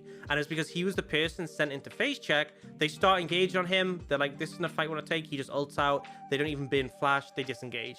And then also the pillar from Iwandi is such a massive tool against this composition, because either you pillar the Kennen and he can't even run at you, right? Or you pillar the rest of his team and then there's then no follow-up. And these were such good tools at slowing down the approach of RNG, and RNG still found value of things like the Varus getting a lot of poke down, but as you said, they never found that big AoE team fight, that wombo combo that we were looking for, and as a result, LNG were given time and given an opportunity to get back in this game. And I love that you bring up Iwandi. I mean, I said it in game. We've had really good Trundle support so far in the LPL playoffs. Missing has been one of them. Iwandi there as well. And I'm missing one crucial player. I think Dwar had a good game. Don't quote me on that. Brain not working. But the biggest thing for me is that, through in this game, locking way up against Walt was getting dicey for RNG with a lot of these plays because of it. And I like to see if it gets prioritized in game number 2, what we get around the draft as well. I'm trying to find out, ladies and gentlemen, if we're going to have an online ban pick once again. Because in game 1, if you're just tuning in, we waited a long time due to audio issues for our pick ban. Once again, we don't want you waiting that long, so we're going to find out if there is going to be an online or offline ban pick. We do have a big audience here today, Orcs. Not going to lie that, because LCK finished, why we had our pause. And it's funny that LCK finished in 2.5 hours. It was a bit of a stomp. That we've now got more, more people tuning in. And it's good because I think now that we're in round 3, we're into our top 6. We are getting to, 4 out of the 6 teams that will be representing Worlds. There's a big chance that one of these 2 teams will be at Worlds. A lot of people favoring RNG, but I mean, after the first game, you have to say that things are not as simple as they seem. Yeah, I think I've heard opinions, potentially from a certain caster in the LPL team who said, it's going to be a stomp. RNG are just going to absolutely annihilate LNG. And you know what? People said that against top esports. less so against Suning, but like it just feels like they've been exceeding those expectations. And this is again a very different team from what we saw in the regular season from LNG. And the fact that they've already got this game won against RNG, there's still a long way to go in a best of 5. But just the fact that they've taken that game is such a boost of confidence, because I think a lot of people saw this point as the real test, right? Beating top esports, great. But again, outside of Knight, this has been a team who's been struggling quite heavily. Even beating Suning, still a good achievement, but not exactly groundbreaking. But against RNG, even just having a good series is a really good testament for LNG. If they do end up losing and going into the regional qualifiers, but winning this would be absolutely massive. Because I just want to point out, what's crazy for me is like, Icon has never been this far. Like, Icon as a player has never been to this level. And just for context for anyone out there, we are waiting for ban pick again, getting an update on when that will be done for you. I want to bring it back to the story of this mid laner who picked up MVP in game number 1. Orcs, he's never been to Worlds, yet he has been playing in the LPL since 2016 spring on OMG. In LPL, in playoffs, this man has only been up to top 4 when it was in the top 8. This is Icon's testament to the league. If he can get further, if he can get to the top 4 again, when we have a 10-man playoff, a 10-team playoff, excuse me. So it is really a big defining moment for the mid laner's career. And let me go even further. If he can get Worlds for the first time since playing for 5 years in the league, that would be like the Doinby story again, when he waited all the way to 2019 FPX to finally get his chance at Worlds.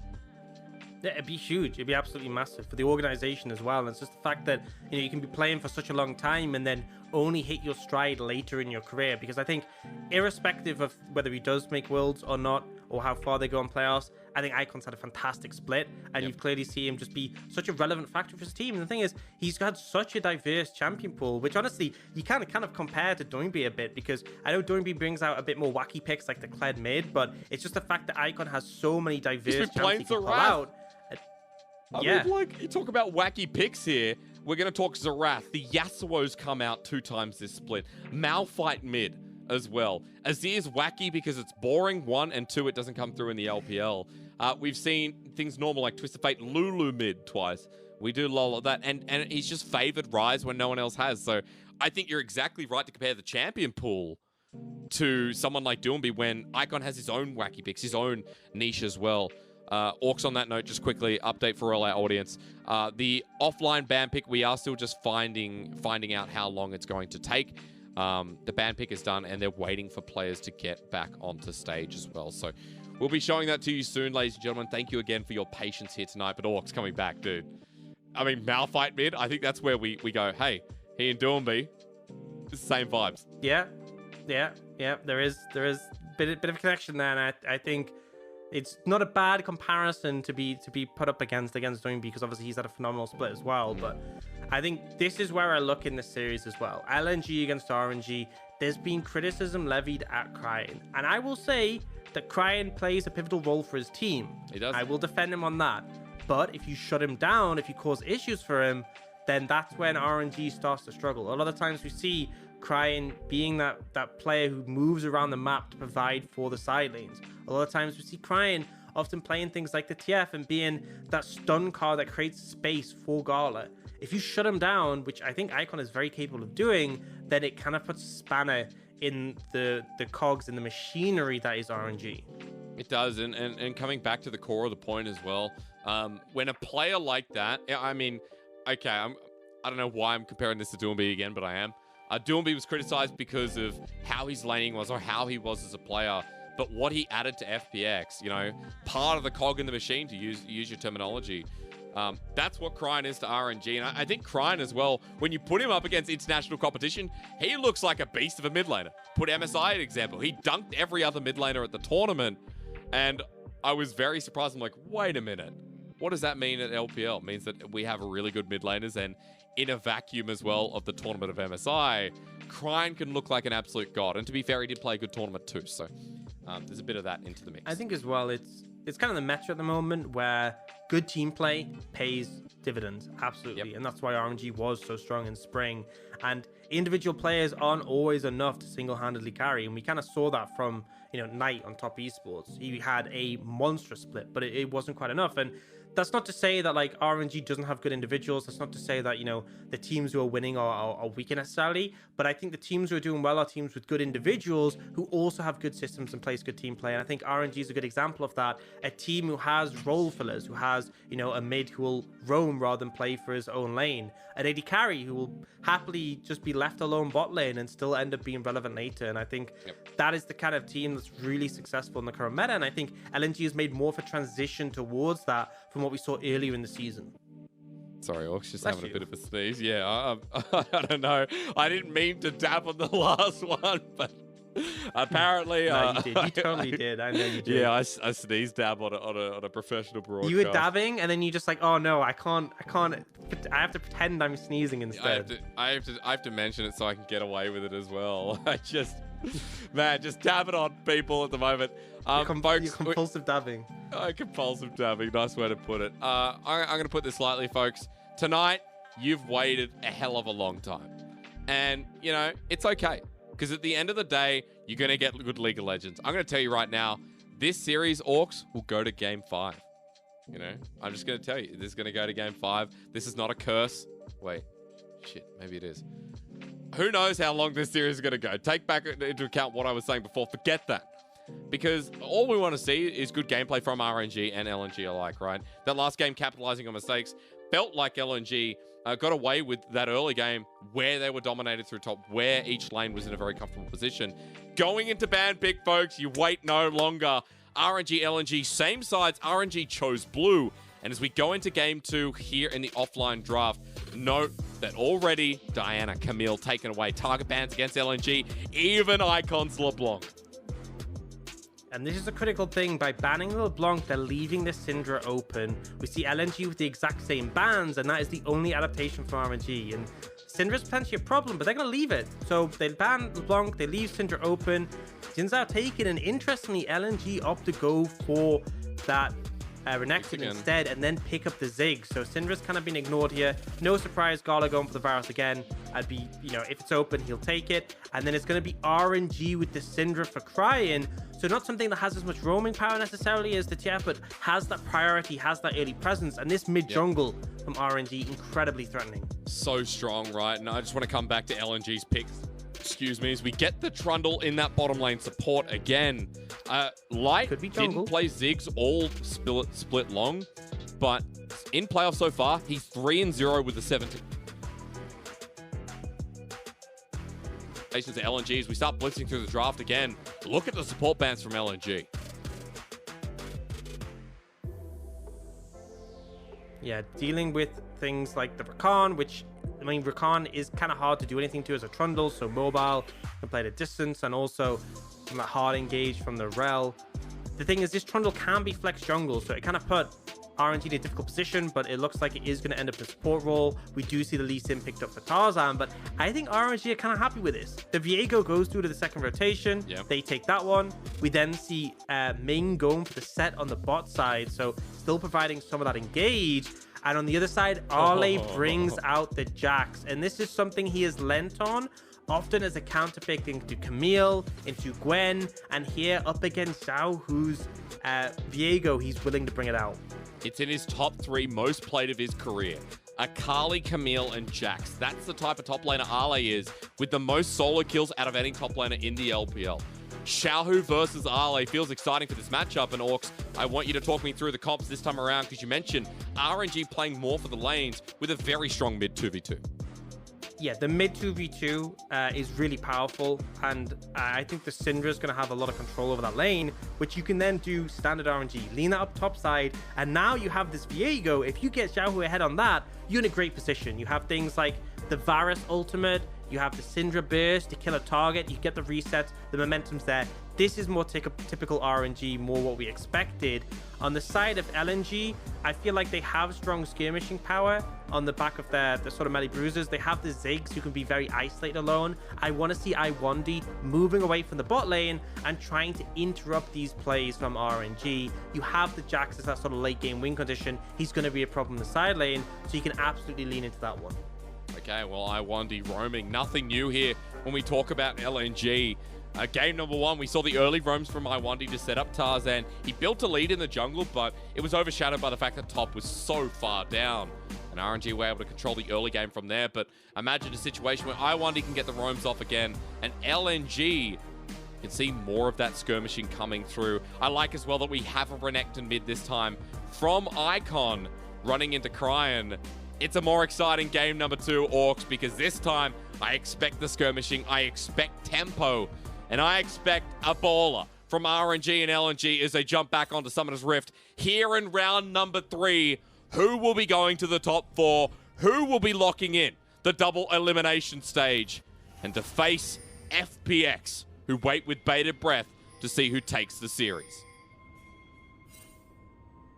I think going in this game, jungle presence is going to be really important. We've talked about this matchup again and again and the impact, but I feel like Wei is going to have the advantage here, not just because Yin Zhao is an insane champion, but also you're going to have that early priority thanks to Syndra. You're going to have that early priority thanks to Varus. Ziggs does start to contest priority, but he needs a bit of mana behind him before he can, and a bit of points in his queue before he can burst the waves. But you can see Light very comfortable in the champion. 3-0 in playoffs so far, 17 KDA. He has been relying on this champion heavily and it's been super successful for him. And absolutely massive. And iWandy now sitting in brush. Is this going to be a 2v2? Bouncing bomb just on top of Gala. And adds a little bit of damage as iWandy backs away. So once again, want to look at the jungle pathing here as we start up the early game, because it is Wei and Tarzan pathing towards the bottom side. I think it's important to note, considering that we mentioned Wei is always about Xiaohu's lane. This time around, just normal clear, or see what he can achieve down in that Varus set lane. Yeah, and this does mean that potentially he could be like playing towards the dragon, because you can clear top lane, bot lane, and then play that. But also I think this is more about the priorities in the lanes. I think the big fact is he knows that mid lane is going to have that priority. He knows bot lane as well is going to be pretty comfortable. So by going towards the bot side of the map, it's very unlikely Tarzan's going to be able to contest that Scuttle Crab unless he goes for something slippery. Because right now you can see in the mid lane, I mean, Renekton just can't do anything this matchup before he's at least level 3. That's when he really gets a bit of trading power. In the bot lane, they just can't really do anything. It's Ignite. He wants the turret pressure. Ming doesn't walk up to try and get more on the Haymaker, but still, iWandy backs away with hardly any HP. Holds onto his summoners there, Orcs, but Ming drops his Ignite instead. Yeah, and I think maybe one thing to think about was perhaps Tarzan's pathing is more to cover his laners than it is necessarily to play for the Scuttle himself, because he's not going to be able to contest this. That's just flat out not going to be an option. But it does negate any possibility of a dive, and you actually have to be concerned about that when there is a set on the enemy team.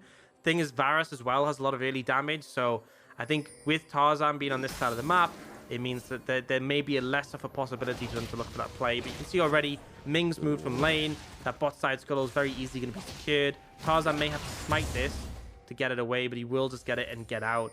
But this bot side is completely forfeit to the side of RNG. Ooh, and even mid, Icon just takes a scatter the weak.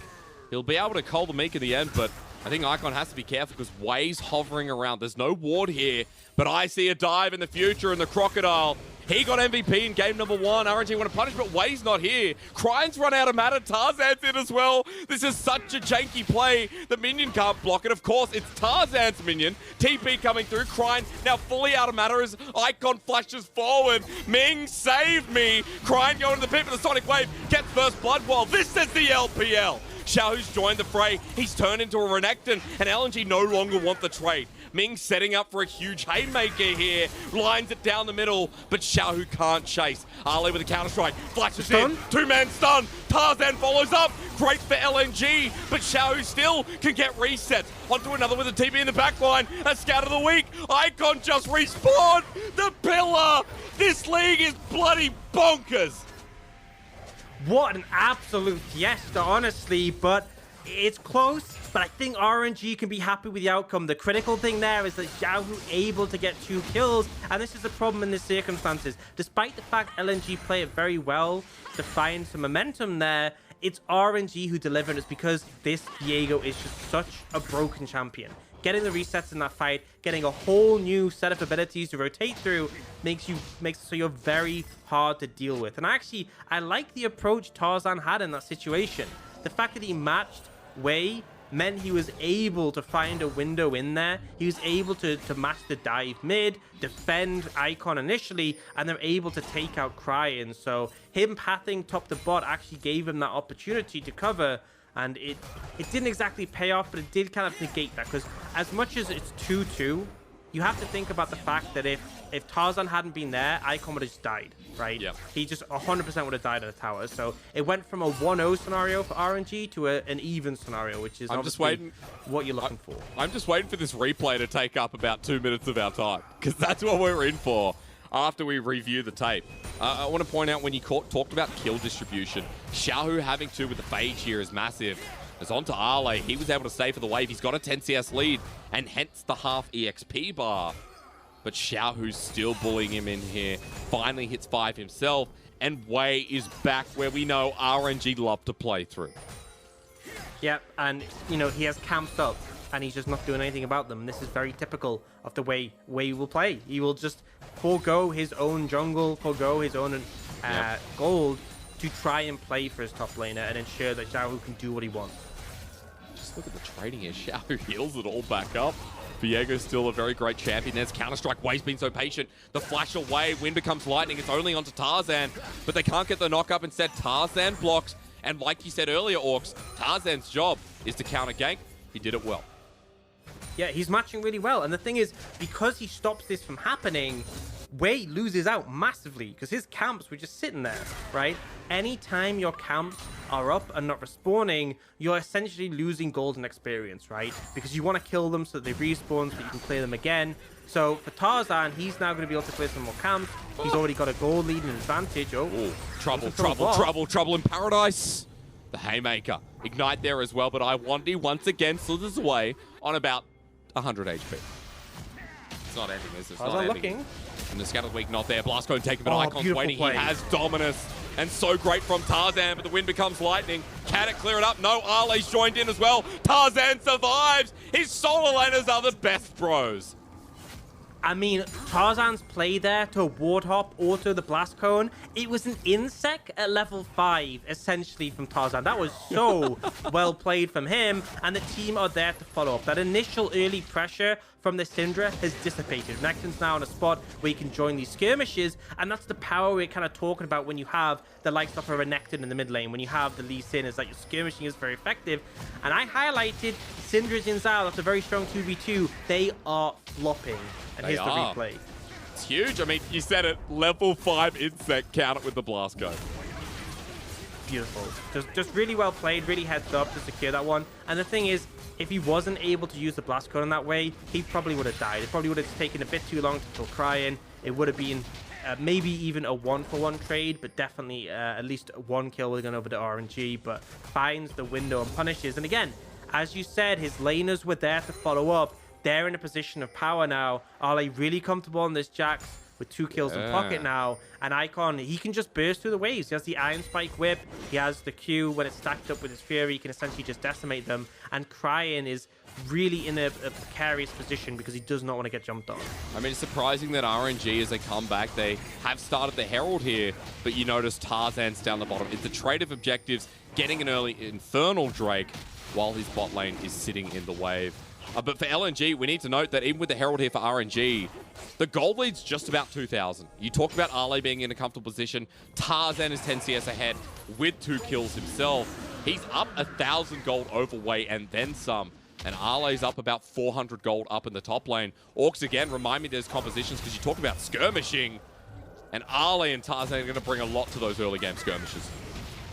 Yeah, I think LNG have a lot of power in those skirmishes, but they also can lean on the fact that Jax is very strong in the side lane later on. He also is actually really hard for Xiaohu and Wei to deal with because they are both auto-attack champions and his Counter-Strike just renders them useless. So we've seen Ale constantly freezing in front of tower and RNG just weren't able to break it because they can't dive him. So this has been LNG playing to those strengths. They have Light on the Ziggs, who's going to be a big issue for Cryin and Gala later.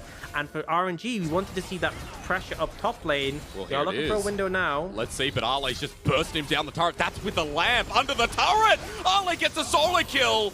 It's a response from Wei, but still, big Jax with a big bonk. While Icon is pushing down mid, LNG continue to surprise. and this is a disaster. Look at the CS difference in the top lane. That massive wave that was stacked up. The fact that Arley kills him is just really bad. Zahu missed out on so much there. And again, he picked this Viego confident this matchup. We've seen him pop off in this champion, and he's kind of just getting crushed at the moment. And the thing is, Cryan just isn't in a position to move up. Okay, Icon bit far forward. The set showstopper, Ming picks up the kill. And that's just a mistake from Icon, let's be real there, Orcs. Yeah, just a little bit overstepping. You have to be respectful of that setup from the Syndra. And this is kind of what I expected to see earlier in the game, is the Syndra has that stun potential, very easy to use on the Renekton, who obviously has to be in melee range, and then you just follow up. You can have Ming roam, you can have Wayne roam, but they haven't really done too much of that right now. The mid jungle from RNG hasn't paid off massively, and LNG still in a comfortable position. The gold lead isn't massive, but I think the big thing is just the fact that there's so much power in favor of Arley right now on this Jax. It's a problem that I don't really see an immediate solution to. I just want to find out, though, where Way's going to drop this Herald. So that's a big play, considering that RNG are behind in gold. RNG need to find more avenues through the lane, and you'd expect top lane, right? But Way hovering bot for now, and the Herald has about a minute left on the timer.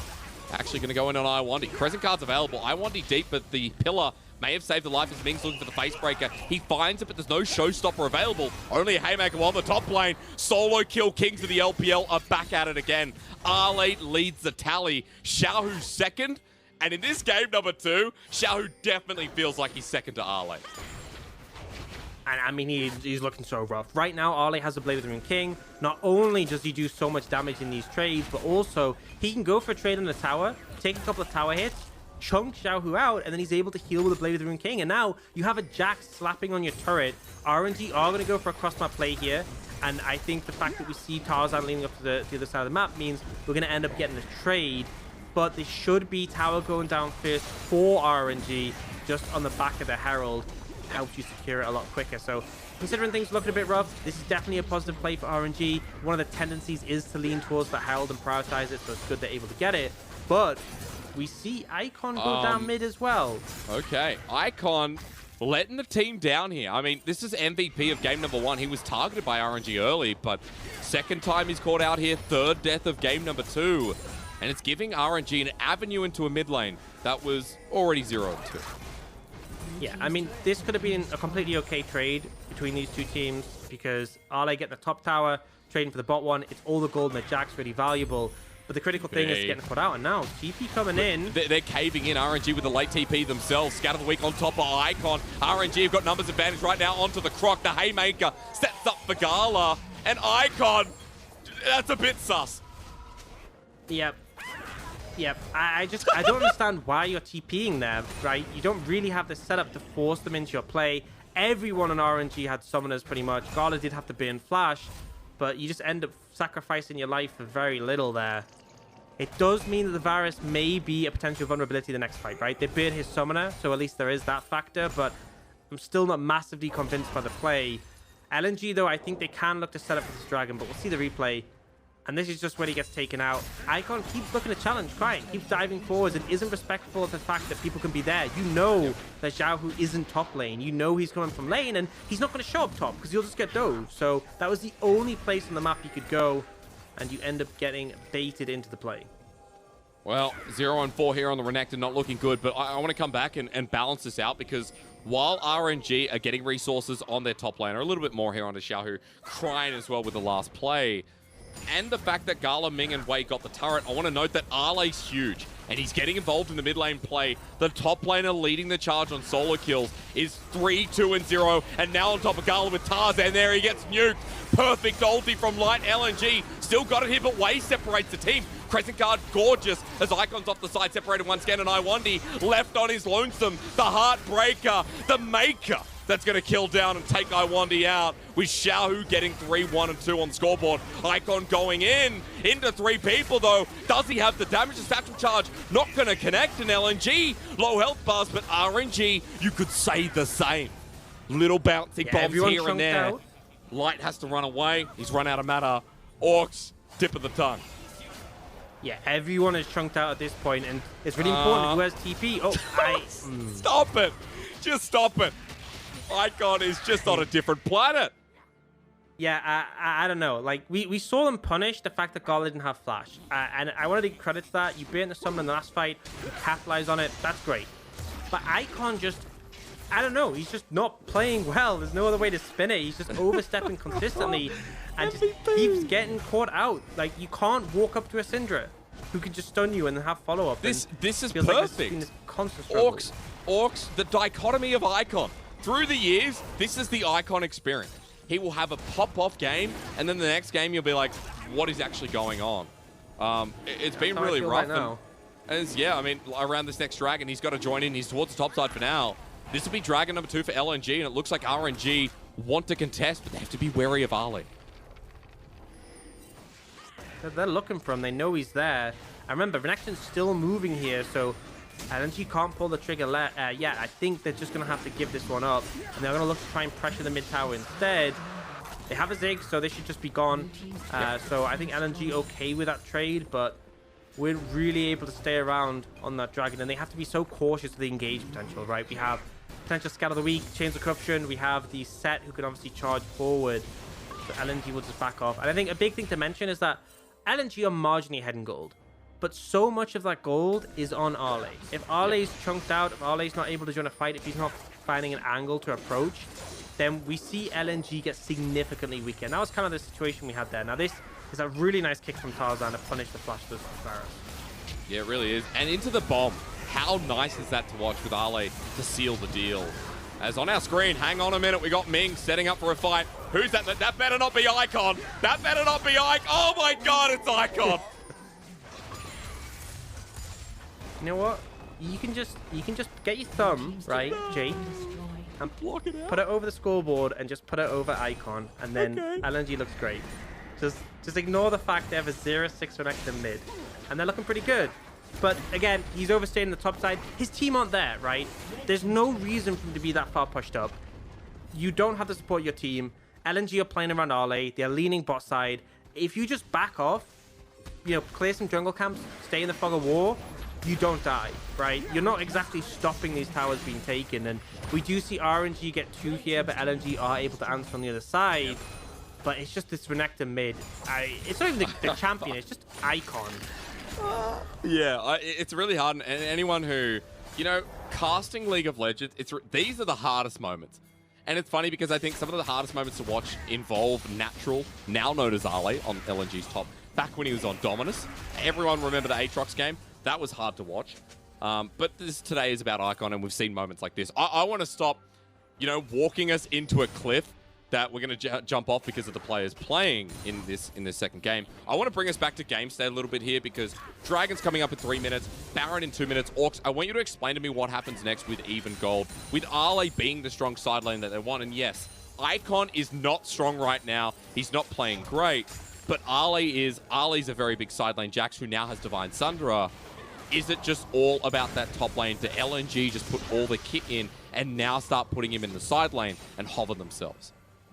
I think the problem is that you're not really able to do that much when split pushing because you're kind of gated by dragons, barons, and all these things showing up. It just makes it very difficult to really like commit to side laning because you're kind of forced to fight every 5 minutes or less when barons available, which is why we don't see it as much in the meta. He's definitely a threat in the side lane, but right now, Xiaohu can just kind of catch the waves and deal with that. I think the big thing is how these teamfights are going to play out. And I think for LNG, it's how they're going to find backline access. Things like flanks are very effective, but like Cryon and Gala are both immobile. Things like the Mega Inferno Bomb, the pillars, are super threatening to them, as are all of these frontliners for them. So see Ale looking. Yeah, Arley's going in. I mean, Ming's trying to get him away, but Arley looking for the leap, and Light helps him out. Arley's still alive. The Haymaker, the jump away, but Unleashed Power is an ability that Cryon will use. Meanwhile, on the top side, Tarzan versus Way. Good blast going Sonic Wave. Tarzan wants it. Jungle v Jungle, and the man once on Griffin is flexing. But can he get out? Ming's looking for the face breaker. Will not be in range. And that's the aggression we love to see. Critical takeaway here is Gala is now flashless, and we have dragons spawning in a minute 15. So I want to see LNG reset. They've pushed that wave in the top side. Icon's got the push there, so they're pretty comfortable in this position. I want to see them reset and establish control around the dragon area. You see pings coming out. They know Gala doesn't have flash. this Varus is going to be a vulnerability, and he's actually got, you know, 2 items already in his pocket. He's in a strong spot. If you blow him up before the fight starts, it's super favorable for LNG. So I'm looking to see them approach it, get the vision control, find the flank, and we can see in this replay, Gala, you can't step up here. It's a Jax. Oh god. Blasted in the blink of an eye. I mean, I just love Light. This game is someone we haven't talked about. I want to pull that up because the Mega Inferno Bomb was absolutely gorgeous. Light's now 2-0, and as we come back to live, note that this guy on the pick has a 17 KDA, is 3-0 in playoffs. He's almost got 2 items here, Orcs, and Ziggs is able to just stay mid and constantly clear the waves. Yep, it really negates a lot of the pressure. Now, we did see LNG a little bit slow on their reset, right? And as a result, they've lost control over the area, but they still have some deep wards behind, and they're going to just use that Ziggs, pick up the blue buff, and now they can contest mid-priority.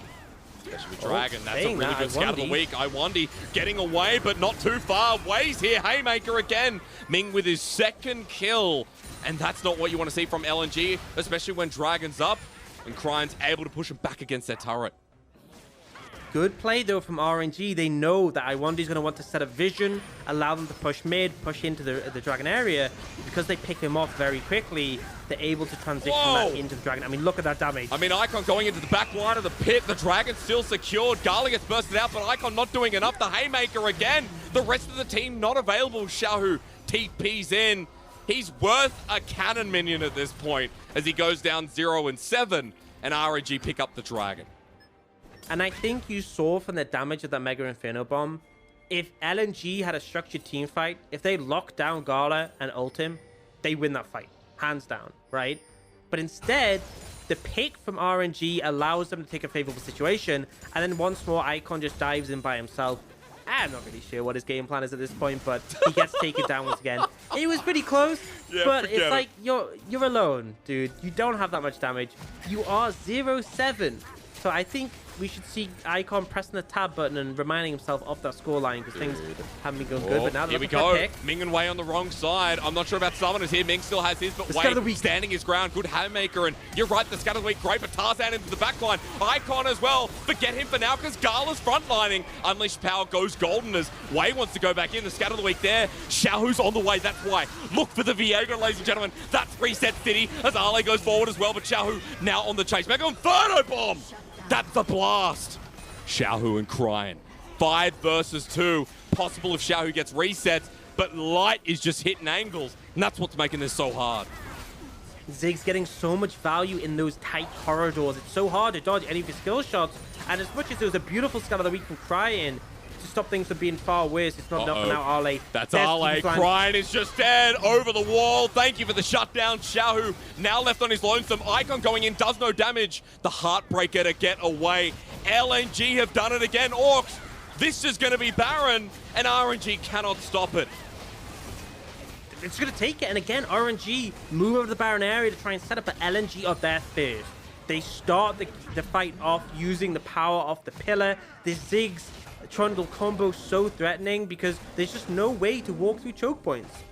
Ale deep though. Here's the response. Blue buff taken away by Wei, but look, it's the Jax. Counter-Strike hits. Wei's about to get solo killed. The solo kill king of the LPL in the top lane. His name is Ale, and on the Jax, he's still doing this. Counter-Strike into the Haymaker. He's away. He dodges. Ale still lives. Light throws bombs and over the wall. Tarzan's doing it. Good Scatter of the Week here. Cryant is a condition, but he's blown up as well. Light's throwing more bombs. He's hitting pretty much everyone. Icon comes in to get an assist. Watches Light carry. And LNG, the miracle run is definitely alive. RNG are just falling apart right now. They're trying to fight this team who are so far ahead. They're trying to deal with the Jax, but Ale is too strong, and the rest of the team come in. This might be a game that LNG win with a 0-7 Renekton, but the rest of the team are pulling so much weight, and RNG, they just feel lost right now. Light on the Ziggs is doing an insane amount of work. Orcs, someone on the Twitter comment of the caster predictions said, follow Wendy's prediction. They said Wendy with the clutch prediction. She predicted LNG for this series, and look, Guildborg has as well. He's come back around. LNG's his team. but I don't know what these guys saw, but they saw the future script of LNG, and they're playing Game 1 and Game 2. Yeah, that scan of the week there from Crying was beautiful to stop the Jax getting a huge stun. But even that wasn't enough. The extra terrain from the Mountain Soul making things even more difficult. But it's like Light just standing back. He throws a bomb. The pillar's there as well. It's so hard to avoid things or move forwards. And as a result, there's just so much damage flying down. The Mega Inferno Bomb as well. It's hard to see the value from Light in those scenarios. You're focused on those skirmishes, those melee champions, but the constant bombs flying over just did so much work there. And now it's an 8,000 gold lead. Light, level 14. Only person higher than him is Arley. This Ziggs is absolutely on fire right now. Oh my god, that wasn't even the center. Gala got half HP by the rim. So right now, if I'm looking at bottom laners, who do I prefer? It's 100% Light. And again, let's bring up that stat, folks, as we look at 42% of the damage. That's how much this Ziggs has done. Arley with 23%, but it's not about that. His side lane pressure is so huge. Icons, I mean, look, is he dead here? I think at this point, we have to remember, Icons 0 and 7. That's not 007. That's like Bond's cousin who holds the gun the wrong way. Right now, he has to back because look at what LNG are doing. They're breaking the base with the Baron buff. Xiaohu has to return. Yeah, and Wade might actually be quite out I think here. he might be dead. Crescent guard there, Sonic. Wait, that's a solo kill. Tarzan solo killed him in his base. Now Xiaohu is TPing behind. And this is where RNG can turn it around, but Xiaohu has to do the work while Icon's now rejoining as well. 4 members of LNG make it 5. Everybody in. Royal never give up. They're meant to be the Spring champions. They're meant to be the MSI champions. They're getting blasted by Li Ning. They are being decimated right now. 5-0. The 0-7 Renekton is going to win this game, and LNG will take it to a 2-0. It feels like RNG's game plan is failing. They're not able to do their typical strategy, and LNG are taking over. They're now on match point. The miracle run. Do you believe, ladies and gentlemen? RNG were expected to get the 3-0, the 3-1. Now have to get a reverse sweep. And LNG, holy shit! This out of left field. And this is what we live for in the LPL. This is what we live for, because LNG are meant to be the underdogs here. They made the round 1 run. I can't believe what I'm witnessing. I feel like at every round, it's been like, yeah, I mean, they won last round, but this is, you know, insert team name here.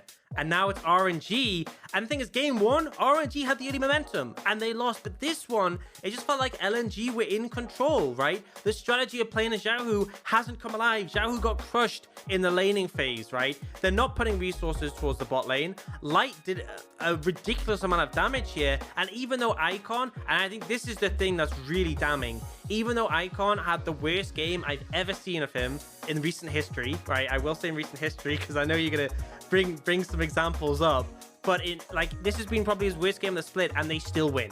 That's the insane thing to me, is that the rest of the team were doing so well. It's like when you have those games in solo queue where someone runs it down and they're spamming FF constantly and you still win. I mean, I know Icon obviously wasn't doing that. He was still trying to make things work, but the fact that with that kind of disaster there, they still come out ahead just shows how much LNG are on form. Tarzan in a clinic on this Lee Sin, and they just keep finding these windows, right? They find these opportunities to punish, they find these engages, they're taking favorable fights, and RNG's game plan is in the bin. Like, the fact is, as you said, Icon having his worst game of playoffs yet, I'm going to say the split. Like, that was atrocious. But the other side laner steps up. Tarzan is consistent. Light as well. You talk about consistent. He paced that game and was always in a position to just throw bombs. You know, he never died, he never overextended, cleared waves mid, threw Mega Inferno Bomb at every fight, and his targeting was fantastic. Apologies, ladies and gentlemen, for the swear. I can't help it because RNG are the heavy favorites. There's no doubt in my mind that RNG were pitted to win 3-0. And I expected, I put it out there, that my prediction was 3-0 Orcs. I thought it was going to be a stomp. But I don't know what more to say than that LNG are playing great League of Legends. And, well, 3-1 for RNG right now. That's impossible. RNG now have to make a reverse sweep. And in this current form, I'm not sure what to make of RNG, because game 1, they had it in the palm of their hands. Game 2, it was back and forth as an early game, and LNG firmly won it.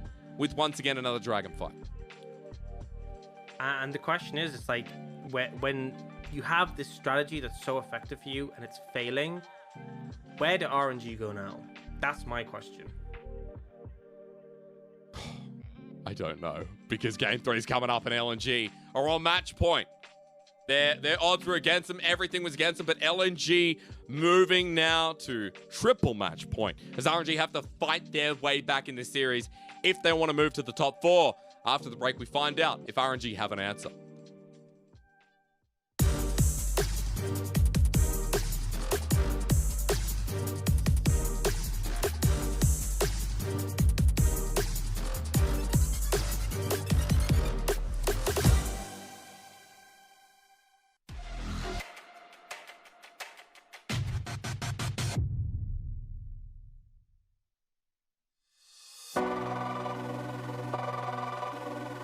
LNG, the dark horse of summer, has found their stride. One by one, they toppled top-tier competitors throughout the regular split, and now, in the summer split playoffs, they are stampeding their way forward, trampling over the likes of Suning and Top Esports. The road ahead is full of hurdles, for the kings of spring lie in wait, but that will not stop the roaring rampage that is LNG. Oh, TP behind the team of LNG though, Lunching looking to make an impact in this game. I1 pulled out by the face called knockouts across the team. LA TPing in onto the backline. Yeah, gonna be knocked up. There's the shots in from Icon, but Lunching gets onto him with the backline. Xiaopeng is huge, Lunching is huge, but not huge enough. Ale saves the day, gets onto Lunching. That's 3 kills for LNG and a potential Baron opportunity. When the pressure is on and the spotlights are brightest, it is Ale who takes center stage. With all of the growth and development, Ale truly is a stable point for LNG to play off of. And when Ale is on the hunt, no flank is safe. He will decimate your back line. Upwatch is no longer available. Now we might see another engage coming into the top side. The Ornhorn has been used. It's over the tier 2. And they're on the backside. The person I said could not die is dead. And now JDG have no damage. They have no way of winning this fight. LNG are going to mop the floor with them. It's going to be so easy. You can see 1v2 and Ale knows he's got the GA. He knows he's safe with the rest of his team coming in. RNG may have stumbled early in the summer season after taking the MSI crown, but they made sure to assert their dominance as the split went on, taking consecutive wins to remind everyone who was crowned king in spring. They will stop at nothing to defend their title, especially not the dark horse of LNG.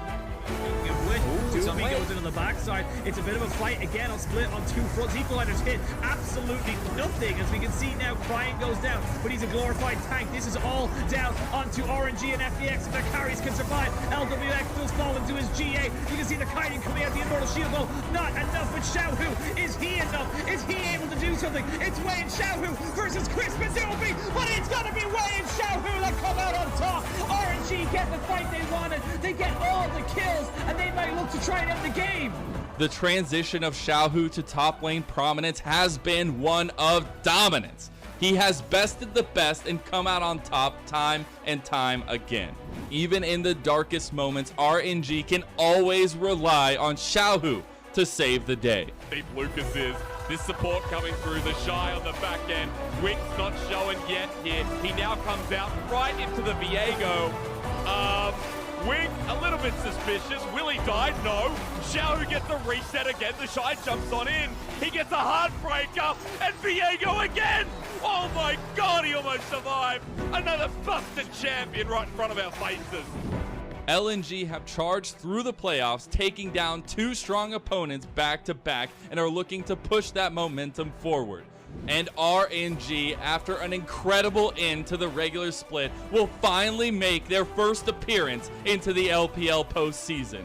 These mighty Titans clash with worlds on the line. Who will book their ticket in our match of the week?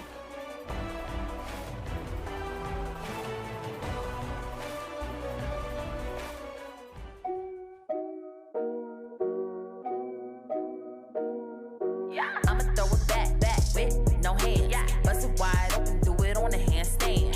Hits in rotation, it's gon' make you dance. He gon' throw a stack, pop a rubber band. Pop, pop, pop, pop.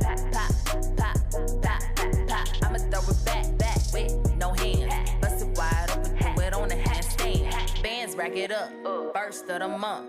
Ice on my neck like the ice in my cup. Paddock on my right, shots to the face. Some rock with the Sprite, he might get a taste. Feel like I'm Diddy, I'ma stand on the table. Champagne sip, take a flick, get my angle. Levitate, I don't hesitate. Cop shut us down, but we turn up anyway. I'ma throw it back with no hands. Bust it wide open, do it on the handstand. Hits in rotation, it's gon' make you dance. He gon' throw a stack, pop a rubber band. Pop, pop, pop, pop, pop, pop, pop, pop, pop. I'ma throw it back with no hands. Bust it wide open, do it on the handstand. Patty cake, it's a 1, 2, 3. All that body on her fake, she can't twerk like me. You know I don't get tired, I can run on E. And if you ain't talking money, then the talk is cheap. Independent with my money, why they mad? Acting funny. If you tryna take it from me, better tell him go and run it. Need to go and take your tummy. And your man, I know he want me, taste like honey. Head so good, he a dummy. I'ma throw it back with no hands. Bust it wide open, do it on the handstand. Hits in rotation, it's gon' make you dance. He gon' throw a stack, pop a rubber band. Pop, pop, pop, pop, pop, pop, pop, pop. I'ma throw it back with no hands. Bust it wide open, do it on the handstand.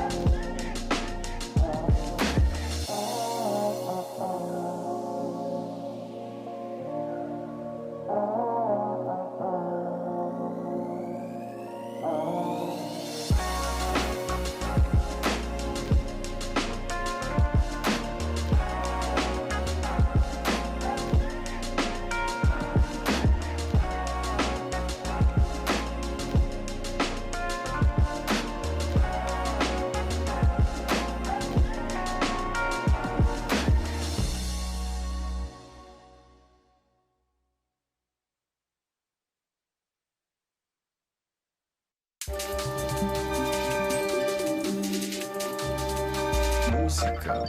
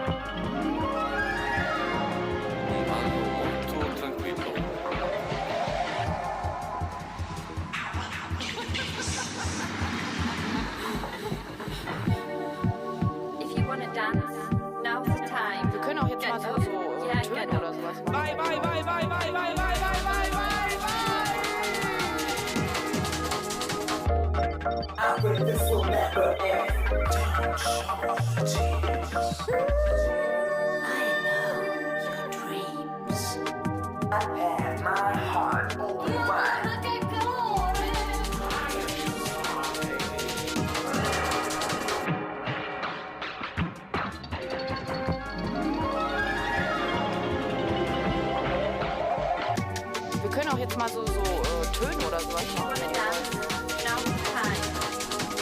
but this will never end. I never let you alone.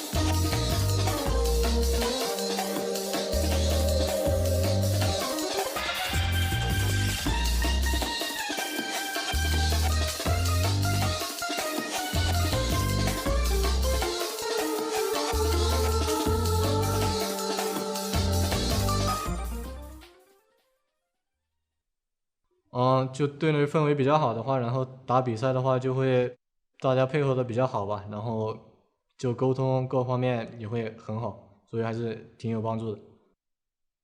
面对 RNG 的话，我觉得我们需要把心态方面调整好吧，因为跟他们打的话是一场比武嘛，然后我们也得慢慢来，然后调整好自己的心态，然后做好自己的就好了。I mean, they're fine so far because LNG are 2-0 up over RNG. Ladies and gentlemen, welcome back to the LPL. My name's Asterix. I'm with Orcs. And LNG are performing the miracle yet again, Orcs. 3-2 against Suning, 3-1 against Top Esports. Now they're on match point against the Spring and MSI champions. Yeah, I mean, there's no other way to spin it. They are on great form, and RNG looking a little bit lost. They've had a long break since they last played. Obviously, we saw them on that massive win streak. Then they lost to BLG, and then it's been nothing as they waited for their place to play in playoffs. And LNG have found this momentum, found this stride on their current patch, and it feels like, you know, there's so many players they can play through. RNG have kind of had that let's play through top. Gala will still be relevant. Cry and Utility will rely on Xiaohu to carry us. And that hasn't worked. And the thing with LNG is I feel like Light can be a carry. Arle can be a carry. Icon can be a carry. Definitely wasn't that game. In but, game one, you know, they have so many carry. avenues from which they can win.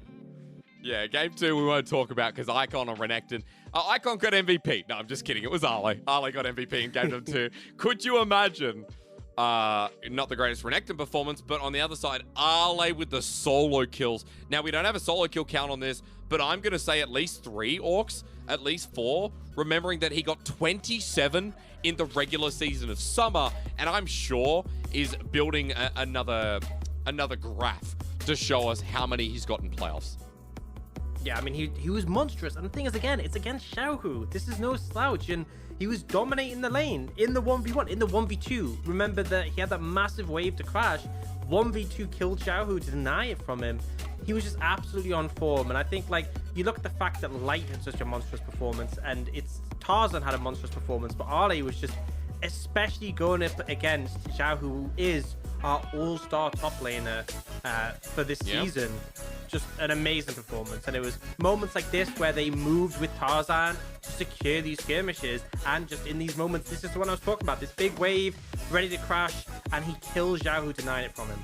I mean, it was just nuts, and like, granted, RNG decided to walk into the Jax, but Arle always getting out with a slither of HP. He was this bruiser with so much HP that did so much follow-up damage. I want to point out that in his career, Arle with Jax sits in the top 3. One of his most played champions of all time, and you can see why he picks it up against RNG. It's comfort for him. And even though Xiaohu was fed, Arle was bigger and so much more impactful in these fights. Yeah, and in the 1v1 as well, it just felt like Xiaohu could not handle him on this Jax. True. And now we look towards this third game. This is the last opportunity for RNG. I have so many questions, you know. Is the Jax too much of a problem? Does it deny you from being able to pick up the Viego? What about the Ziggs? The Ziggs was obviously a massive issue for you as well. And I'm like, how are RNG going to deal with all of these? Because I don't think they're in a position where they can just say, oh, we'll just stop banning Camille, Diana, and like leave LeBlanc open. That's not going to work. You know, you're limited with the amount of bans you have. And I don't know that they've prepared strategies to deal with these champions. And when you're 2-0 down in a best of 5, you have to start thinking quick, but you don't have much time to do so. Yeah, you really don't. RNG backs against the wall. I cannot emphasize enough how this position was not expected here today. LNG is the underdogs, still making that miracle run, and now that they're on match point, you're right, there's so many things that RNG have to ban away. Icons LeBlanc from game number 1. We look at things like the Jax, as you already mentioned, looking at more bottom lane picks likes the Ziggs. Curious to see which direction RNG go in, because for them to bring it back, we need to go back to what we know about RNG and what made them successful. Strong laning phase through Xiaohu. Xiaohu's meant to dumpster Ale in this series, Orcs. Game 1, yeah, not bad. Okay, laning phase, he did dumpster him, but then Ale came back in. Game number 2, Ale dumpstered him. And it has just been a fun dichotomy up in that top lane that we've been encountering.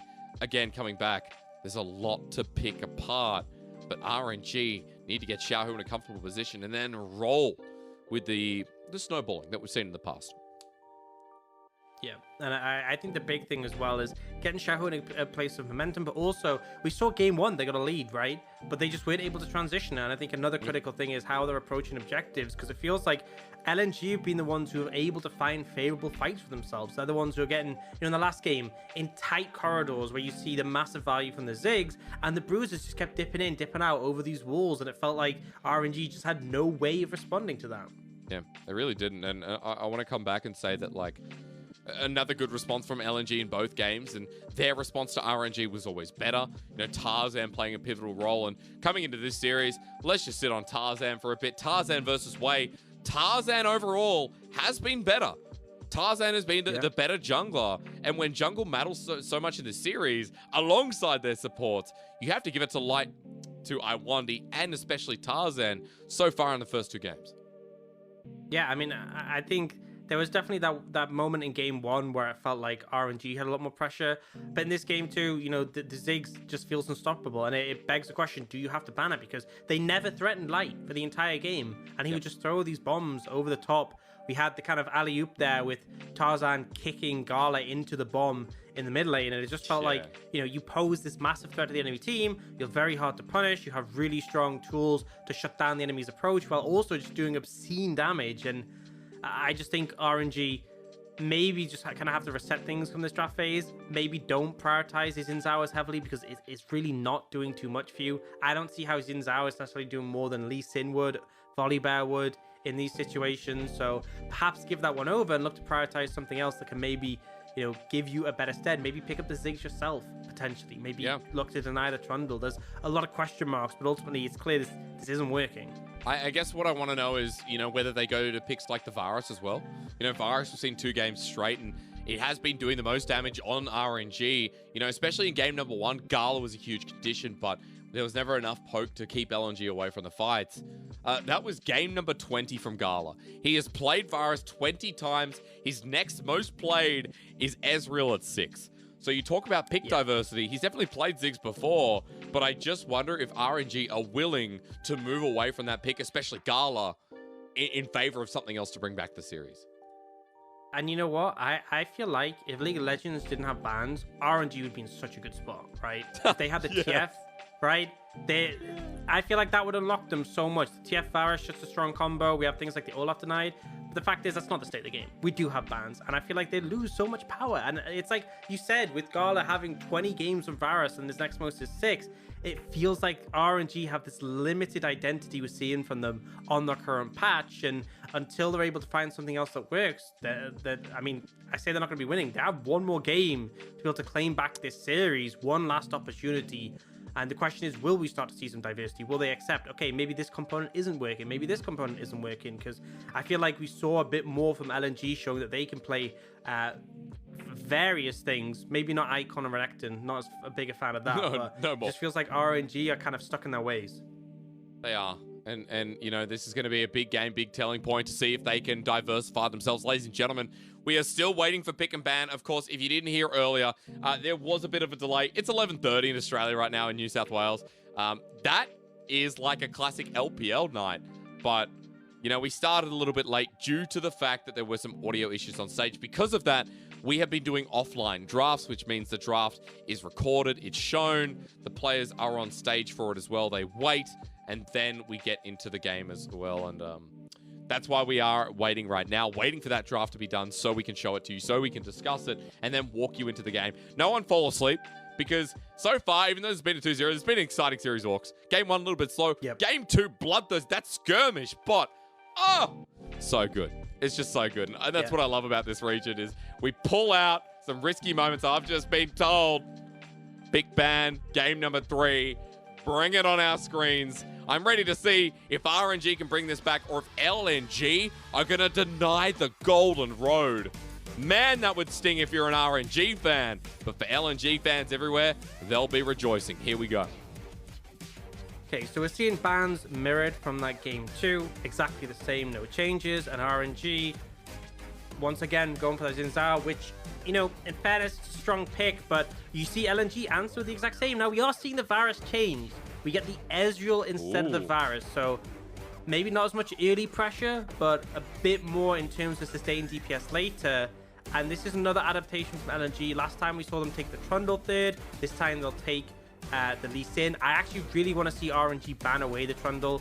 I think it's really powerful with the Ziggs. Although, in fairness, it's not as good into Ezreal. That is one thing to think about, is that Trundle is a big threat to a mobile carries. Ezreal kind of eliminates that. So maybe that's the reason the Ezreal has been brought out here. Maybe as a result, they're not going to prioritize the Trundle. Yeah. And potentially see if I1D's going to go on something else. Orcs, we're really hitting through this pick ban, so I want to get through this quick. I'm worried seeing a Renekton for LNG. That's all I'm going to say. Moving on, I1D on the Leona. Couple of solo lane bans, but there's the Lucian. So already, Xiaohu on a lane that can dominate, and we have a crap load of poke from RNG rounding into game 3. Yeah, and the fact that you have these double AD carries on your team as well means a lot of threat in terms of that. Now, looks like it is going to end up being that Renekton in the top lane, so not going to be a fun time into the Lucian. Icon will default back to his Rise, which you've seen so many times before. You know, we're going to have LNG will need a bit of time to get rolling on the bot side, right? You want mana behind the Ziggs and Rise. They take a bit of time before they can just shred waves. So in the early levels, I think RNG across the board are going to be pretty comfortable, right?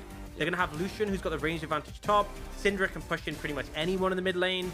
And again, into the Ziggs bot lane, you feel really comfortable with an Ezreal. So this is a game where Wei can put a stamp down in the early levels. And if he's able to do that and find some pressure, maybe we see RNG find some momentum. Okay, momentum in the game for RNG. Get things rolling. While for LNG on the other side, I want to point out that it is the Renekton top, so it doesn't count, guys. We get Icon on his signature Rise. And Icon on Rise, just a quick stat check for you. This is his 10th game. He does have himself a, I think it's about 6 out of 9 win rate here. I shouldn't have brought it up if I don't know it. Let's just be realistic. 10 games of Rise. He is the mid laner who's playing Rise the most in the LPL right now, so it is comfort. Let's see if he can fix the error of his ways from game number 2, because LNG are on match point here, Orcs, and when you see some comfort picks, when you see the composition from LNG, I see them being able to buy time, and once again, look at some of the picks that made them so successful, like the Ziggs and like the Rise during the regular season. Absolutely, and again, it's still this 100% win rate Ziggs in playoffs for Light, so definitely threatening. But I think the big takeaway here is that bot side is going to be slow to get rolling. The mid jungle's really strong from RNG, and you don't have that much attack damage on the side of LNG, right? You have Renekton and Lee Sin. If you crush that top side of the map, it's going to be very hard for LNG to recover. The AD threats will be really far behind, and those two champions are champions who will struggle if they are behind. They won't really ever find momentum in the game. Things like Merc Treads then end up having a lot of value for Wei, becomes hard to kill. So I really want to see Wei try and be proactive on this early game. You have the tools to do so. All right, mid, top, there's the lanes for you for Wei. Let's see how this Xin Zhao gets his priority up as it's just a ward placed towards the top side. Backing for the lens, I believe, from the Xin Zhao, while LNG playing defensively up in this top side. You already talked about compositions as well. I want to note that Icon on something that can move, that can actually hit either of those side lanes, is really important when coming into the series, Orcs. We mentioned that Cryin, picks like Twisted Fate, the Rise itself as well, the Galio, the Nocturne is also there.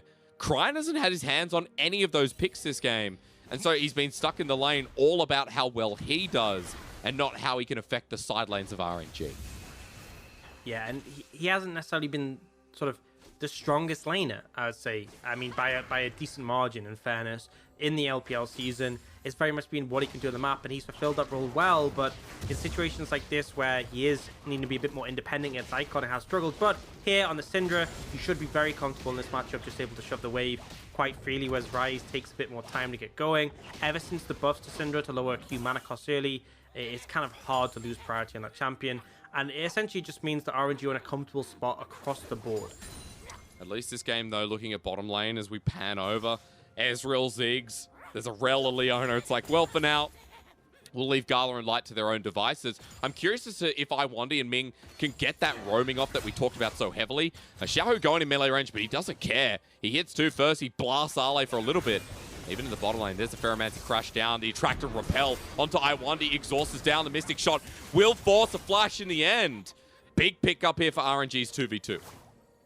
Yeah, so I really like this play from Ming and Gala. They could have pushed the early wave quite hard, but they didn't. They actually let level 2 be about a similar time, but they got it slightly quicker. And because of that, Light and Iwandi stayed around too long. They were like, oh, they're not pushing. I guess we can just stay for level 2. And then they end up getting pushed for heavily. Now Tarzan, he's looking for an angle here. That's a flash from Ale as well. Sonic Wave flashed away from. Meanwhile, and Tarzan won't be able to follow up. It's flash for flash out of our 2 top laners. And this is actually great for RNG, because you trade summoners, and I know the Lucian can be a bit more vulnerable without that, but critically you get information on where Tarzan is. And if you look at the lanes, top lane heavily pushed in, bot lane heavily pushed in.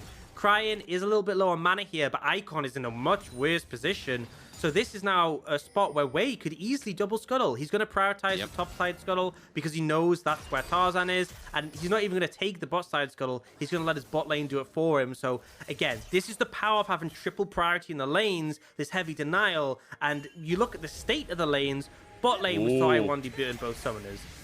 Top mid lane, I think Icon might be in trouble. Yeah, he is in trouble. He's just teleported into a Xin Zhao, who Wind becomes lightning once again. Audacious Charge, no, it's a flash knock up the Attractor Repel from Ming. The timing's perfect. They're still skirmishing, and they've got a Syndra. Dangerous for LNG as once again the W comes out, but Arle's on the flank. It's another TP, and LNG are collapsing. RNG now with a slow TP themselves, but Tarzan's already picked up the kill. Disaster for RNG. Xiaohu's in the middle. The Lucian now trying for the scout of the week. Beautiful from Cryin. Sonic Wave again. Tarzan survives, but Cryin with a quick auto. Icon's next. It's Light and Ming going head-to-head with Cryin right in the mix. 2 versus 1. Iwandi's coming in. Cryin flashes away. Ming wants to get over the wall, but a good scout of the week. Someone just needs to kill Rel. 3 for 2 Orcs. Again, the early game's wild. What an absolute fiesta, but I have to say, RNG didn't move the AD carry there, so Gala's getting alone time, and Ale once again missed farm. He's at 4 CS, by the way, at almost 5 minutes. 4 CS.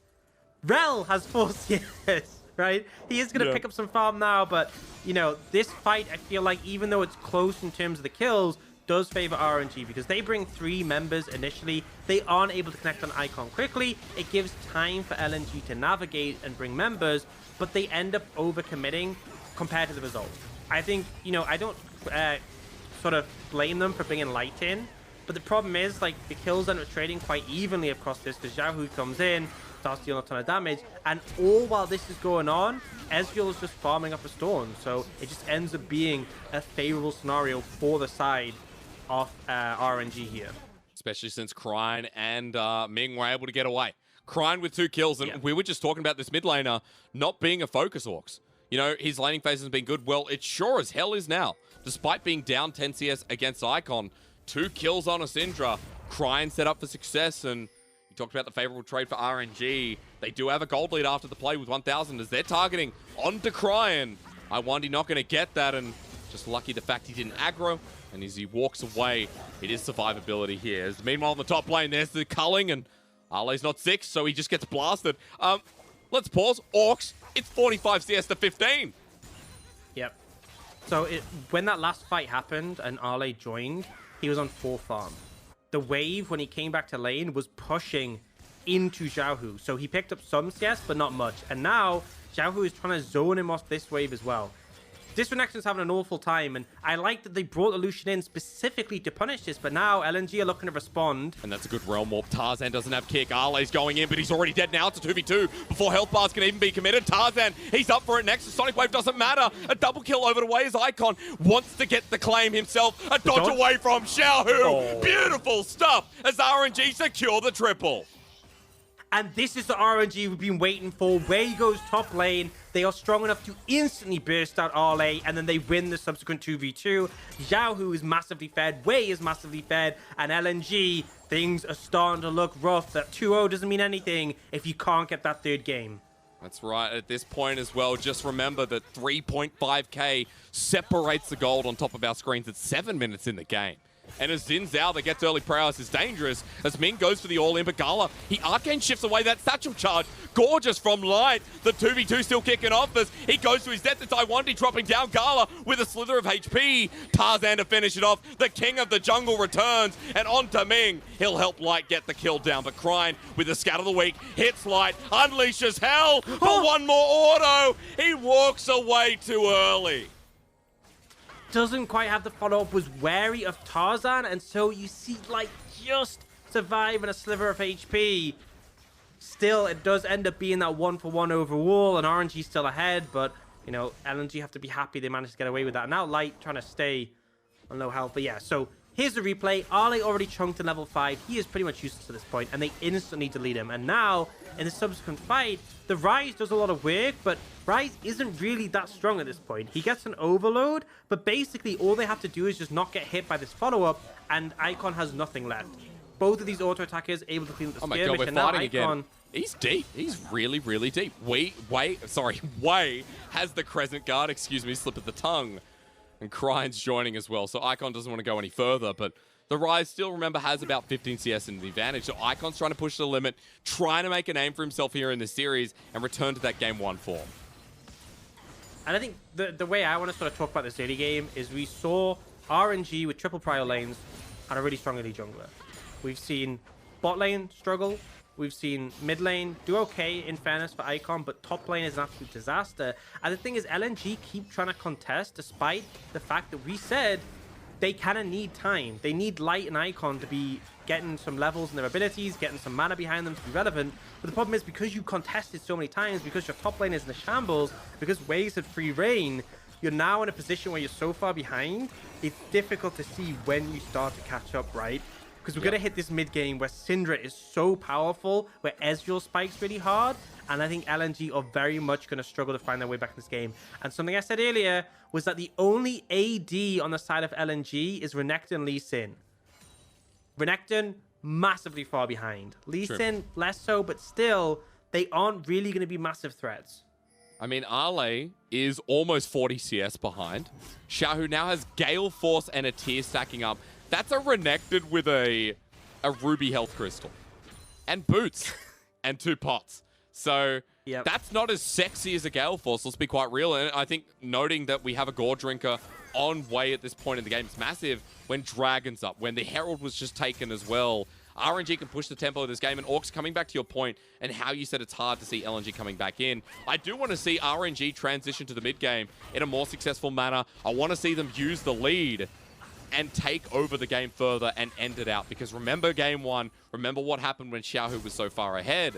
Different compositions, but the same team.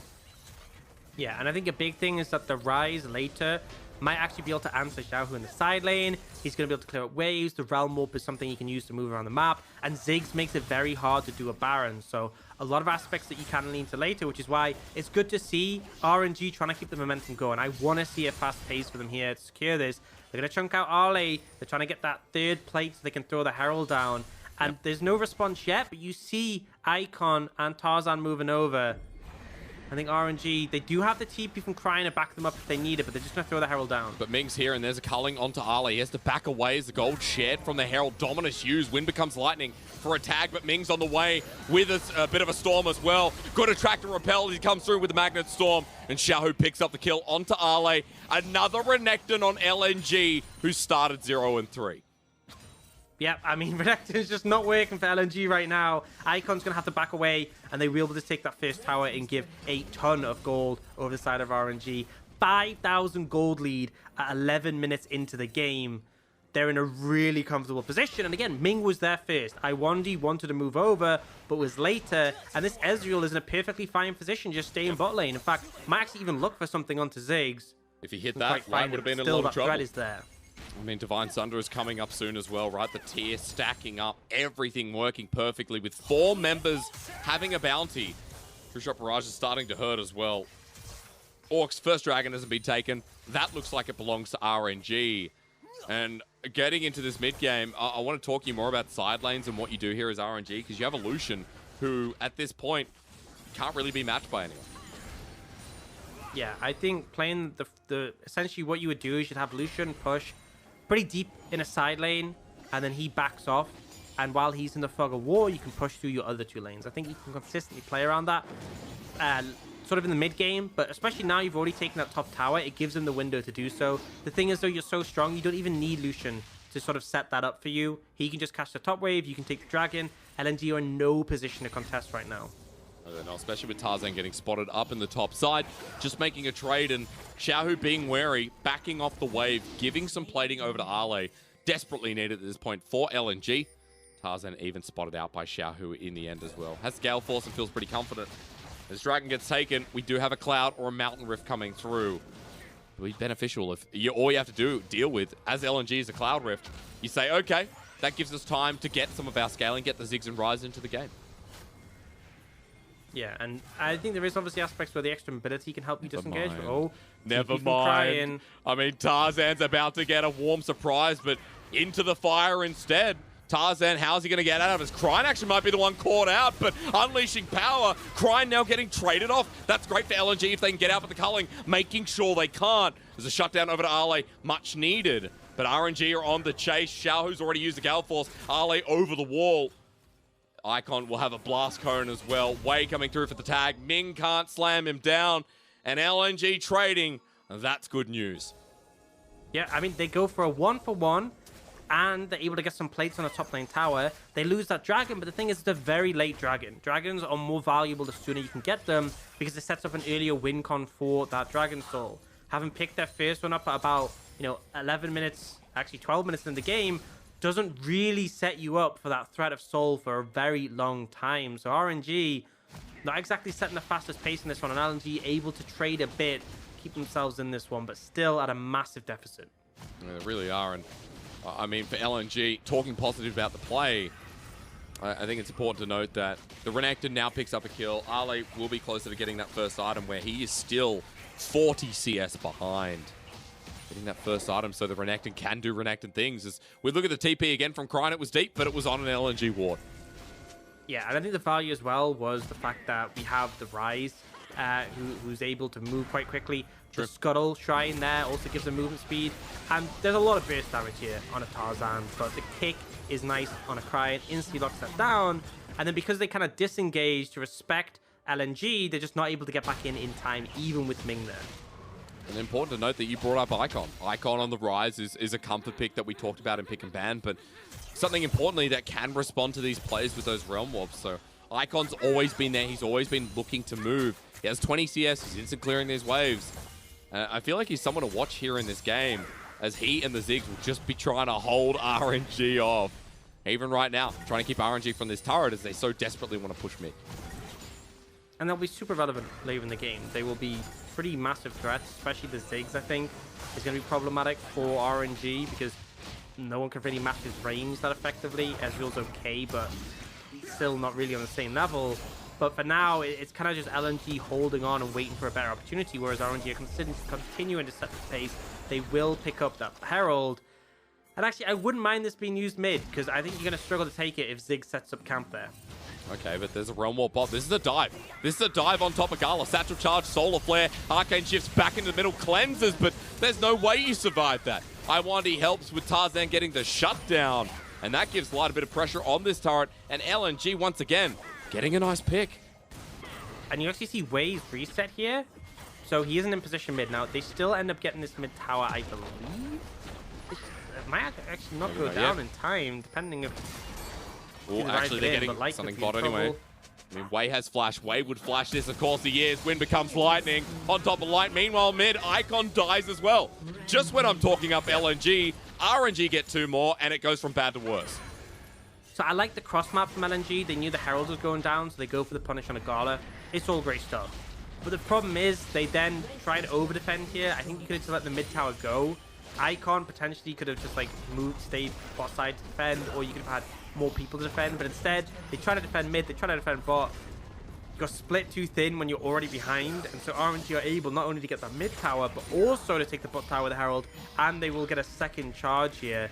So a pretty massive advantage once again developing for RNG, and it's like, despite LNG make the initial right decision, the follow-up from that ends up biting them. And great timing as well, right? Dragons coming up in 30 seconds. RNG can clear vision and set themselves up for that objective. So watch what happened mid. Yeah, so I think Icon here doesn't really find his way back in soon enough. I honestly think you just walk around, right? Walk around through the jungle. If the tower goes, the tower goes. But then you'd actually be in a position to defend it. But I think playing games with a Syndra like that is a very dangerous thing. And Icon has been a bit risk-averse these last 2 games. Game 1, he's on LeBlanc, right? And in fairness, on LeBlanc, he can kind of get away with being risk-averse. It is seemed like in this game and also the Renekton game, he is being embracing death a little bit too much. Embracing death. Exactly right. Icon's definitely been embracing death the past 2 games, and will he get away with it this time around? Well, he's looking for the dive to top laner at least. No, he's not. That's not even Icon. That's just 3 members of LNG with the Magnet Storm, Attractor, Repel, the culling as well. Solar Flare doesn't connect on the target. They can 2v3 this. LNG is so deep as well, and Gala with the True Shot Barrage tags them deep. But the rest of RNG are not following it up. They've got their eyes set on the bottom lane, and LNG just can't catch a break. I will say, though, that again, we're seeing the cross map, right? It's once more LNG going for something on the other side of the map from what they know RNG will be doing. RNG set up the dragon, LNG go for a tower on the top side, and although they're not able to find more, and although it's a trade of towers which RNG will win, that tier 2's worth more gold, they also got the dragon, LNG are 6,000 gold down. If you're trading even unevenly, if you're getting something, that's pretty positive. And I think it's the fact that LNG are finding these windows, which gives me hope for this game, right, from their perspective. RNG still in control, still established in that lead, but LNG are not out of it yet, and they keep finding windows just to get a bit of gold here, a bit of gold there, take a tower down, and again, they're leaning towards the point where Light and Icon can be a lot more relevant. But need to get there first, right? Only 1 item here. I like that you're talking to me the perspective of them, while Xiaohu not caught out, Zenith Blade dodged away from. He's got Serelda's Grudge as well, so note that he's going to be slowing a hell of a lot here against LNG. Well, Tarzan invades bottom side, RNG invading top side, and Ming on the aggressive. Top side wave building as well. Arle's going to have to be careful. A lot of dive on RNG that we talked about, but they're going to try and get in a turret for. Yeah, I mean, when Lucian gets the Grudge, the combo becomes so threatening because of the culling just slows you down, but he's not able to step up because, again, it's that cross map, right? They know RNG has pushed in deep on the bot side. They know that they'll swap to the side of the map.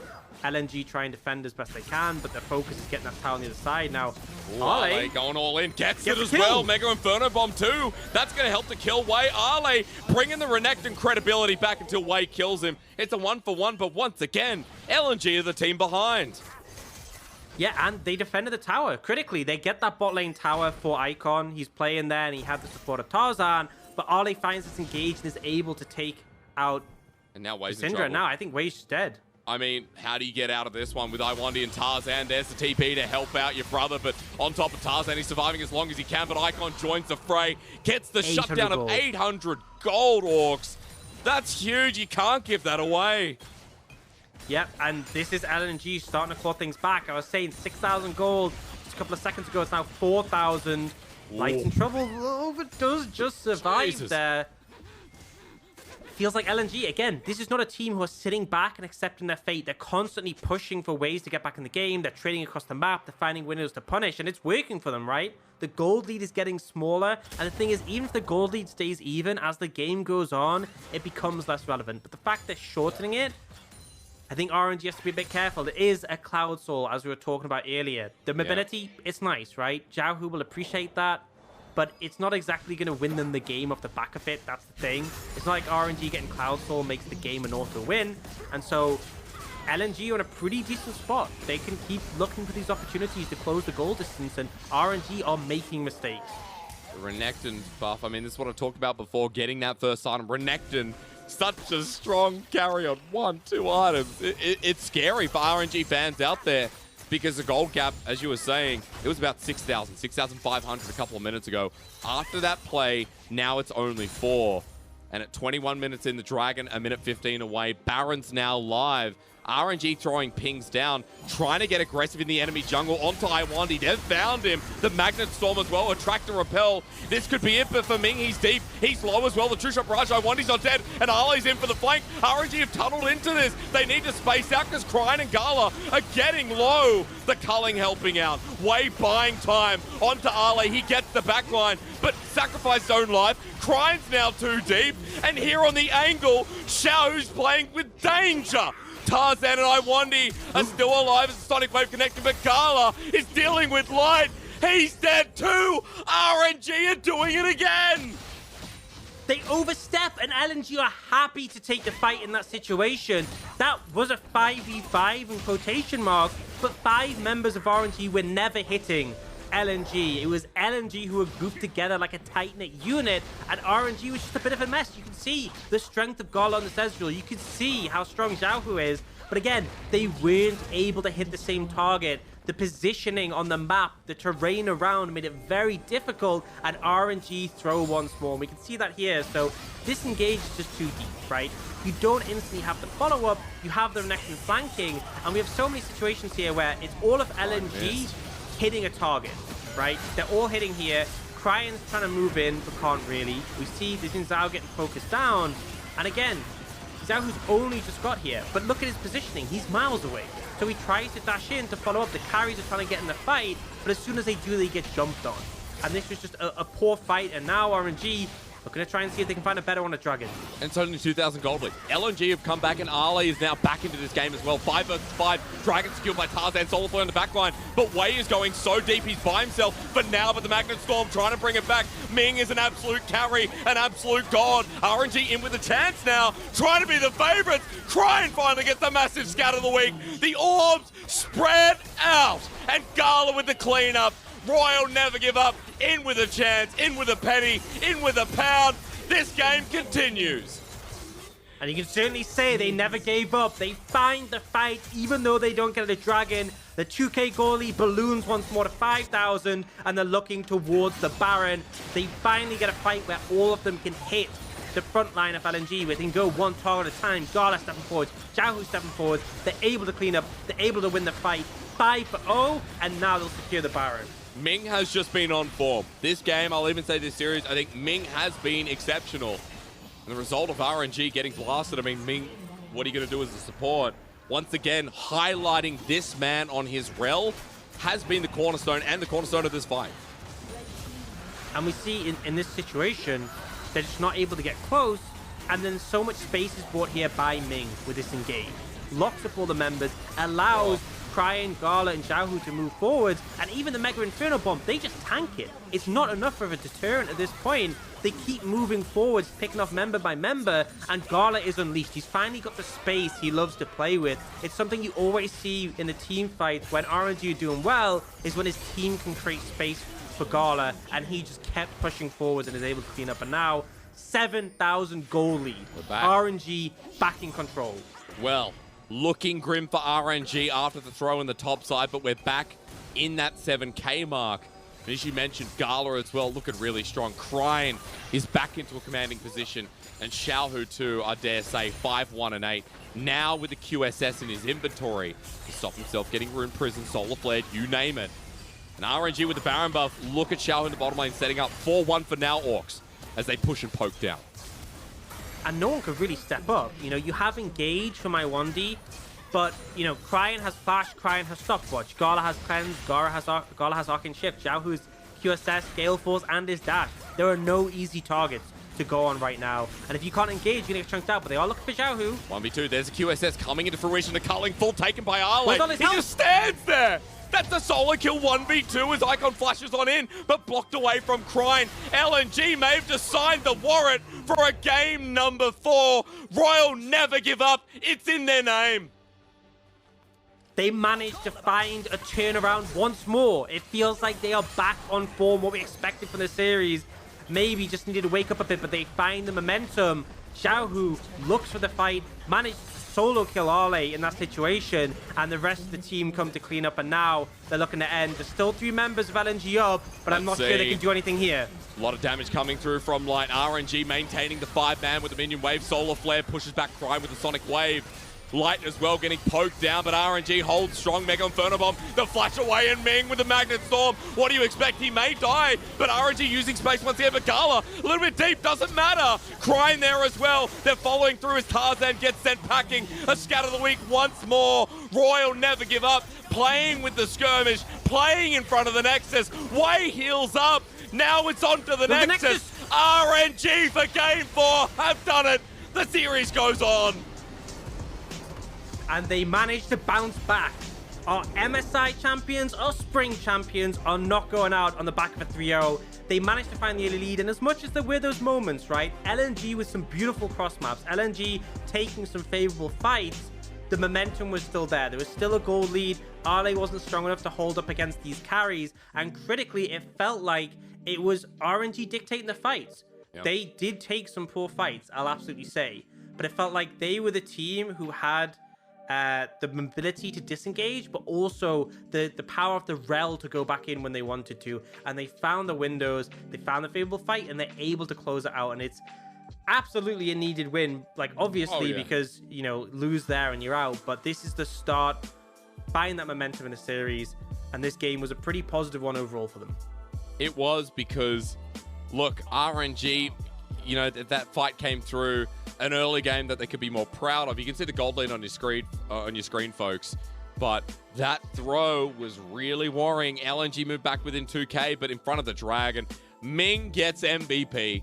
Like, you cannot rob this one. We know in the past, Gala's taken it over Ming. If it's Wei or Ming, I'm happy. Anyone else, I feel like it's getting robbed. So Ming on Rel to bring it up one more time. Just exceptional. You know who isn't getting MVP? Renekton.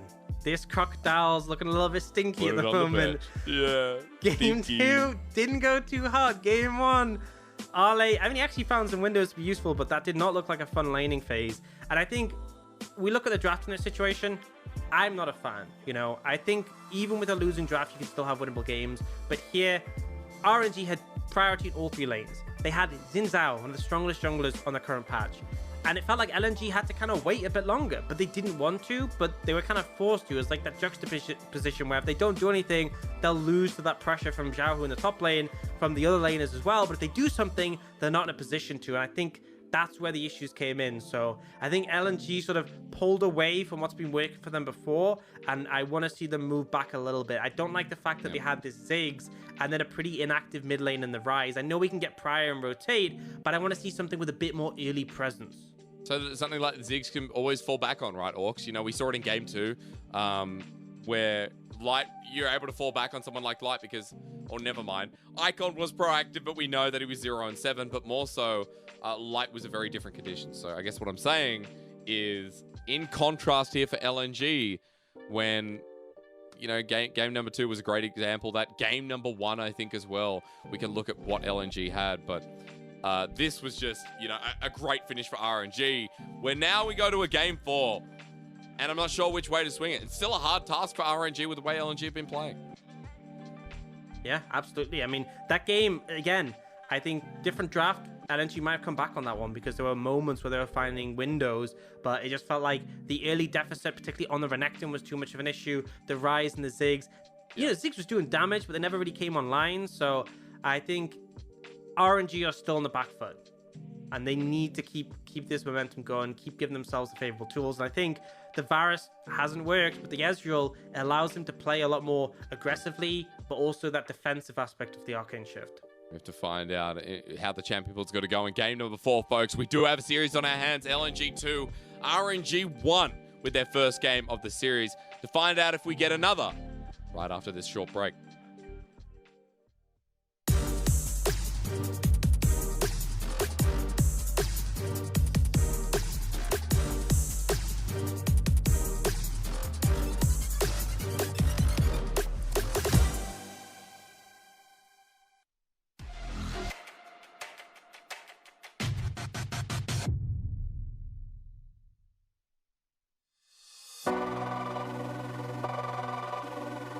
LNG, the dark horse of summer, has found their stride. One by one, they toppled top-tier competitors throughout the regular split, and now, in the summer split playoffs, they are stampeding their way forward, trampling over the likes of Suning and Top Esports. The road ahead is full of hurdles, for the kings of spring lie in wait, but that will not stop the roaring rampage that is LNG.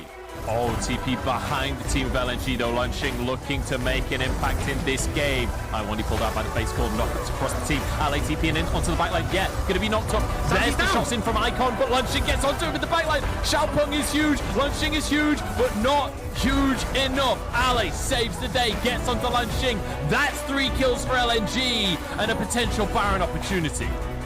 When the pressure is on and the spotlights are brightest, it is Ale who takes center stage. With all of the growth and development, Ale truly is a stable point for LNG to play off of. And when Ale is on the hunt, no flank is safe. He will decimate your back line.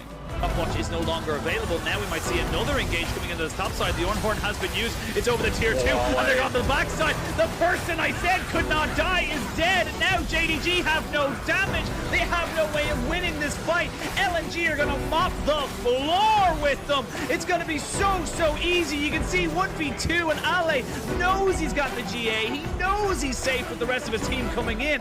RNG may have stumbled early in the summer season after taking the MSI crown, but they made sure to assert their dominance as the split went on, taking consecutive wins to remind everyone who was crowned king in spring. They will stop at nothing to defend their title, especially not the dark horse of LNG.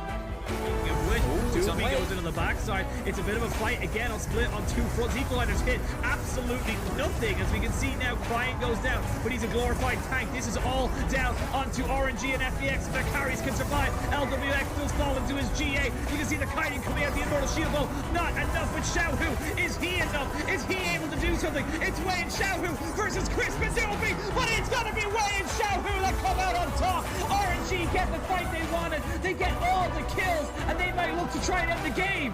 The transition of Xiaohu to top lane prominence has been one of dominance. He has bested the best and come out on top time and time again. Even in the darkest moments, RNG can always rely on Xiaohu to save the day. Deep Lucas is. This support coming through, the Shy on the back end.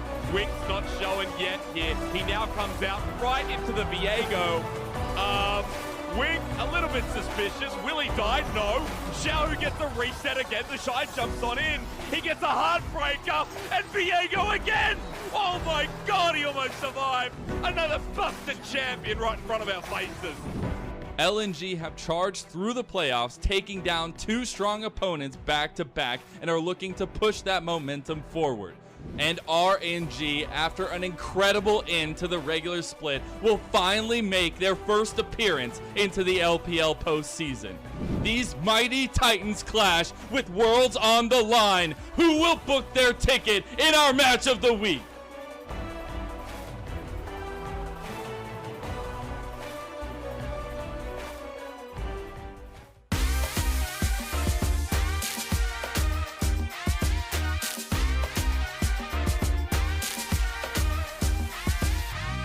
I ain't looking for no wifey, but you're trying to entice me. No way, I see PJ, cause your body's the only thing gonna please me. Why don't you come over? Let me call you a cab to get closer, baby. It's 2 a.m. and I'm up up at 8, but I don't care, am I calling late? I wanna be up all night, you're keeping me up all night. I wanna be up all night. I know you don't do drama, but I can't help it, I want you right now. Giving me one more time, giving me one more time, giving me one more. Go slow and don't rush, I do it right, yeah, you know I make you. I can't describe the way I'm feeling you. You're amazing, but I didn't want no baby. I don't know what the hell I'm gonna do. You're amazing, but I didn't want no baby.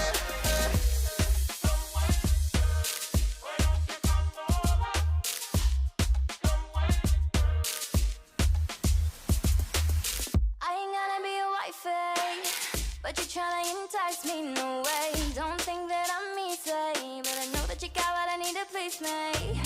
So if I come over, give you the chance to get closer, baby. It's 2 a.m. and it's getting late, so make it quick, cause I just can't wait. I wanna be up all night, you're keeping me up all night. I wanna be up all night. Oh boy, I don't do drama, but I can't help it, I want you right now. Giving me one more time, giving me one more time, giving me one more. Go slow and don't rush, I do it right, yeah, you know I make you. I can't describe the way I'm feeling you. Hey, you're amazing, but I didn't want no baby. Hey, I don't know what the hell I'm gonna do. Hey, you're amazing, but I didn't want no baby. Hey.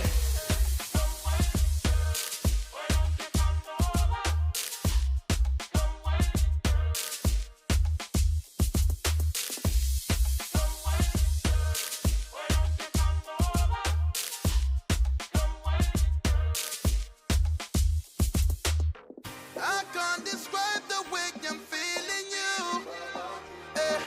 You're amazing, but I didn't want no baby. I don't know what the hell I'm gonna do. Hey, you're amazing, but I didn't want no baby. I can't describe the way I'm feeling you. Hey, you're amazing, but I didn't want no baby. Hey, I don't know what the hell I'm gonna do. Hey, you're amazing, but I didn't want no baby. Hey.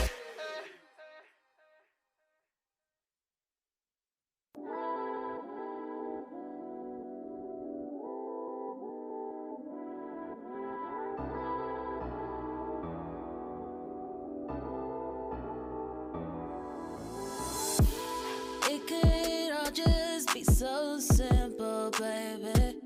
If you wanted to be mine, you don't gotta be shy. Relax your mind, relax your mind. Don't take your time, don't take your time. It's alright, it's alright. Say it wild, say it wild. 'Cause I can be everything you wanna make to be. I could be everything you need to make to be. So I don't wanna wait, I know you're feeling me. So why don't you feel on me? Why don't you feel on me? I know you're feeling me. So why don't you feel on me? I'ma throw it back, then I'ma let you catch it. I'ma whip it up, then I'ma let. 'Cause I know you're feeling me. So why don't you feel on me? Yeah. You got 5 senses, so take your time with all of them. 'Cause I need you to look at it before you go to just tasting and feeling on me. You know there's a cookie here, but before you go tasting, I need you to breathe. 'Cause I wanna be everything you need, and I need to be everything you want to be. So I don't wanna wait, I know you're feeling me. So why don't you feel on me? Why don't you feel on me? I know you're feeling me. So why don't you feel on me? I'ma throw it back, then I'ma let you catch it. I'ma whip it up, then I'ma let. 'Cause I know you're feeling me. So why don't you feel on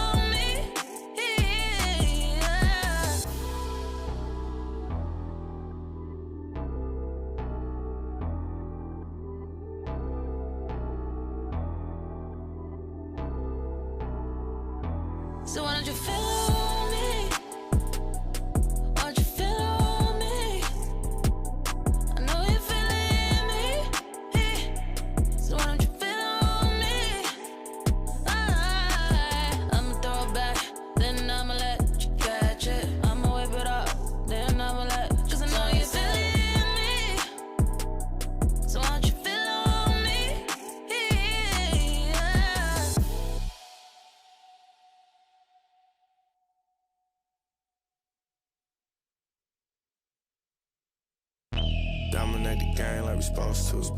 Dodging all lanes like we supposed to. I just run the play like we supposed to. Gotta run it all like we supposed to. Hey, it's light work. Just looking at the wrist of the ice work. All this shit on me and it bust down. Shock him out the clutch and it bust down. She don't love me, she just want me for the team. I know. At the draw, I'm the pick, I'm that one lotto. Got that rocket and that power auto. You want air, braid the draw, gotta stay on auto. Mad it, auto wins at it. Need a new patty, it's a time cost. Then the bag ain't free like it's MK. I got that new kick gang, got that sensei since day. Don't believe us, we just gotta show 'em. Got a whole game prepped up, got 'em like it's loaded. Oh, they got it backwards like it's Yoda. 我们的 PB 选择可能更多样化了吧，然后进入季后赛状态的话，就多准备点战术吧。季后赛的话，回去就好好复盘一下嘛，然后各个方面都看哪里不足的话提升一下。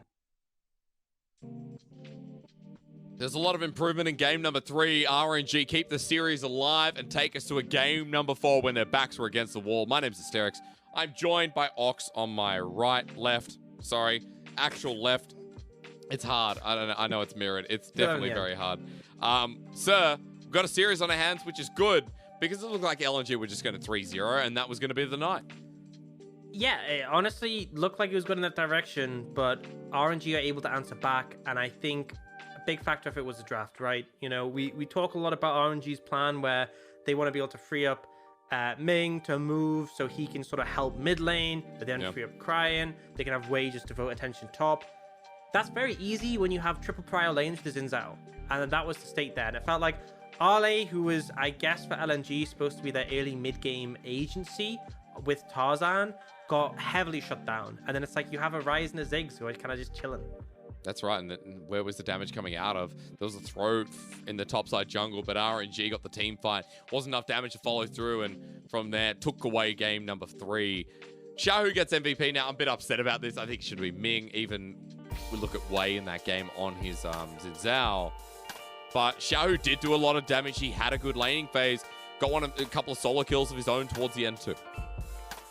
Yeah, I mean, I think part of the thing is like Xiaohu played really well, but we kind of expected it. In this matchup, with it being Xiaohu, we expect him to crush lane. But still, you have to credit him. He absolutely was a monster in that one.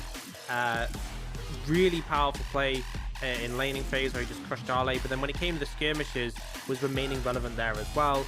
Definitely some messier moments, but also some pretty crisp outplays. I love this 2v3 top lane. Just the decision making instantly burst to Renekton, and then dodging away from the Ryze Q critically in this final moment to stay alive. It was so good. The synergy between Wei and Xiaohu as well. Something we've talked about in the past where this top jungle duo is the forefront of RNG success. And once again, Wei played towards topside. The skirmishes in the topside enabled Xiaohu to move away and affect the mid game from there. This is what we know RNG for, returning to some of their core strengths is once again what we wanted to see. Yeah, and I'm not sure we'll get as big of a draft advantage at all for the rest of the series, but it definitely did favor RNG, and I think it's important they got that win.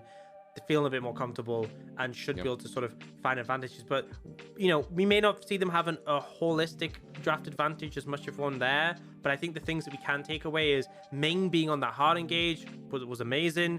We saw Gala on the Ezreal rather than the Varus meant Trundle wasn't as big as a threat, and also he could be a lot more free in team fights. I think the other components worked well, but I think they were kind of maybe a bit more interchangeable with regards to things like the Lucian.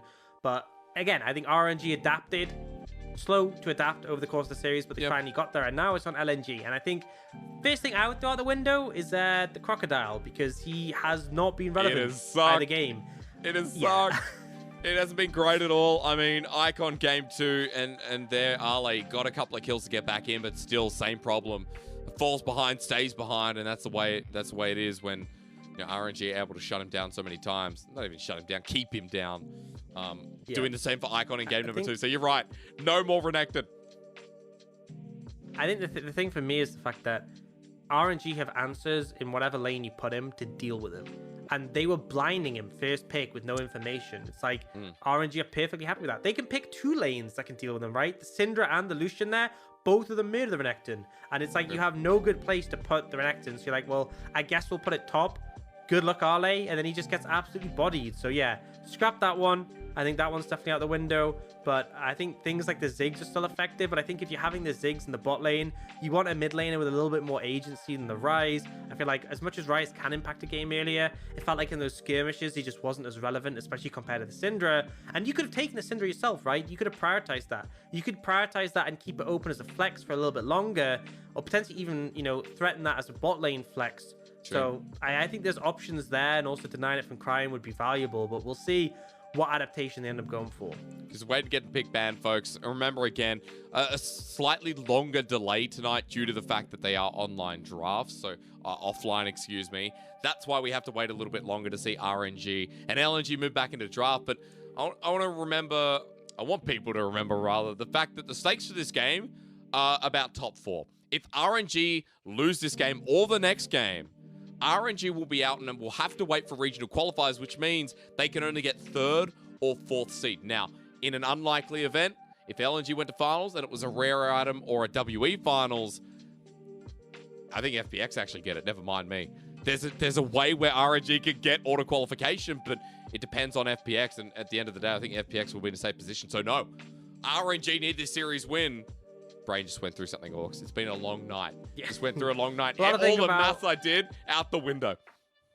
Yep. I mean, we had the notes, we had the prep that just, you know, we burned through those long ago. They're kind of out the window, but I think there's the importance, right? You want to keep your fate in your own hands. You don't want to be relying on other outcomes from other teams to get you into that position.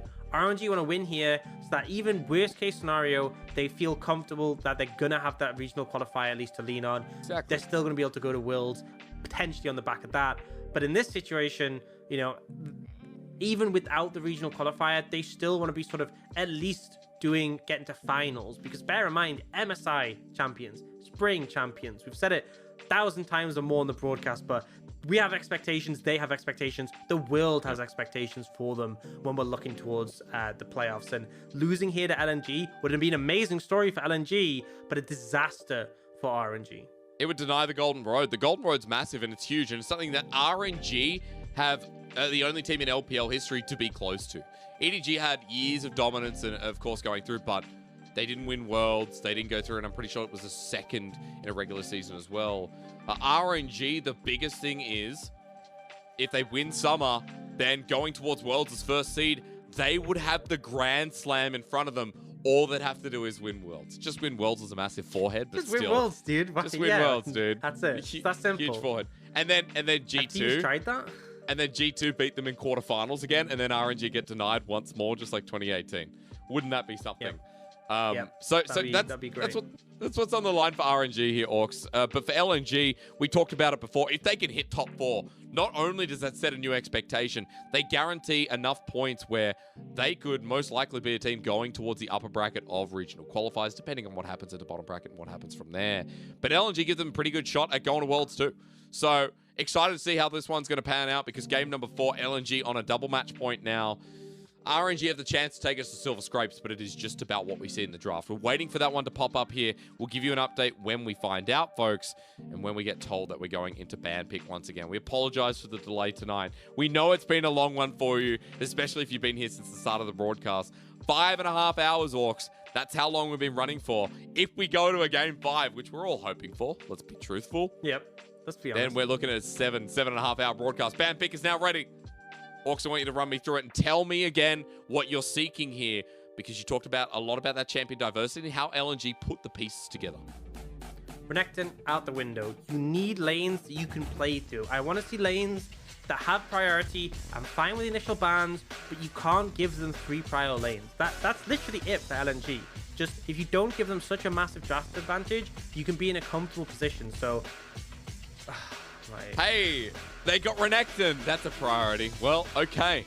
Now, yeah, I wonder what I'm going to see here. Well, I think there's no reason for RNG to change things up, but this does allow LNG to change up the draft from this point when it comes to bans. Yeah, this is exactly the same. I think you have to get rid of Lucian, right? If you let them run it back in this manner, the game's over. It really felt like a rough position to be put in. So they will ban that away. That was one problem. Now, the question for me is, you know, what else are you going to do to sort of navigate things a bit better? Because the Syndra matchup's difficult. It's going to have prio. The Ziggs bot lane matchup is going to be difficult because early you don't have prio against the Ezreal. My question is, what are LNG going to do to try and have a bit more agency in this game? They need a lane to play through. They're going to go for the Rise again. They don't think that was the problem. Okay. I'm not so sure. Well, at least we're not going to see a Lucian top, and we get a Brom and a Mundo. Oh my lord, do I have a stat for our audience here. Trundle comes through as well, so we do have different bottom lane supports and a different top lane pick. I need everyone to listen and listen well. In the regular season, Xiaohu was undefeated on this pick. And I mean undefeated. 4-0 with a 14 KDA. Xiaohu has never lost on this Mundo. And it's something to behold here as we get a hard front line for RNG in Game 4, Orcs.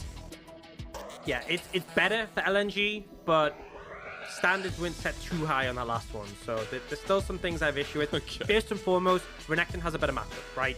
Just flat out, the Lucian was just suffocating. So Renekton, Arley's going to have a better time in this one. Secondly, the Trundle in the bot lane into the Braum. Braum can't really do too much to the Trundle in the early levels. You kind of just let it disengage. And also, I really like the Ziggs Trundle combo. The pillar combined with the Ziggs skill shots makes it very easy to hit. So there's positives there. The thing I'm concerned about is mid lane, right? You know, Cryan's going to have priority there. That may cause issues that can bleed out to the rest of the map. But I think because top lane and bot lane are in a little bit of a better spot, we may well see LNG survive a bit better. But I still think RNG can be comfortable with what they brought into this draft. And I think this time as well, you know, we look a little bit closer at scaling where you do have a front line. You do have something that later as the game goes on will get to the point of being unkillable. And yeah, there's AP damage there, but we talked about the 80 damage from LNG. I'm going to ask you more about that as we get into this game for Orcs, because RNG, their backs were against the wall, 2-0 down, and they took game number 3. If they do it again, we go to the Dewey-oo, and Mark Z's getting called up on the phone to take us into a game 5. It's now or never for RNG, as LNG, in the same vein, have been one away from getting into the top 4, from securing a match and a date with FPX. All it takes is one game here. Everything on the line. Just takes one game. And again, I think it's a better situation, but there's still concerns. One thing is the fact that should their top side fall behind, again, they are lacking AD on the rest of the map. If Xiaohu can itemize into magic resist like heavily because Renekton's behind, Lee Sin's behind, he will become extremely hard to kill. Even with I1D pressing R, it still becomes an issue. But overall, you know, one concern I do have is the lack of engage for RNG compared to what we saw in the last game. Ming was pivotal. You even say Ming should be MVP, and honestly, I don't disagree. He had an MVP-worthy performance, and now they don't have him on the Rel. Braum, a lot less useful at finding engage, and particularly against the Trundle, I think it's very easy for LNG just to play max range in this one, right? You throw bombs out, if anyone tries to approach, you throw a pillar out, disengage, disengage, disengage, and it's going to cause issues for RNG in that regard. I think it's important then that we highlight where junglers are going if we want to see a safer laning phase for Light, if Light gets to that point in the game. But you're right, you know, play through range using the fact that RNG don't have much engage is a really important point. I will talk about that more as we get in transition, because in this time around, you already talked about mid lane having priority. Bottom lane's changed up a little bit here. So I wanted to get your thoughts on how RNG play through the laning state, and if it is very different, considering you already pulled up that Mundo versus Renekton is going to make things different even in the top lane. Yeah, so first off, I think the support matchup in the bot lane makes a pretty big difference, and just from the fact that the Trundle can actually go in a melee range of the Braum and kind of check him, has that bite damage. So as a result, the Rel has a really powerful level 1, Leona very weak, which we saw in game 3. Here, LNG get the prio, bot lane. And then the top lane, we see Arley in this Renekton into the Mundo. Mundo can farm from range, but Renekton's able to find priority there as well. So the side lanes are going much better. Now, the thing I am confused about is this mid lane. We saw this exact matchup in the last game, and it was Cryan who had priority. But a thing to take away here is Icon's burning all his mana and quite a bit of HP. So this might be the setup for a gank from Wei, right? He's allowing Icon to burn resources And Tarzan is going to have to float around here and make sure he's covered, because a Xin Zhao gank here in this position is super threatening. I think that's what they're setting up for here by allowing him to push in. Takes one scout of the week. For now, it's scuttle for scuttle trade from both junglers, though. So we pause on the mid lane play, but it looks like pings are coming down. I'm so glad you pointed this out, Orcs, because for Cryan, he needs that scout of the week. Camera focusing on the bottom side right now, but there it is, on top away. Tarzan's pathing away, looking for the double scuttle. Lens there, Icon going to be walking towards River. He'll get bursted out. Here we go with the flash from Icon. He takes the play. Wei wants to follow up. Wind becomes lightning. Will Tarzan get him? Icon's down for first blood, while Cryan dodges the Sonic Wei. RNG on the board. Beautiful, beautiful. And Wei connecting with the W there. Just the tip catching Icon, allowing him to close the gap. Really well played, and the patience there. They saw Tarzan, they waited him to walk past, and then as soon as Tarzan saw the scuttle, like, oh, it's too late now, it's go time. Icon, if you actually watch his position in the lane, every second of the laning phase, he was like, I'm going to lean towards my jungler. My jungler is here, I am safe. And that's what baited him into this false sense of security, and this is very typical of Wei. He will spend a long time waiting in a brush just for that payoff, and it definitely did pay off in that regard. And remember, this Ryze has that roaming potential, but if you can shut him down early, he's never really able to leave lane. And without flash, he's always going to be in a vulnerable spot. It's been RNG's game plan. Focus down this mid laner and put Icon in a position where he's not relevant at all. Now, speaking of, look at the roam from Ming. This is what we talked about, as Cryan's going to get locked down, but there's a problem here at level 3. Stand behind me with the door up. Scatter the week at the ready. The Winter's Bite sets up for the concussive blows. The magic damage from Ming is great. Onto Tarzan, he flashes away. Ming is a god, and this roam almost kills the enemy jungle. Cryan as well predicted the safeguard with his Q, and Tarzan was forced to flash actually to dodge it in the end. Really great roam time in there from Ming. The critical thing was that Cryan was trying to push the wave in, right? The wave was pushing away. He needed to step up in the lane, but because the support comes, they're able to fight that off. And not only that, they burn the flash from Tarzan as well. This mid-jungle 2v2 is going really well, and it's not just off the back of those two players. It's Ming also pairing up. And we talked a lot about Iwandi being this big roaming threat. I think so far this series, Ming's had the advantage in terms of roams. Yeah, I think Ming has been out of lane more. Iwandi has been trying to match him. We've still seen a Trundle / support in general that has tried to link up with Tarzan, but too late in that play. It's almost another kill for RNG. Note in this early game, RNG trying to pivot towards mid constantly. I mean, this is just schoolyard bullying where Icon with no flash is getting punished over and over, and RNG are not leaving Cryan alone to his own lane. Now, it looks like it could potentially be a 3v3 setup. I think they're just trying to give support to Icon. Even though Cryan's low on mana, you have to be so careful because of that ultimate being available. But now, they're going for the scuttle, and I think they're toying with the potential to punish this one. They are, but they don't know that there's 4 there. There's going to be 4 versus 3. Dominus already picked up teleport a little bit late. RNG have walked into this trap, and onto Iwandi, they don't even find the Trundle. Ming left out, flashes over the wall as Xiaohu is here for the business meeting, but stocks have fallen, and RNG have walked into a trap. Really nice bait there, and the critical thing again is that Cryan was super low on mana, didn't even get to press his ultimate. Wei dives in, but isn't able to follow through, doesn't have that ult to split up the fight. And LNG, things are looking a little bit rough for them, but they managed to answer back. Well, kills going over to the top jungle. Very different position from what we saw in Game 3, Orcs. We mentioned there, as my voice breaks like a teen-year-old boy, that the AD damage is where it's coming out here from LNG, and the Renekton and the Lee Sins benefited off this play. Yeah, and it's actually a really weird TP from Xiaohu, because I don't know if you saw before where he was, but see that control ward in that brush? He was like right next to it. He TP'd. He could have just walked down, in all honesty. The TP didn't really add much value. And I think that's the thing, is that RNG were a little bit disconnected on that play. They weren't paired up with Xiaohu, so Xiaohu TP'd to pair up with them. But at that point, it was already too late, right? You didn't have your 4 members strong. You end up getting punished for it. And as you said, Arle in a better position this game. Tarzan in a better position this game. And if those threats are relevant, they will remain relevant. Right? Gone are the days where Lee Sin and Renekton are champions who fall off a cliff after the early game or the mid game. Now they're in a point where they are so much more relevant on the back of bruiser items. They build their gore drinkers, their Steraks, they become super bulky, do a ton of damage, and they end up being big threats for a substantial part of the game. So very important that they're ahead. Now Tarzan again fishing around mid. And this time we see Iwandi's the one there. Ming nowhere to be seen, but he does have TP from the Summoner Spellbook. Definitely could use that to come in if he needed.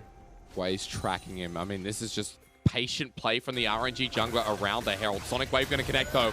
Tarzan ready, but the Crescent Guard used from Wei. And there you go, jungler set packing at half HP. Tarzan resumes priority over the Herald. A great early game from LNG to fight back, and they're looking for more in the enemy jungle. And the critical problem here is that RNG are trying to play for the Herald, as they are wont to do, but because they end up losing out, they get forced away. LNG will take the Herald, and RNG are very slow to do something on the other side of the map.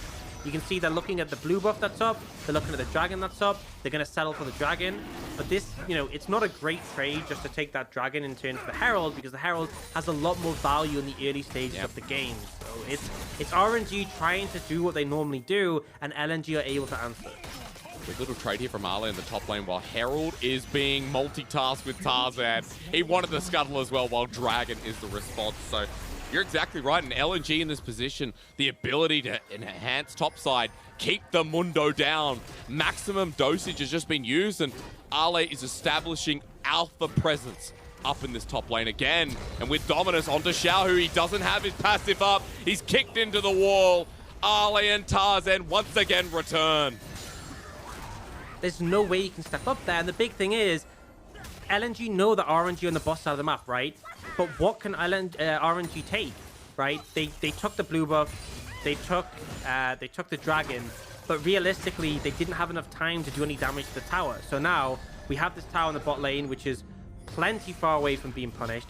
2 plates are taken top, a kill is taken top, and RNG only really have that dragon to answer for it. So LNG, really favorable situation there. And it's crazy to me that we get into playoffs, and I already thought Tarzan was playing well, but this old Griffin LCK jungler, who we all thought was a prodigy, and to be fair, he was, and is, has come into the LPL in this debut year and has turned LNG into a potential top 4 team. 2-0 now on this Lee Sin, and Tarzan is the win condition for LNG, as we talked about in the opening segment, and has continued to be the reason why LNG have found success within this series. Setting up Ale here in this game, he set himself up with 2 kills. When Tarzan looks good, the rest of LNG look good. So here again in game number 4, with a 1k gold lead, everything screaming success in the first 15 minutes for Li Ning. And you can just see the difference in this game. Ale is able to play. That is one of the fundamental things. Not at 4 CS at 4 minutes or 5 minutes or whatever it was before. He's in a really strong spot with the Gordrinker now. Xiaohu is on the back foot and a level down. And that's given this early pressure. And that's a critical thing, because now Light and Icon have space. They can chill. They can do what they want. And they're actually looking to be proactive. Again, Gala they did this in the last game as well. Kicked against the wall. No, he's not. Gala, Arcane shifting away, just trying to survive. But there's no surviving here. Tarzan does it again. Will he survive with the safeguard? The turret shot actually balances to Iwandi, so Tarzan was out of range. He gets his 3rd kill, and RNG have no response. Yeah, and this is Zig with Herald. You don't really need to do much for that to kill. You just Herald, 1 auto pretty much from here, and the Satchel will finish off the tower. It does so much damage. So has that threat available, but they do end up backing off. They don't want to overstep. The Herald is starting to tick out of time, so we expect to see it move used pretty soon. But I just love proactivity from LNG, right?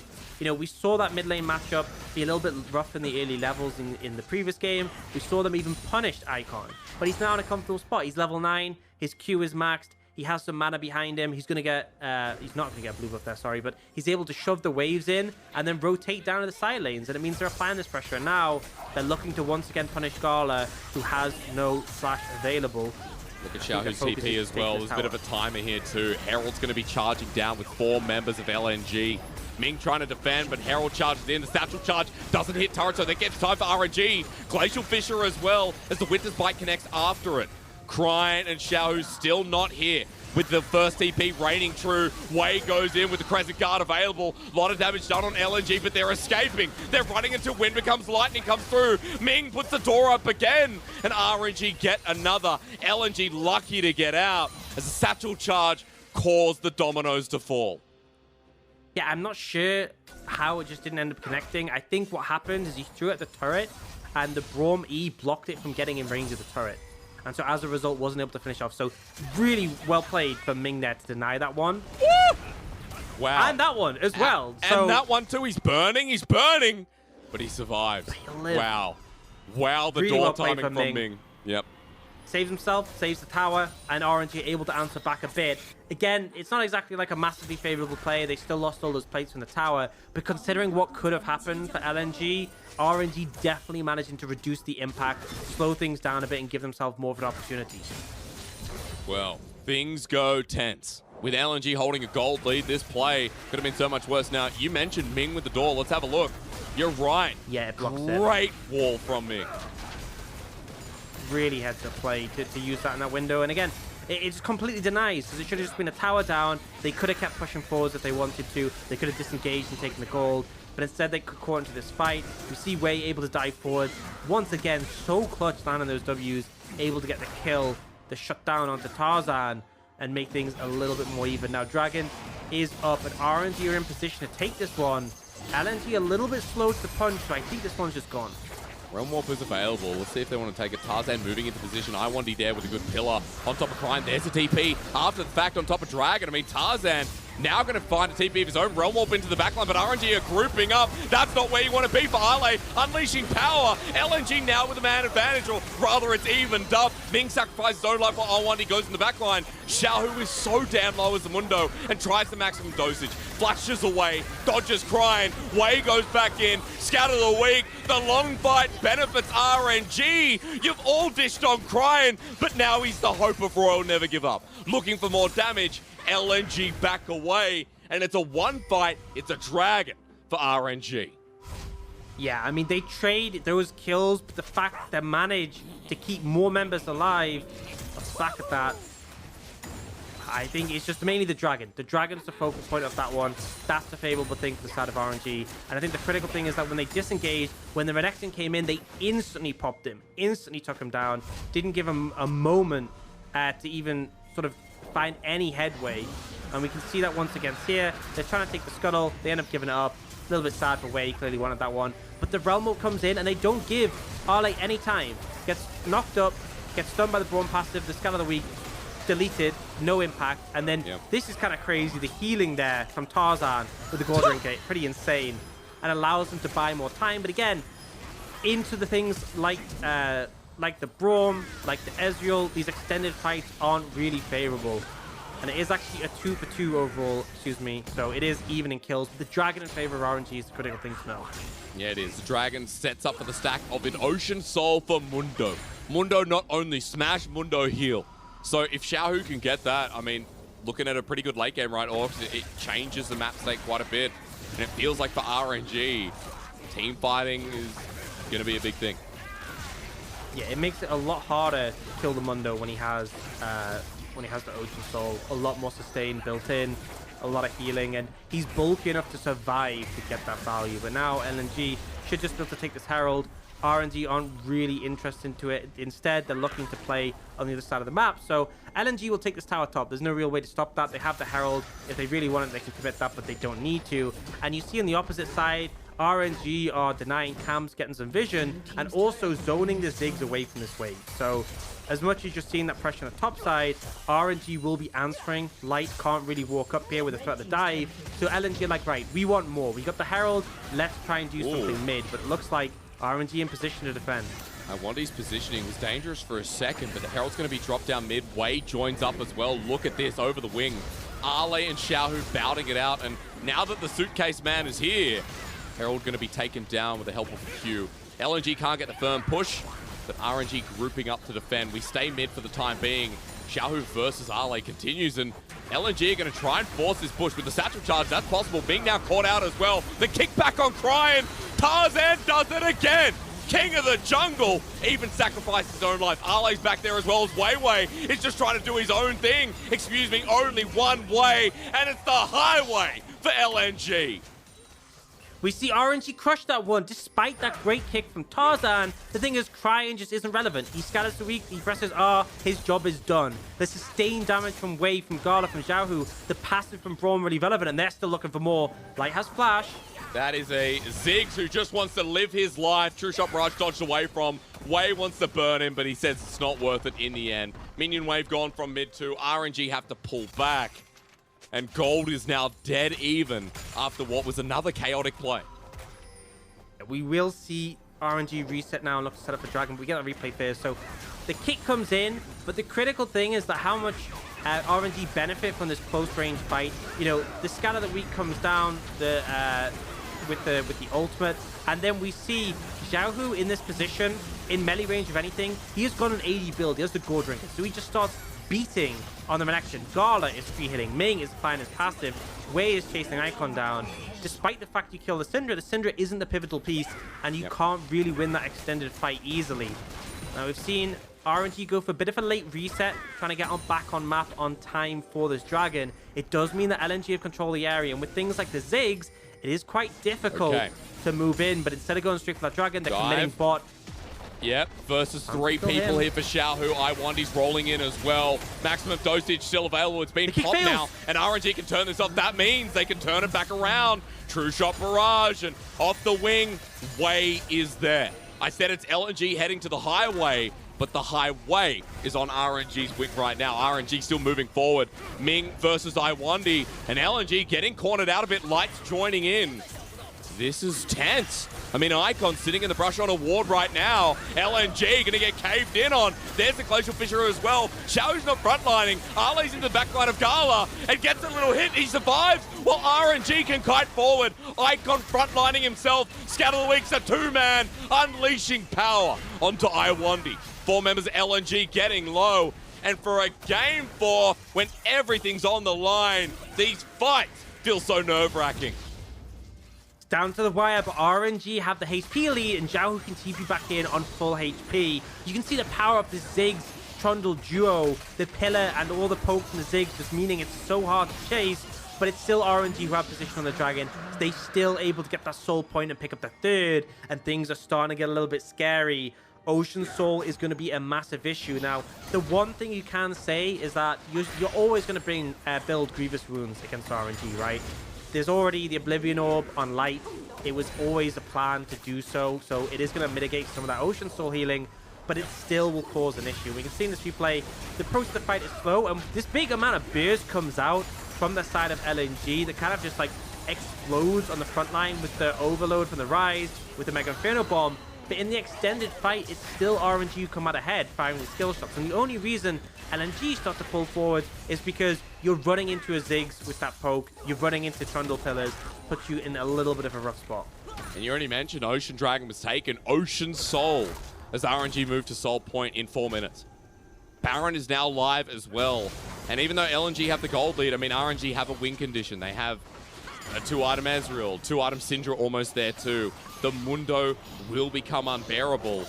And I want to bring it back to what we talked about a little bit before. While LNG had the early game here, the AP damage against Mundo, Orcs, walk me through what happens if Ocean Soul goes over, how it is for LNG to play the rest of this game if that came to pass. I mean, it becomes difficult because the thing with, you know, Rise is going to eventually shred through the Mundo, but he's not really going to give you that window. Ziggs is kind of like you throw your combo out and then you're waiting for cooldowns. Like, I think Xiaohu could build like a Spirit Visage here and the healing would just be obscene. And it means you're going to struggle in those front-to-back scenarios because one of the things with the front-to-back is, firstly, Wei is great in those because you pop your ultimate, the enemy backline can't hit you, you can essentially just free hit, right? Ming is also applying his passive to everyone, and champions like the Lee Sin and the Renekton will just get crushed. So it kind of means that LNG are forced to be a little bit more aggressive, creative, but we've seen that doesn't necessarily work either because it's very hard to punish Gala and Ezreal. So the Ocean Soul makes things more difficult by a pretty substantial margin. I wouldn't want to give it over. And we've seen that Tarzan's been pretty snappy on the smite, so potentially a window for him to steal away. But for now, he is toying with the idea of potentially finding a pick. No one's walking in, though. Leaning down towards his bot side of the map. I mean, I think smart from RNG. They're not going to walk into anywhere they don't have vision at this point, especially with the Lee Sin. And I wanted to also point out that before I said, you know, Crying is the way RNG win. Now, you know, I could be right about that, but I want to come back and say this series has been all about junglers. Wei versus Tarzan has delivered as a matchup, and while supports come into that, while supports roaming towards mid, linking up with their jungles, has been important. Wei versus Tarzan has defined all these games. And in this game, Wei has been very proactive towards the mid game and has been setting RNG up for success around the dragons as well. So I think important people to watch here as we progress towards the next dragon in 2 minutes, as Baron's there as well, as both teams sitting neck and neck pretty much with gold. And this fight may well be a pivotal one, right? It likely will be. The dragon, LNG need to deny it, RNG want to secure it, and with the Baron up and available, whoever wins the fight may well just instantly transition into that. You can see LNG cleared some of that vision around Baron. RNG are forced to replace it because, you know, there's always that risk of the realm warp into the pit to rush the Baron down, right? You have to really be cautious of that when you're going for the dragon, committing to the bot side of the map. The RNG want vision, they want to be aware if that goes on. But the resets start to come in. We're a minute 20 from the dragon. At this point, you have a bit of time to get mid, you have a bit of time to push the wave in, and then you have some time to sort of rotate into the river and play for that. And that will be the game plan for these teams. Obviously, a lot of pressure from the Ziggs, just able to throw satchels and force priority there. And Gala is actually going to have a late recall, so he might have to TP back in if they want to have the presence to force in. Because right now, LNG have control of the river. And if Ezreal isn't here, you wouldn't be able to push in. So they will build that TP, and now it's up to RNG to try and force in. And remember, against a Trundle Pillar, against Ziggs poke, very hard to force your way in. Well, they've actually set up with Ale poking him back down. They're looking for Iwandi there, who was in the choke. Again, this fight means everything for both these teams. LNG will secure top 4 if they can win this game, and RNG will have a chance at a game 5 where the stakes are even. Good scatter of the week once again, but it's at max range, and Ming walking up to deny some vision here. RNG, they're the ones getting poked down by the Ziggs. Tarzan looking for an angle. Dragon's up in 15 as True Shot Barrage flies through. It looks like RNG can't get anywhere near the river right now. It's so difficult, and they want to try and go for mid priority, but the last wave's already gone. It was quickly cleared out by the Ziggs. Now Xiaohu's got Crime, Sonic Wave onto Crime, there's the flash as well into the backline. Tarzan's there with the kick! It's a 3-man 2! LNG there, the rookies, and they've just been set up for success from a world's jungler, Smurfing, but he's trying to get out for now. He's caught over the wall. Ale will follow through. It's a messy fight, but LNG winning it. They need to kill Gala. As Xiao goes forward with the Gore Drinker. Gala's left alone. Realm Warp taken. Satchel Charge slows him down. Li Ning are defeating RNG. Huge kick comes out from Tarzan, and the terrain of the fight is so difficult. They don't have space really to navigate. Gala consistently on the back foot.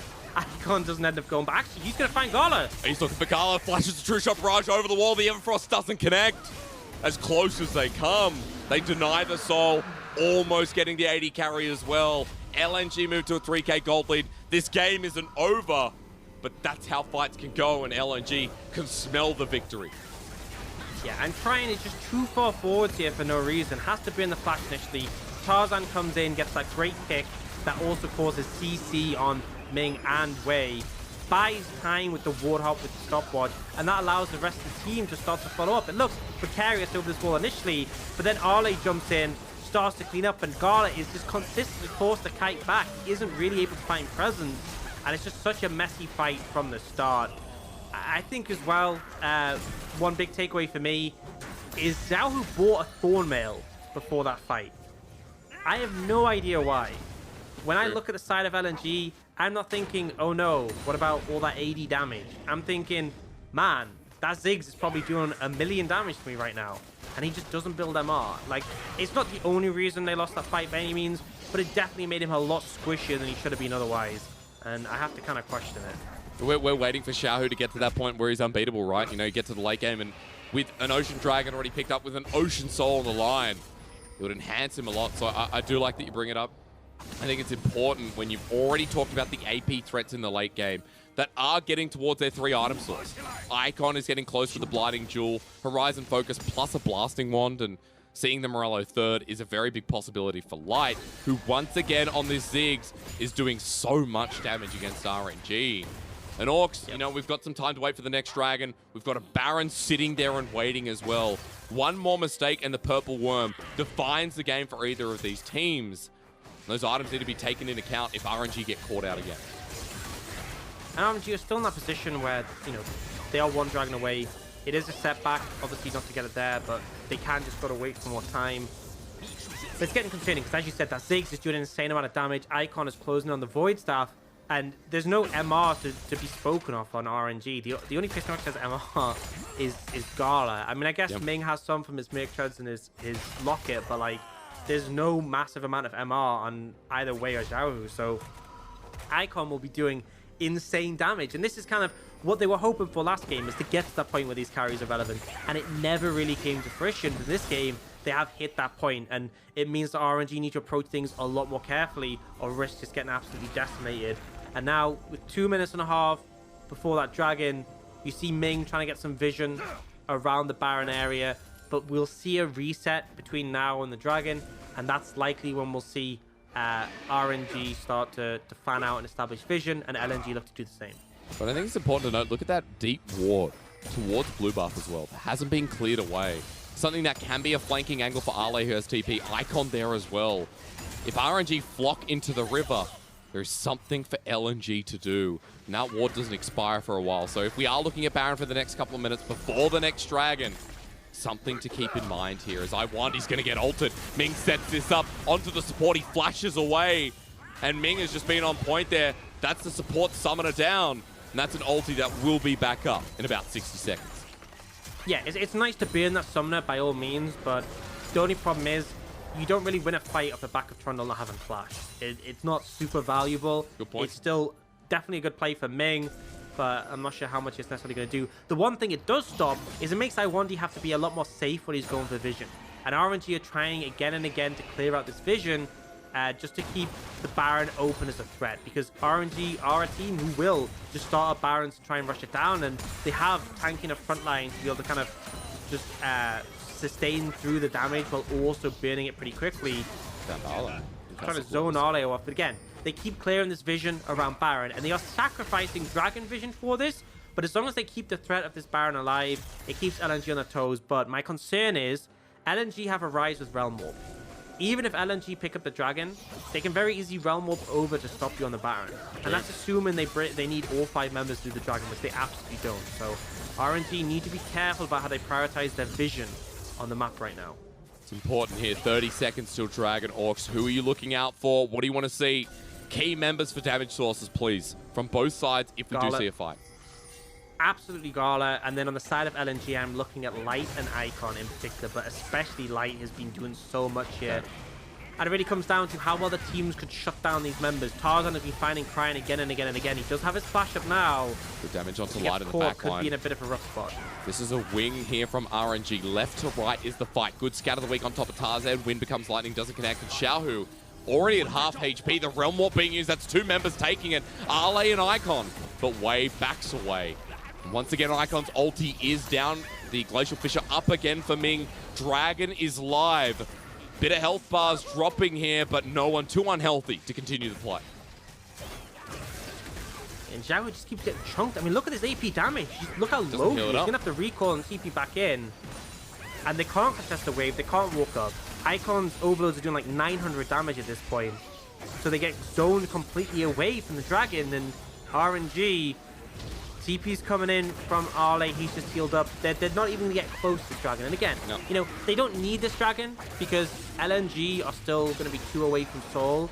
But the fact that they've missed out on it back-to-back definitely hurts. I mean, this is again why you brought up the itemization of Xiaohu and what it means here. As he gets chunked out, we've watched the damage from Light, from Icon. They're the serious threats to him right now, and it looks like we're going to have the 3rd item coming soon, but no Spirit Visage, no Spectre's Cowl. So we hold on that one for now and just wait till Xiaohu gets tanky enough. Level 16 Mundo as well, by the way, so we'll be able to heal up a lot more, but still, big issues.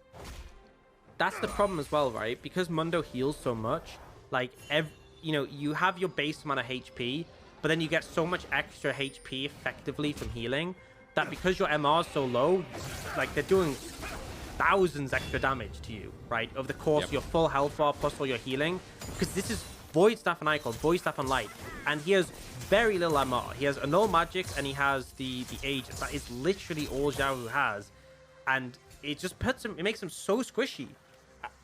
I know, and like I know I keep going on about this. He has got a bit more MR now that he's finished the Stone Plate, but I just feel like the itemization choice really costly in this situation, especially when you see Gala going for the Hex Drinker way prior to an MR. It just seems very weird to me, the decision making behind it.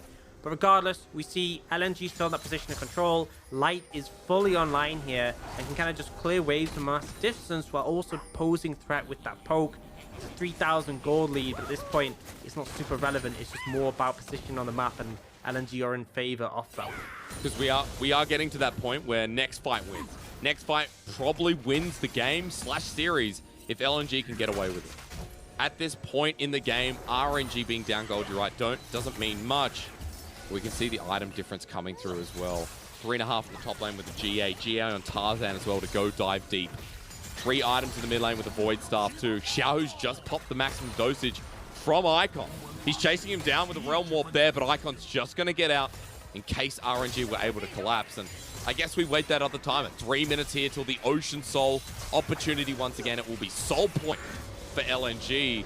And Orcs in this game, I cannot put the stakes down enough. LNG winning this would be a huge upset. All it takes is one fight. All it takes is one moment in this game to silence RNG and RNG fans. The team that won MSI, beaten down by Li Ning. And my problem here is how are RNG going to get on Light? Ever. Period. They don't have the engage. Even if they did, they're dealing with a Trundle Pillar, which is great disengage. They have things like the Rise, you can run Interruption. They have the Lee Sin and the Renekton. Light can just play at max range, so, you know, a flank in theory could work, but I don't think Xiaohu's strong enough just to be able to walk in on the flank and not get deleted. I really struggle to see RNG making any headway because, once again, LNG have position on the objective, right? They have control of the vision around this Baron. If RNG want to contest, they have to move in, and it's been that way for every Dragon, you know, in the last 2. I just think things are really difficult for RNG to approach at this point. They really are. I mean, we're seeing again, this vision control is always there for LNG. A Baron without a couple of wards, bar the ones you see on your screen. Now just going to be cleansed out by Ale, who really feels like more of a tank than Xiaohu at this point. You know, the Renekton has himself the GA, he's got himself a belt, and will be going towards the Thornmail himself, but with more meaning to deal with people like Gala, Wei. Even the auto attacks, if you want to call it, from Xiaohu, but okay, never mind, that doesn't matter anyway. Orcs, I'm going to bring us back in. 1:20. One more time, Light and Gala are getting their 4th items. We haven't actually got the Maw of Malmortius for Gala. We've got the Needlessly Large Rod for Light. Hasn't turned into anything yet, but we still have big AD carries, big bottom laners that are going to be dishing out damage. Yeah, and I think I don't see RNG winning if Light goes unanswered. Unless LNG's frontline overstep massively, I think it's very easy for Light to keep firing bombs off. You have Tars and Ale both with GAs. Things become very tricky to navigate. So RNG, we praised their team fighting in a pre-segment. Feels like a lifetime ago now, but oh yeah, we have to see if they can bring it out here. This is the critical moment. 40 seconds on Dragon. Baron is up and available, and RNG have to be careful. If they overcommit to one side, Realm Warp, look at Icon. can very Look at much Icon in the it, bottom lane. The Icon's Everfrost is there onto Xiaohu. Maximum dosage going to be used now. He'll heal up. The Mundo getting to that point with the Spectre's Cowl. Finally, Realm Warp to be taken, but Mundo looked to smash. Icon gets away with Flash still available, but if he loses that, Ocean Soul becomes a big problem. That was so close there. He does have the TP, so he'll be able to rejoin. It was down to the wire. And again, RNG are committing resources to the Baron. More concerned about that than the Dragon side of the map. Gala's alone. Gala's alone in the middle. He's kicked away by Tarzan on the flank. Sonic Wave, but they can't kill him. They can't kill Gala. And when TP's in the middle, Xiaohu is keeping everybody busy. Tarzan and Ale into the back line again. Gala surviving for now. The Renekton in the middle of the fight. The Mega Inferno Bomb doesn't finish the job. The True Shot Barrage pushes him into GA. LNG in a choke though. And Ming is there as the prompt. Scout of the Week doesn't connect. And no one dies. Somehow, everyone's alive. It's insane, but I mean, as much as Gala is able to kite back and do a ton of damage there, they just can't fight in chokes. It just feels like, you know, the Trundle Pillar is so suffocating. The poke is there from the Ziggs, and once again, LNG will take Dragon. 3 in a row now. RNG were on the cusp of getting that soul, and it just feels like they're not able to take it. I mean, they've literally been reverse sweeped when it comes to Dragons. They are going to run over to the Baron and clear out the vision, but I'm not sure if they can start it up. They're going to go for it. TP's available for Light, though. Yeah, he's Arle resetting as well. here. Mega Inferno Bomb's available too. Light is going to TP in straight away. He joins the fight, but Baron, is it already gone? Yes, smited away, but look at the collapse from Arle. They have to pick a position. RNG are already low. Arle's there to try and win the series, but the Scout of the Week stops them. RNG winning the fight as Tarzan goes in for the kick. He gets the execution on the way, but now Tarzan in such a bad position. Gala missing Mystic shots. Doesn't matter as the Arcane shifts forward. Golden is Icon right there with the satchel charge. The Realm Warp. RNG now losing the fight, but Gala again on the Ezreal goes forward. This AD carry, an absolute masterclass. What an absolute monster. I thought he was gone. I thought he was dead. They were chasing him down. It was down to the wire, and he's able to bring it back. RNG, honestly, on the cusp of defeat. I felt like maybe if they lose that fight with how badly it was going initially, we could have seen LNG just rush down mid and end, but Gala manages to clutch it for the team with some crisp, perfect team fighting coming out. Keeps RNG's dreams alive as this Baron play looks so dicey. Yeah, I mean, they get hit by the Mega Inferno Bomb across the board. The engage comes in for the Renekton, but they're able to find space and kite back. And in this situation, they have a more open area. They're able to move backwards. Gala is able to find space, and critically, he has that Morph Malmortis. He has that MR. And so when it comes down to these AP champions finishing him off, he actually survives much longer than you think. You see, the Satchel comes out, you think he's going to go down, but he's doing so much damage to Light here. And then Icon, thanks to the shield from the Maw, he's just able to tank it. And then able to turn things around with that Brawn passive. Finally gets the cleanup. Just some excellent play from Gala. And on top of having the Maw, he's also gone for the Bloodthirster. So super bulky now on this Ezreal. And this is where things get concerning.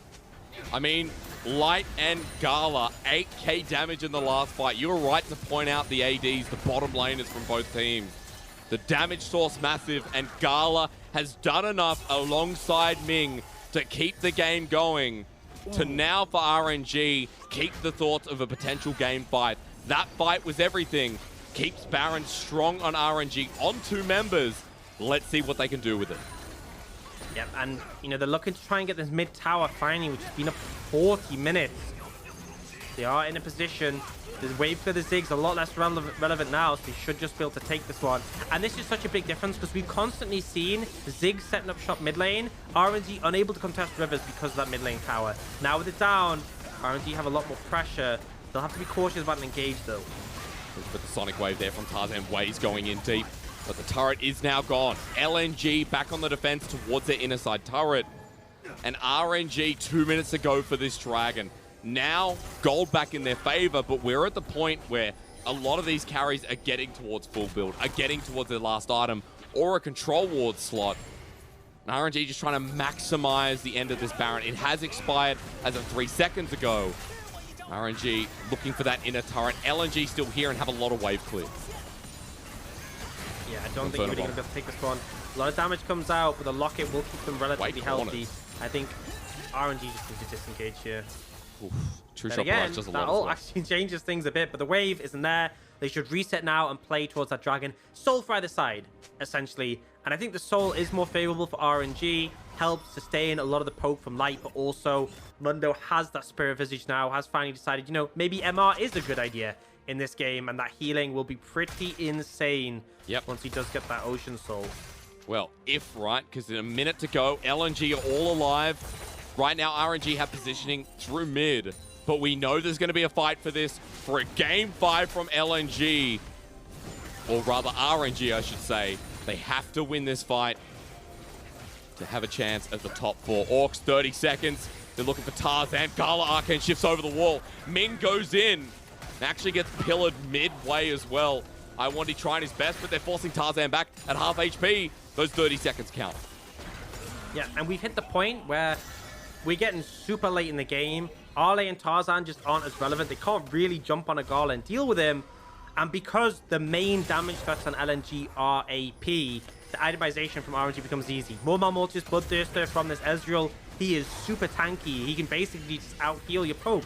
You land a bomb from Ziggs, PQs, he's back on that HP, but Ale found a potential flank here. They don't know he's here on top of Gala, now spotted out, but he's going to be focused. Icon comes on in, he flashes away immediately. LNG, what are you doing? You haven't killed Gala, who true shot barrages through the team. Tarzan tries to get him on the back line, but LNG still have an Ezreal they have to deal with. Cryin frontlining, but look at the damage. Gala is playing the Uzi role so damn well. Ming chasing after Ale, and LNG are low.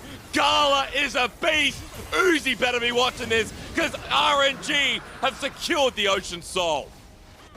They get the soul, and it's all on Gala. This man's on a 1v9 mission. It looks like he's immortal. Everyone else's health is just dropping down, and he's still got that massive blood dish to shield. Keep him alive. The Ezreal's hit the super late game now, and nothing can match him. You're going to see Tarzan try and get away, but he might get caught out here. Well, Gala's trying to poke him down. Now spotted out. I1D's there as well. The pillar against the wall. Gala alive, but is there enough damage here? He has Bloodthirst there. He flashes away. The Ezreal is like a bruiser. Sonic Wave into the backline. LNG bring Icon in, but Cryin gets the scat of the week outside of the Zhonya's. Cryin still alive. Pillar against the wall. This is so awkward. As backs come through, the satchel charge there. Tarzan wants an angle, but LNG still ambitiously going in. There's Ale against the wall, the scout of the week, but I think Ale might sacrifice his life with Gala in the backline with Wade jumping up. Somehow they don't get punished, and it's just Cryin who dies with Baron now live. Yeah, with mid laner down, this is LNG's best opportunity to go for that Baron. RNG. It's going to be difficult to fight this one. They may even act up the back away. You see Ezreal coming back on the map. Baron's, you know, it's not going to lose the game on the back of this Baron at this point. So I think if you're not able to approach, you might actually end up just letting it go, as crazy as that sounds. And I think that's the call here. You're a man down. Why risk it? At this point, where if you lose this game, you get knocked out of playoffs, you just let the Baron go. Happy you still have that soul for the rest of the game.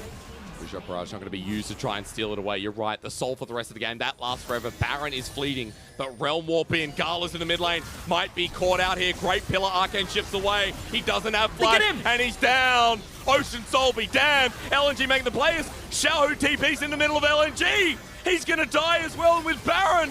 That's huge for the team to make the miracle run. This might be it. This might actually be it. They're going to push with 5 members strong. They have to clear the wave out. If the wave survives, this will just be game.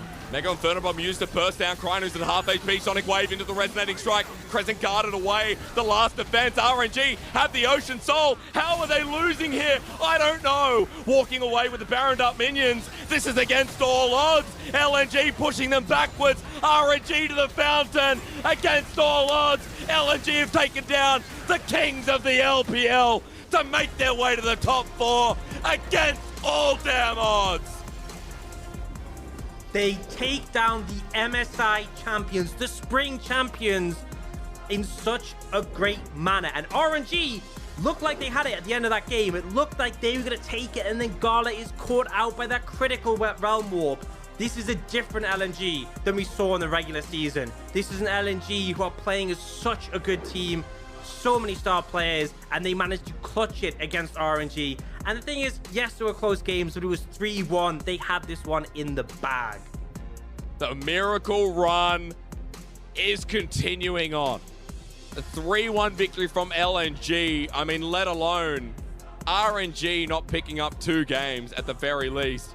We look at this series back with fond memories of how LNG were able to deny the golden road, deny the golden run for Royal Never Give Up, and make history of their own. Top 4 secured, and Li-Ning have run all the way from round 1 to now set a date with Fun Plus Phoenix. It's mad, and you know, the hype has been building, right? First series against Tuning, you know, it's cool, but it wasn't that amazing. But then beating top esports, now RNG. And you can definitely say that RNG, you know, there were some games that looked rough, but there were some games where they looked on point. And this one, they found that momentum. Gala was on a 1v9 mission, but that clutch play, the Realm Warp on the Ezreal, who was flashless, able to catch him out, able to take him down and just close the game of that. I honestly think if they didn't find that window to pick up Gala, they might have just ended up losing that game because he was so strong. But the 5-man Realm Warp pays off.